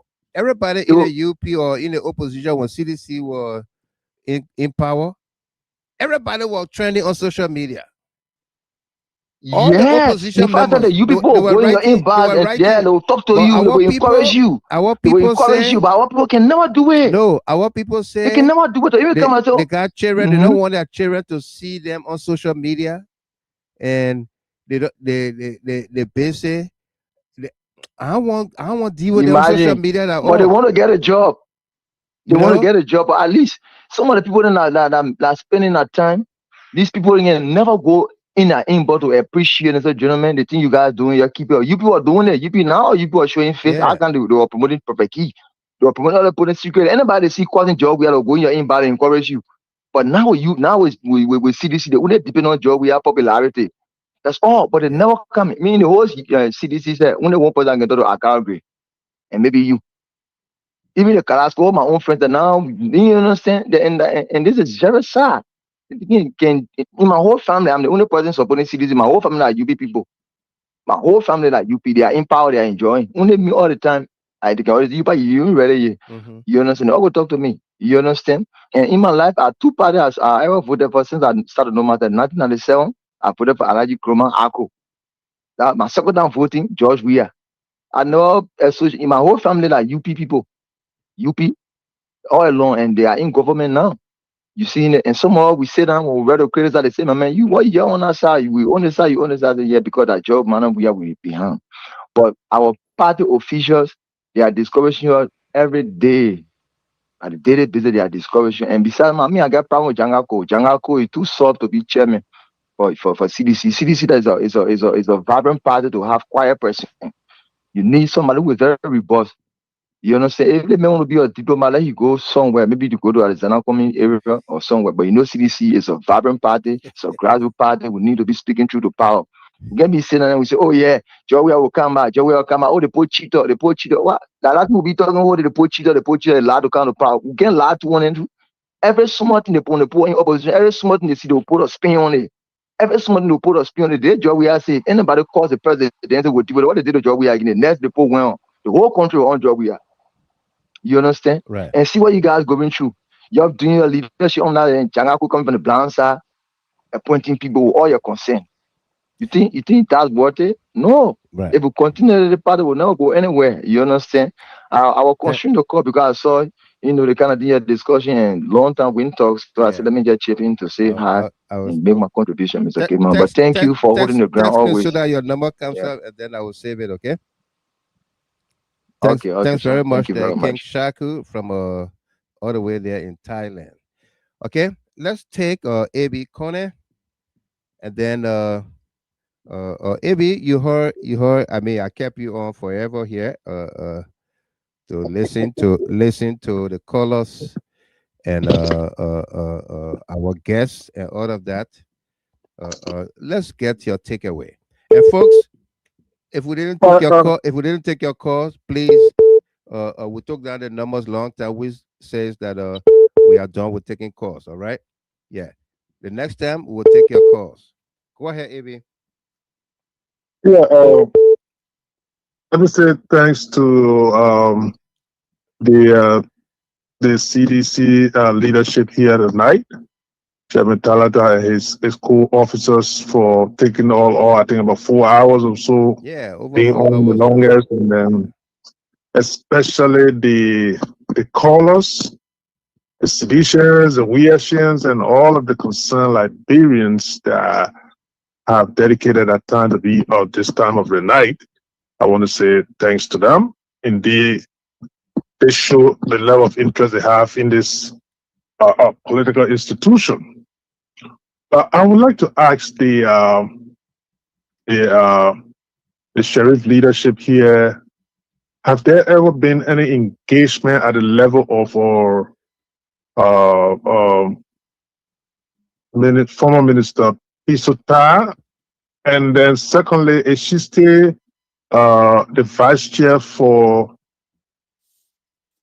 is it diaspora affair also? What's her status at the executive committee level? I think she's vice chair for political affairs.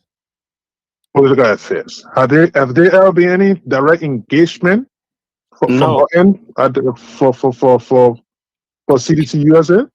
No direct engagement, none whatsoever. All right.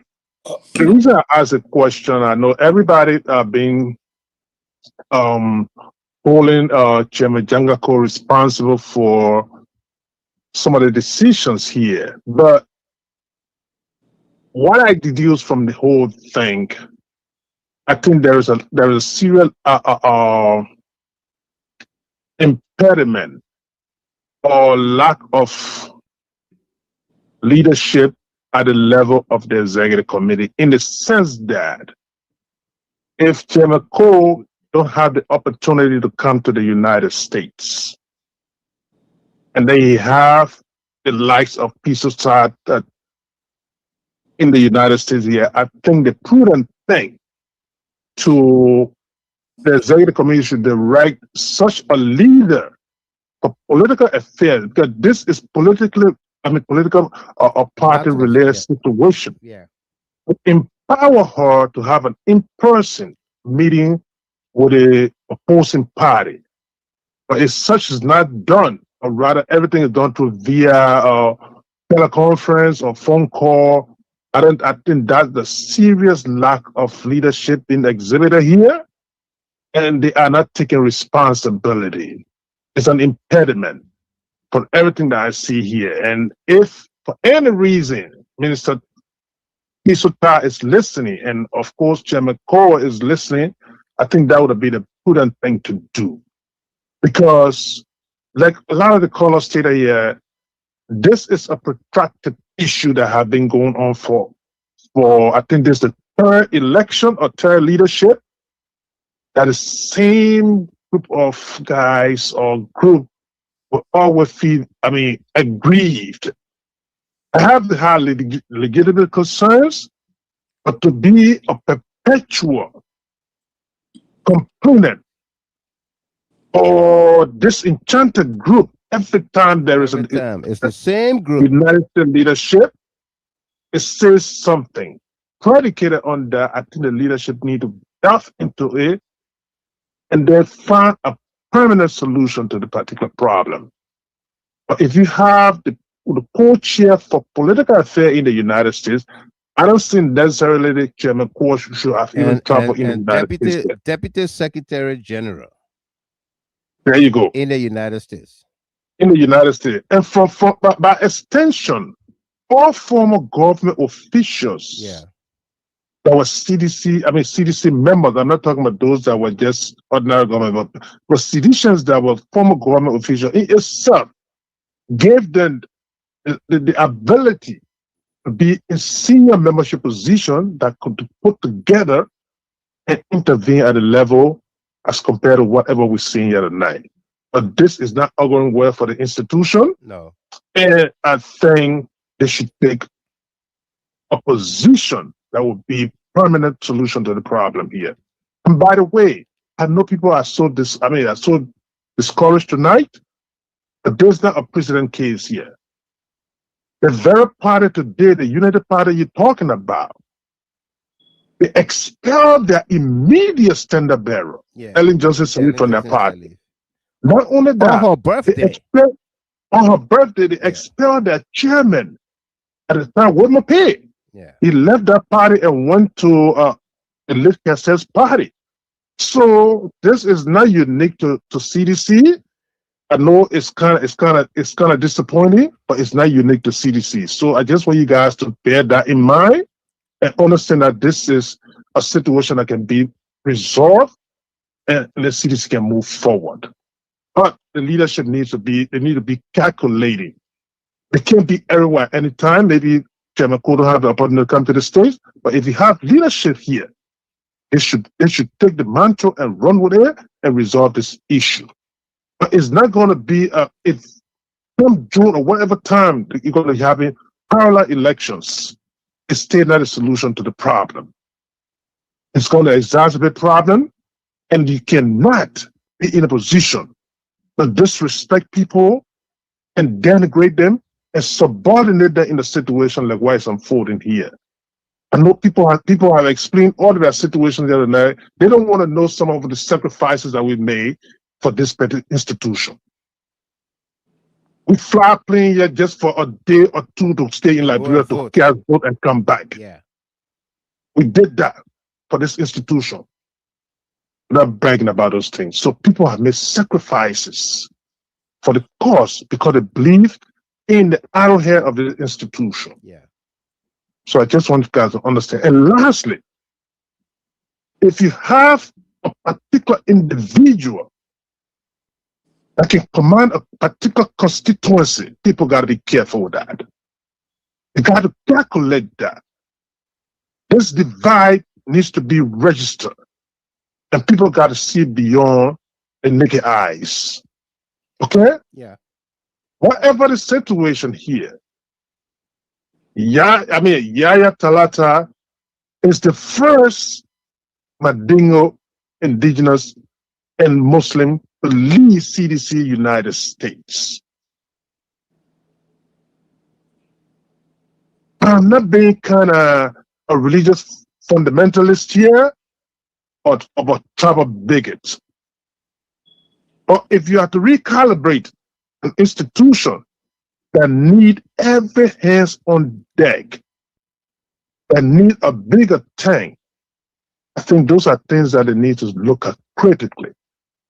I just wanted to point those things out, and then I know time is fast spent. People got to work tomorrow, but those are candid opinions, and I think people should take it in stride, but not to be angry about issues that people are being critical of tonight. They are concerned. That's the reason why they're being critical. Yeah. And when they critique you as a leader, they put you in a better position to look at things from the broader perspective. You didn't take it personal. No. So I just wanted to end on that. And I know the guests here, they got issues to speak to the callers concerned. And I will give that an opportunity. And from there, I think we can close. But again, let me say thanks, my brother, for the time. This is a situation that I know people didn't want it to be air or here. Perhaps this will lead to a resolution. It will lead to a resolution. That's the end goal. Yes. Yeah. Thank you again, my brother. Thank you very much, Abby. So folks, again, this is the program Liberia First on Judea Hard Talk. This has been a marathon broadcast here with Chairman Yahaya Talata Sharif and the CDC-USA leadership. Okay? For all of you who were not opportune to speak, especially those of you from the reformers circles, this program is open to you. If you want to come to speak to the seditians, the Liberian people, sympathizers of CDC and President Weah, you are welcome at no cost. This group on here tonight did not pay for this service. We avail the network to them, the platform to them, because that's what we've always done. Okay? That's what we've always done. We've always availed this platform to anybody. Okay. So if you want to come, we are open anytime. My telephone numbers remains the same. We'll promote that discussion and we'll host you.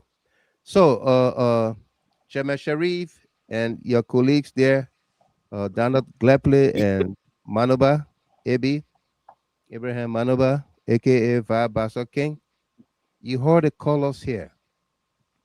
Almost 99% of the callers cannot support you, your leadership, your move, and what have you. But I want to emphasize the way forward.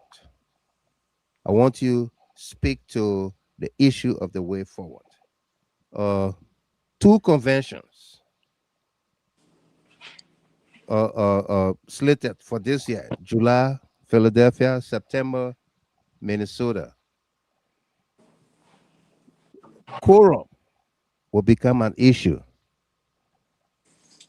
From your press release, you indicated that chapters, their leadership, have all aligned and endorsed the decision to have you guys reinstated and move on.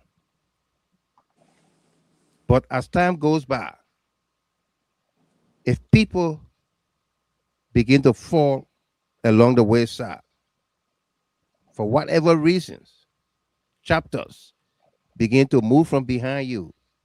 I'm playing the devil's advocate here. Will you accept the decision from Philadelphia if Philadelphia meets quorum?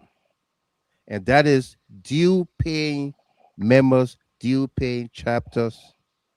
And I know you have the record, and the list is there of the various leaders in the various chapters, number of active chapters, and what have you. Another thing, can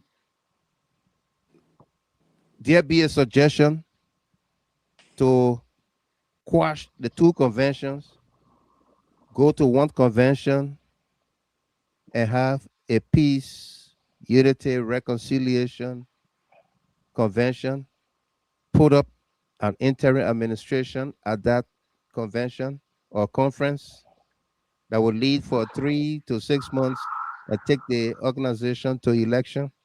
Is that something you are willing to do? Or what are your plans to resolve the crisis? And please, gentlemen, take about 90 seconds each. We'll begin with the secretary and then the vice chair, then Talata will close up.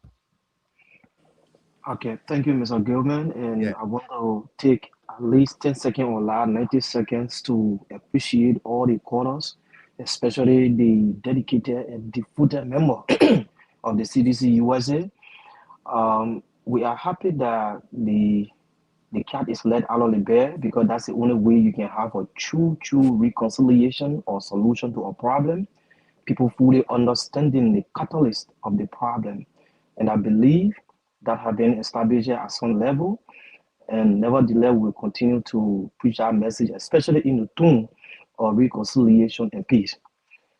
On the issue of convention, Mr. Gilman, it is established that the only body that is statutorily clothed with that authority to form a convention committee within the CDC-USA, no disrespect to our party leaders, is the chairperson of the CDC-USA.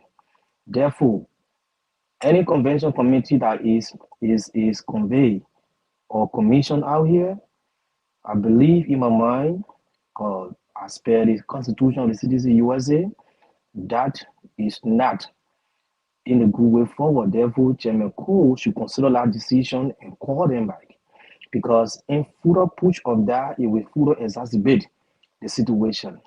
So that's how I would say to that. And moving forward, as we have always done, we continue to remain in a peace and reconciliatory posture as we have done over the time. And it is because of that attitude that we even accepted the negotiation that we sat on the table with the party leaders and other officials that were involved when we left from Iowa, that we accepted whatever we have today, 18 months, or we should have remained with the decision the people gave us from Iowa. So we are always in a position of that peace. But one thing that we have learned over the year, this is a pattern of behavior. Certain people feel that they own this party, regardless of the sacrifices that other parties members are making, but they will be disrespected. They will be, marginalized by people who feel they get some level of strong hand to stay here and reach Monrovia and steer the affair of the CDC-USA. But if you raise a very good question that I'm concerned that I want to a little bit address. Brother AB, to be very blunt with you, the names that you were concerned about by virtue of that portfolio within the institution, that is former Minister Pisota as a political affair of the institution, or the Deputy Secretary General, I think, for research of the party, Renda Dobayu, or Azedo. These are all party to the issue we are discussing. In fact, they are the reason why we are where we are. These are the engineers behind everything you see happening today. So I think your concern is really valid, Brother AV, but the truth of the matter here is they are the problem. In fact, I will tell the public here tonight that it is a mission of former Minister Pisota to install or impose her cousin, Sasa A.B. Donis, who actually took the party to court when we went to Iowa. The court document was displayed here, and her name on it, the petitioner, is on it, Sasa A.B. Donis. That is a cousin to former Minister Pisota, the political affairs officer of our institution. And it is her mission to impose social donors on the CDC-USA, and that's why they are even trading the way they are doing, forming a convention committee, appointing. If you look at the convention committee, it's very scary. The entire convention committee comprised of the very people that had resisted and opposed every leadership, including this leadership. Who is the chairperson of the convention committee? He is Brother Solomon Moen. Who is Solomon Moen? Solomon Moen is the secretary of the reformers. You know what I'm saying? So the thing is like a very major issue, but we have to address it and call cat or cat, call dog or dog. But again, I will continue to say and encourage every member of the CDC-USA across, even across in the motherland, let us remain in a peace and reconciliatory mode, while at the same time ensuring institutional elements are workable. When you are in an institution, there are rudimentary that clearly spell out as to how institutions are run. And if we miss our mark, then we are always mixing, the party will remain in whatever neutral gear is talking right now. But I believe we'll make a forward march. And that's why we have taken the issue where it is. Not to say more, I want to thank you also, Mr. Gilman, for the host, and thank you so much. Thank you. Thank you. My junior brother, yeah, J.K. Alexander Tote, you said something that making me to laugh. You say the convention held in Iowa was a fraudulent convention. So Sharif and his team are legitimate leaders. That means I'm a reformer. But you see the last sentence? Yeah. So Sharif and his team are legitimate leaders. That's a backward mindset. We bring God can do it. That devil, that God didn't read that for Alexander Tote. Mr. Vice Chair, Donald Glepley, Tote. Well, can you hear me? Loud and clear. Go ahead. Let me first and foremost begin to say again, thank you for hosting us. I think this show tonight has proven to, if not only citizens, but the entire public that CDC is on the right path, that we are not ashamed to fix our problems, our issue if there may be, and we are ready to take on the forces of evil of the Republic of Liberia. Let this be known that CDC will not die. CDC will remain strong because we have a strong standard bearer in the person of His Excellency Dr. George Manawia, an icon of a leadership. And to speak to our issue here in the United States, the current leadership under the dynamic Yahaya Talata Sheriff have shown to the membership of CDC-USA that we can lead, that we can perform the duties that they handed to us at the Iowa Convention. We didn't come here, just taking things lightly, Mr. Gilman. I was, for one, called upon by Chairman Sheriff. I was not involved into the things of CDC like that. I was in Texas.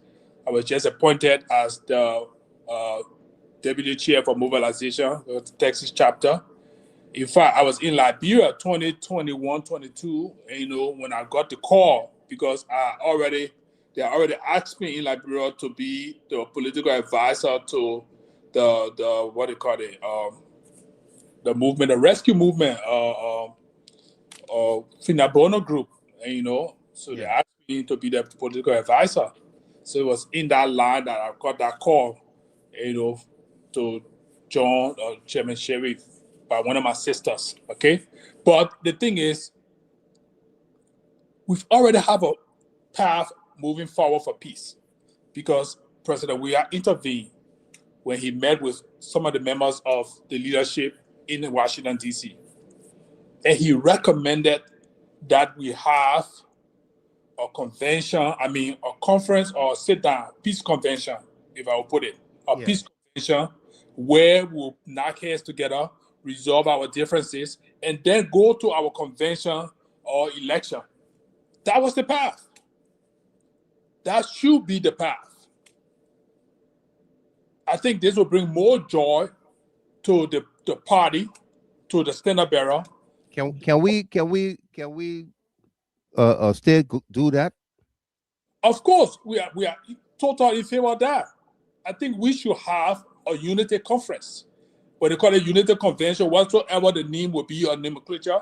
Yeah. We should have a sit down in unity, smoke the peace pipe, and then move to and focus for the convention, whether it be should be in Minnesota in September. But the first thing and foremost is that Chairman Jangako cannot force or impose a convention upon CDC-USA. It's not expedient.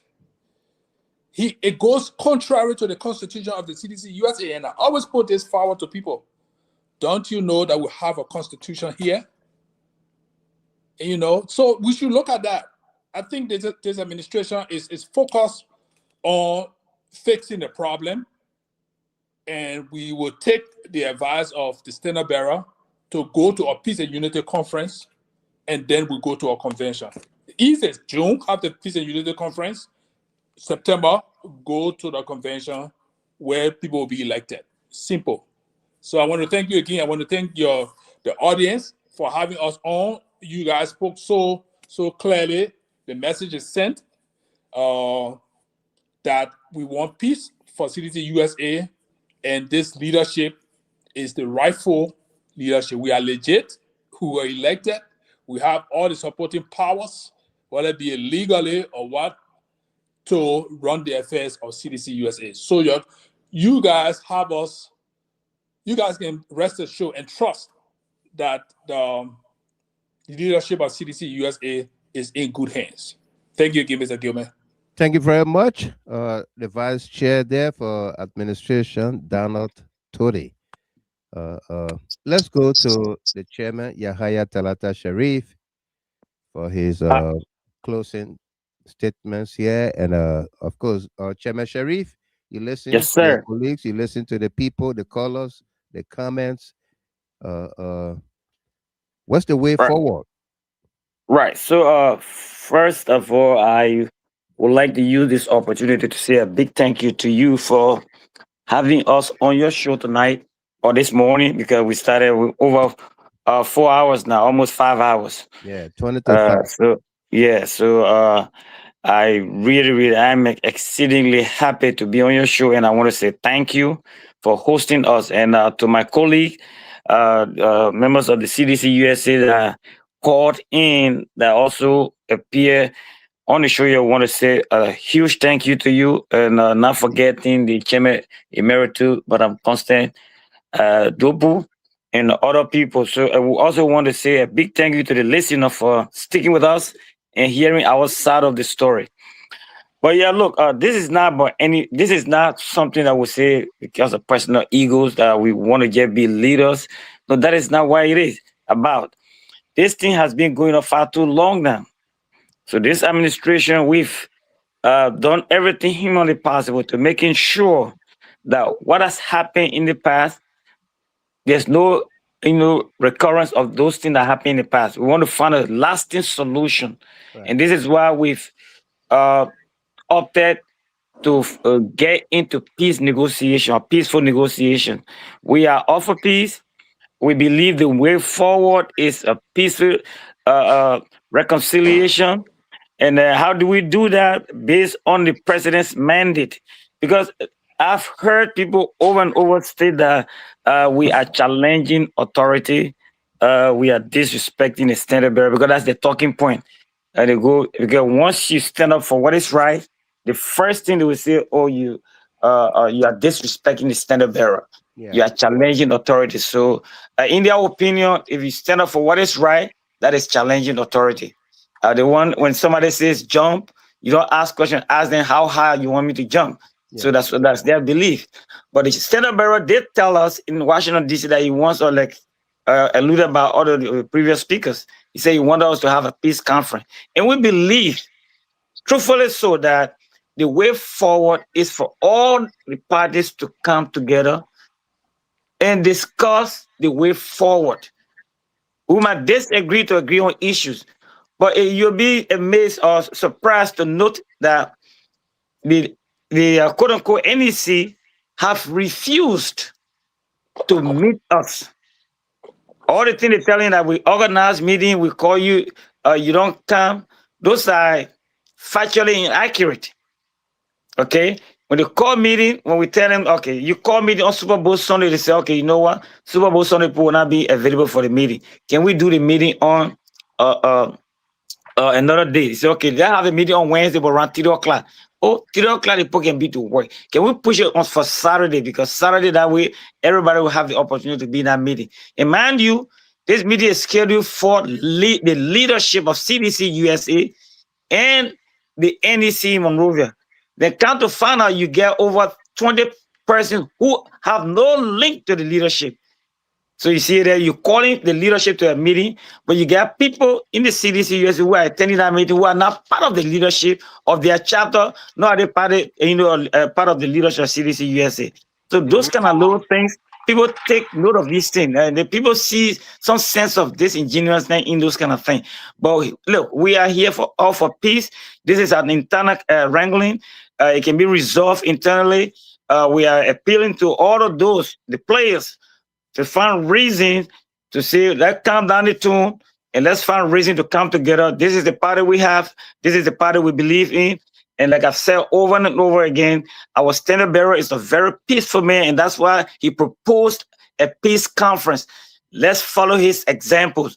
Let's go to the peace conference, settle our differences. That way, if we went to a convention, mind you, at that time we've already smoked, smoked the peace pipe. Yeah. When we went to convention, everything would be smooth. So again, my last word here is, please, members of the CDC USA, those who oppose us, those who support us, we want to appeal to all of you to calm down the tune, and let's all pray and promote a peace conference.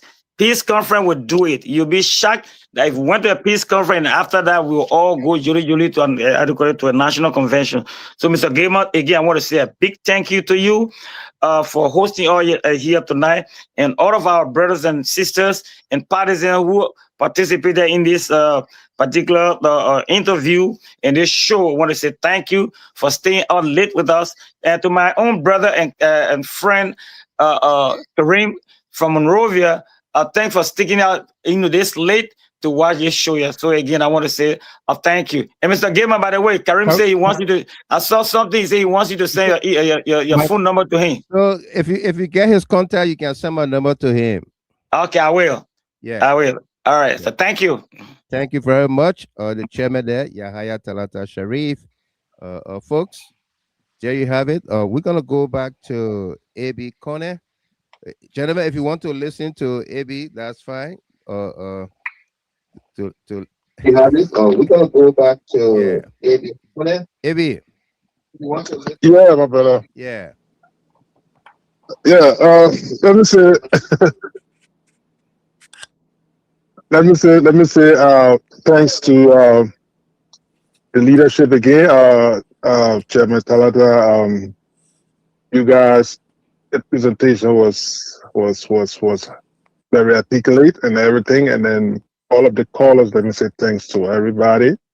I mean, this is a worthwhile venture, and the closing part of it is highly appreciated. The olive branch that you guys are willing to extend, and to make sure that peace and harmony prevail at the level of CDC-USA. You know, this is a simple situation that can be remedied. Right. Good thing here is that you have two conflicting parties, so to speak, that have scheduled election in two different localities. Now, if you have an in-person reconciliation meeting, I think a third ground or common ground can be found somewhere else that will help to solve this problem and solve it permanently. Right. I understand that people are frustrated here, but the leadership need to take the mantle, not just to get a executive committee leadership and then be completely dumb about it. The CDC has leadership members in the diaspora here. It makes it easier that people don't necessarily have to fly from Liberia to come and solve some of these problems. Mm-hmm. These people, the leadership here, they need to be empowered and given a strict mandate to see to how things can be remedied, but not to take side on issues. Right. It's not helping at all. All of the callers here, we all being in the United States, that we have followed the scenario here. This is not the first time, not the second time. So for such a thing to continuously happen, it would be so. It would fragment the institution, especially in opposition now that everything that's unfolding in Liberia, it becomes a distraction to see how the institution can address those ugly situations that unfold in Liberia. But they are not in a position to do that right now because all of these distractions, it can't do anything positive. So I want to admonish Chairman Koinge in Liberia. I hope they are listening, or maybe they'll replay this program or something. This is just a voice of reasoning so that at least they can understand that indeed there's a common goal here that needs to be remedied. And again, let me state it, let me be emphatic that you need to grow the tank here. You need to make the tank bigger, not to narrow it. Not to narrow it, right. You cannot be trying to malign other people simply because they belong to a certain sector of society. It's not a good thing. You can't question those kind of things.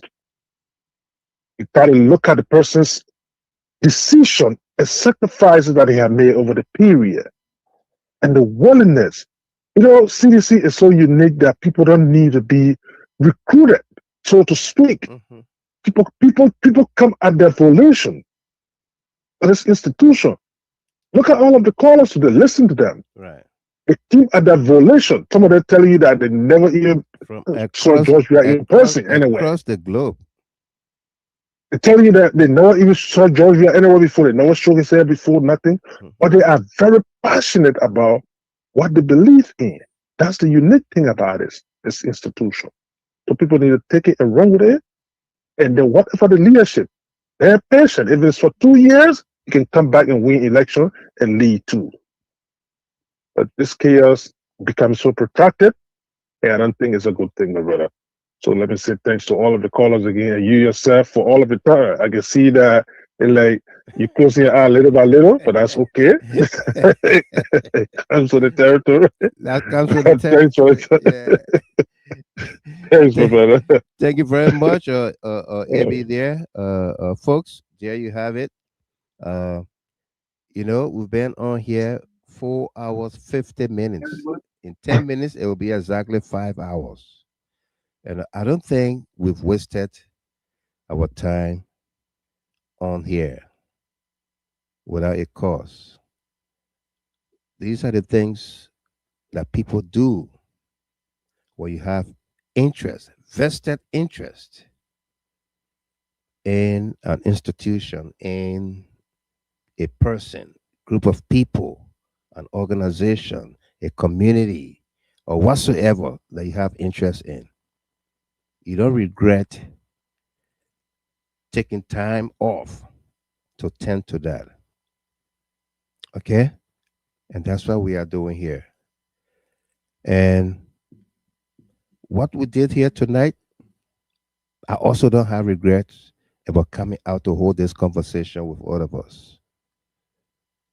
Okay? Because we want a solution, a lasting solution to the crisis here, the problem in the CDC USA. It did not just happen. It has happened from one administration to another. Okay? Miles SP is 2 minutes till 2 a.m. here. 2 minutes till 2 a.m. It has been going on for far too long. And that's why I insisted with Chairman Yahaya Talata Sharif that this is not just a family misunderstanding. This is a conflict that has to be solved. Okay? It's a conflict that has to be solved. And because it's been hush-hush all these years, that's why it's continued to manifest. And we are not the first that brought it to the public. Okay? We are not the first. We did not publish Chairman Yahaya Talata Sharif purported alleged suspension anywhere. You heard folks said it here, and I also said it. Isaac Doe did. He did. Why did he do that? My picture on the flyer, I didn't give go ahead. They publish it. Why did they do that? To garner support. To garner support. Because they know if while Michael Gilman puts his hand in something, it gets life. People gravitate towards it. Okay? And the issue about talking about Talata is an implant, AB is an implant being sponsored by Unity Party to destroy CDC. We didn't have to look any further, anywhere. Some of the callers from the side of the reformers stated that here on this platform. they've told people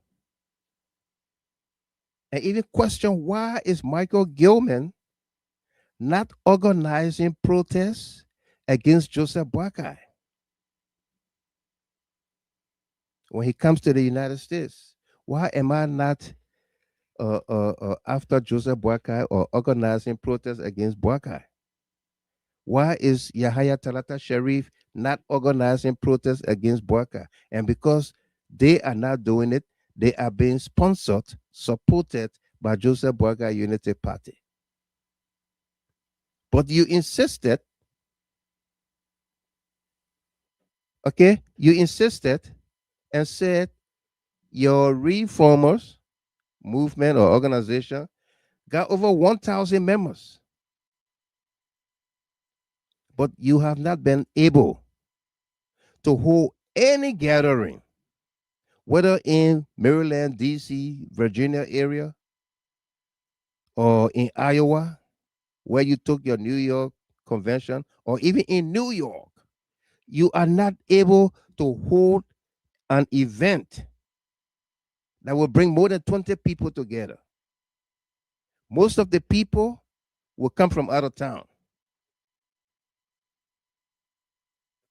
But you boast of 1,000 men strong.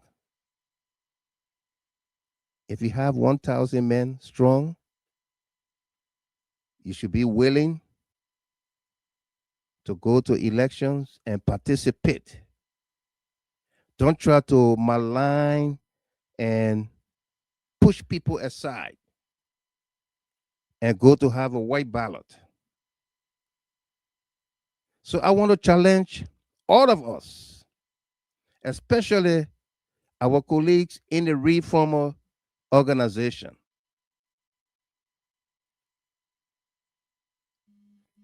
Let's have a peace, unity, reconciliation, forgiveness conference. We all agree to the resolutions thereof. An interim administration is set up, a convention committee set up,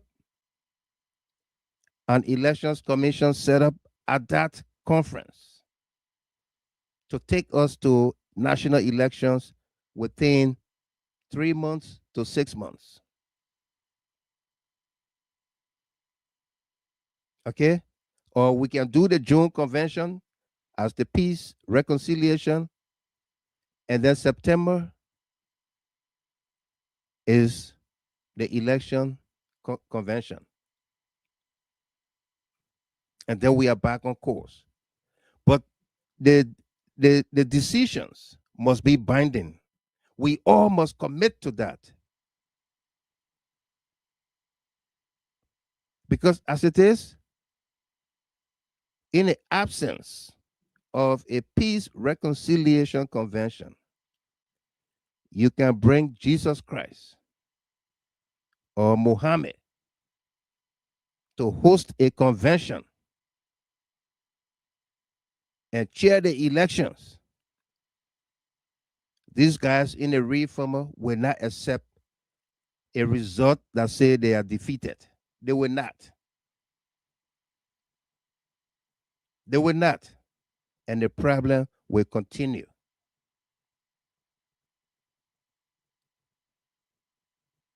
So we have to do this for our institution, for our organization, for our people, for our country. You heard the callers on here tonight. I listened to each and every one. Okay? The young lady from Australia, Mas SP Pelu, talked about people that are being assisted by seditionists in the diaspora. That people who are not family to us, who we may not meet in this life, you heard her speak about that. And what happened? We got a caller from Liberia, a diehard, a fanatic, Puka Roberts, buttressed that statement and said, we depend on you people in the diaspora. We depend on you.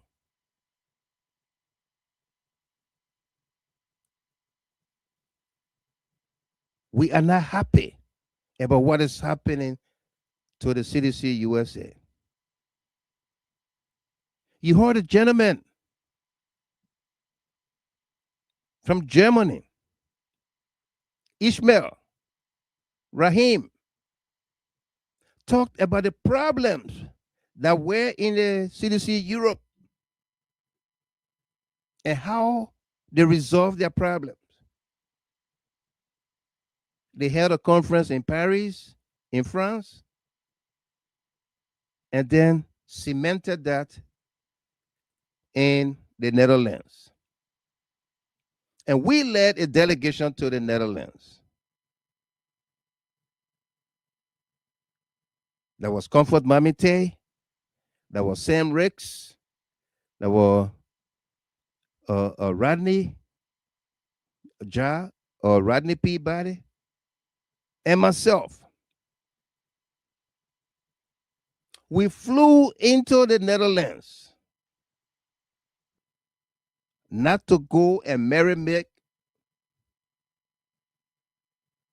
to go and resolve issues, to go and put people together.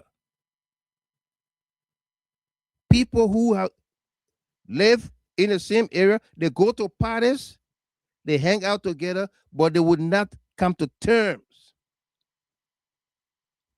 on the CDC issue. We were able to resolve that crisis. CDC Liberia, CDC USA didn't pay our way. They didn't buy our plane tickets, but we went. We went and we sorted it out. People are together. Europe is secure.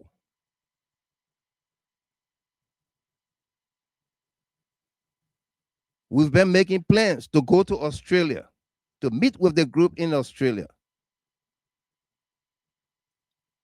And I told this to Chairman Janga Kowo, that we will be going to Australia. And we are not going to expect a dime from Liberia or even the CDC USA. But we will go. Because we need that collaboration, that cooperation, that unity, that oneness of purpose. In the absence of that, we can win. George, we are coming back 2029. It's not a strategy, and it doesn't even sound like a slogan. No. And because it's not a strategy, it doesn't sound like a slogan, it is not effective, and cannot attract anybody.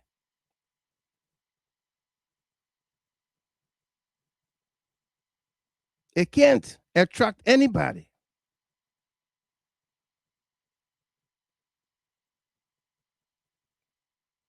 So we got work to do. We must come together. Okay? We must come together. If this is going to be, it's going to result to some problems for me with NEC or the leadership or our leaders, then so be it. This is not a challenge to Liberia or our leaders. No, we are not challenging them into anything. We are only speaking truth to power. We cannot fight ourselves and think we can win in division. No. We saw it happen with Darius DeLong, and he won and completed the term and then ran again. He won twice in Monserrado County, CDC stronghold, because seditions were disgruntled, they were disenchanted, they felt betrayed, left out. We don't want that repeat itself. When I was in Bishop Juliet High School in Zwedru, we used to have a choir director.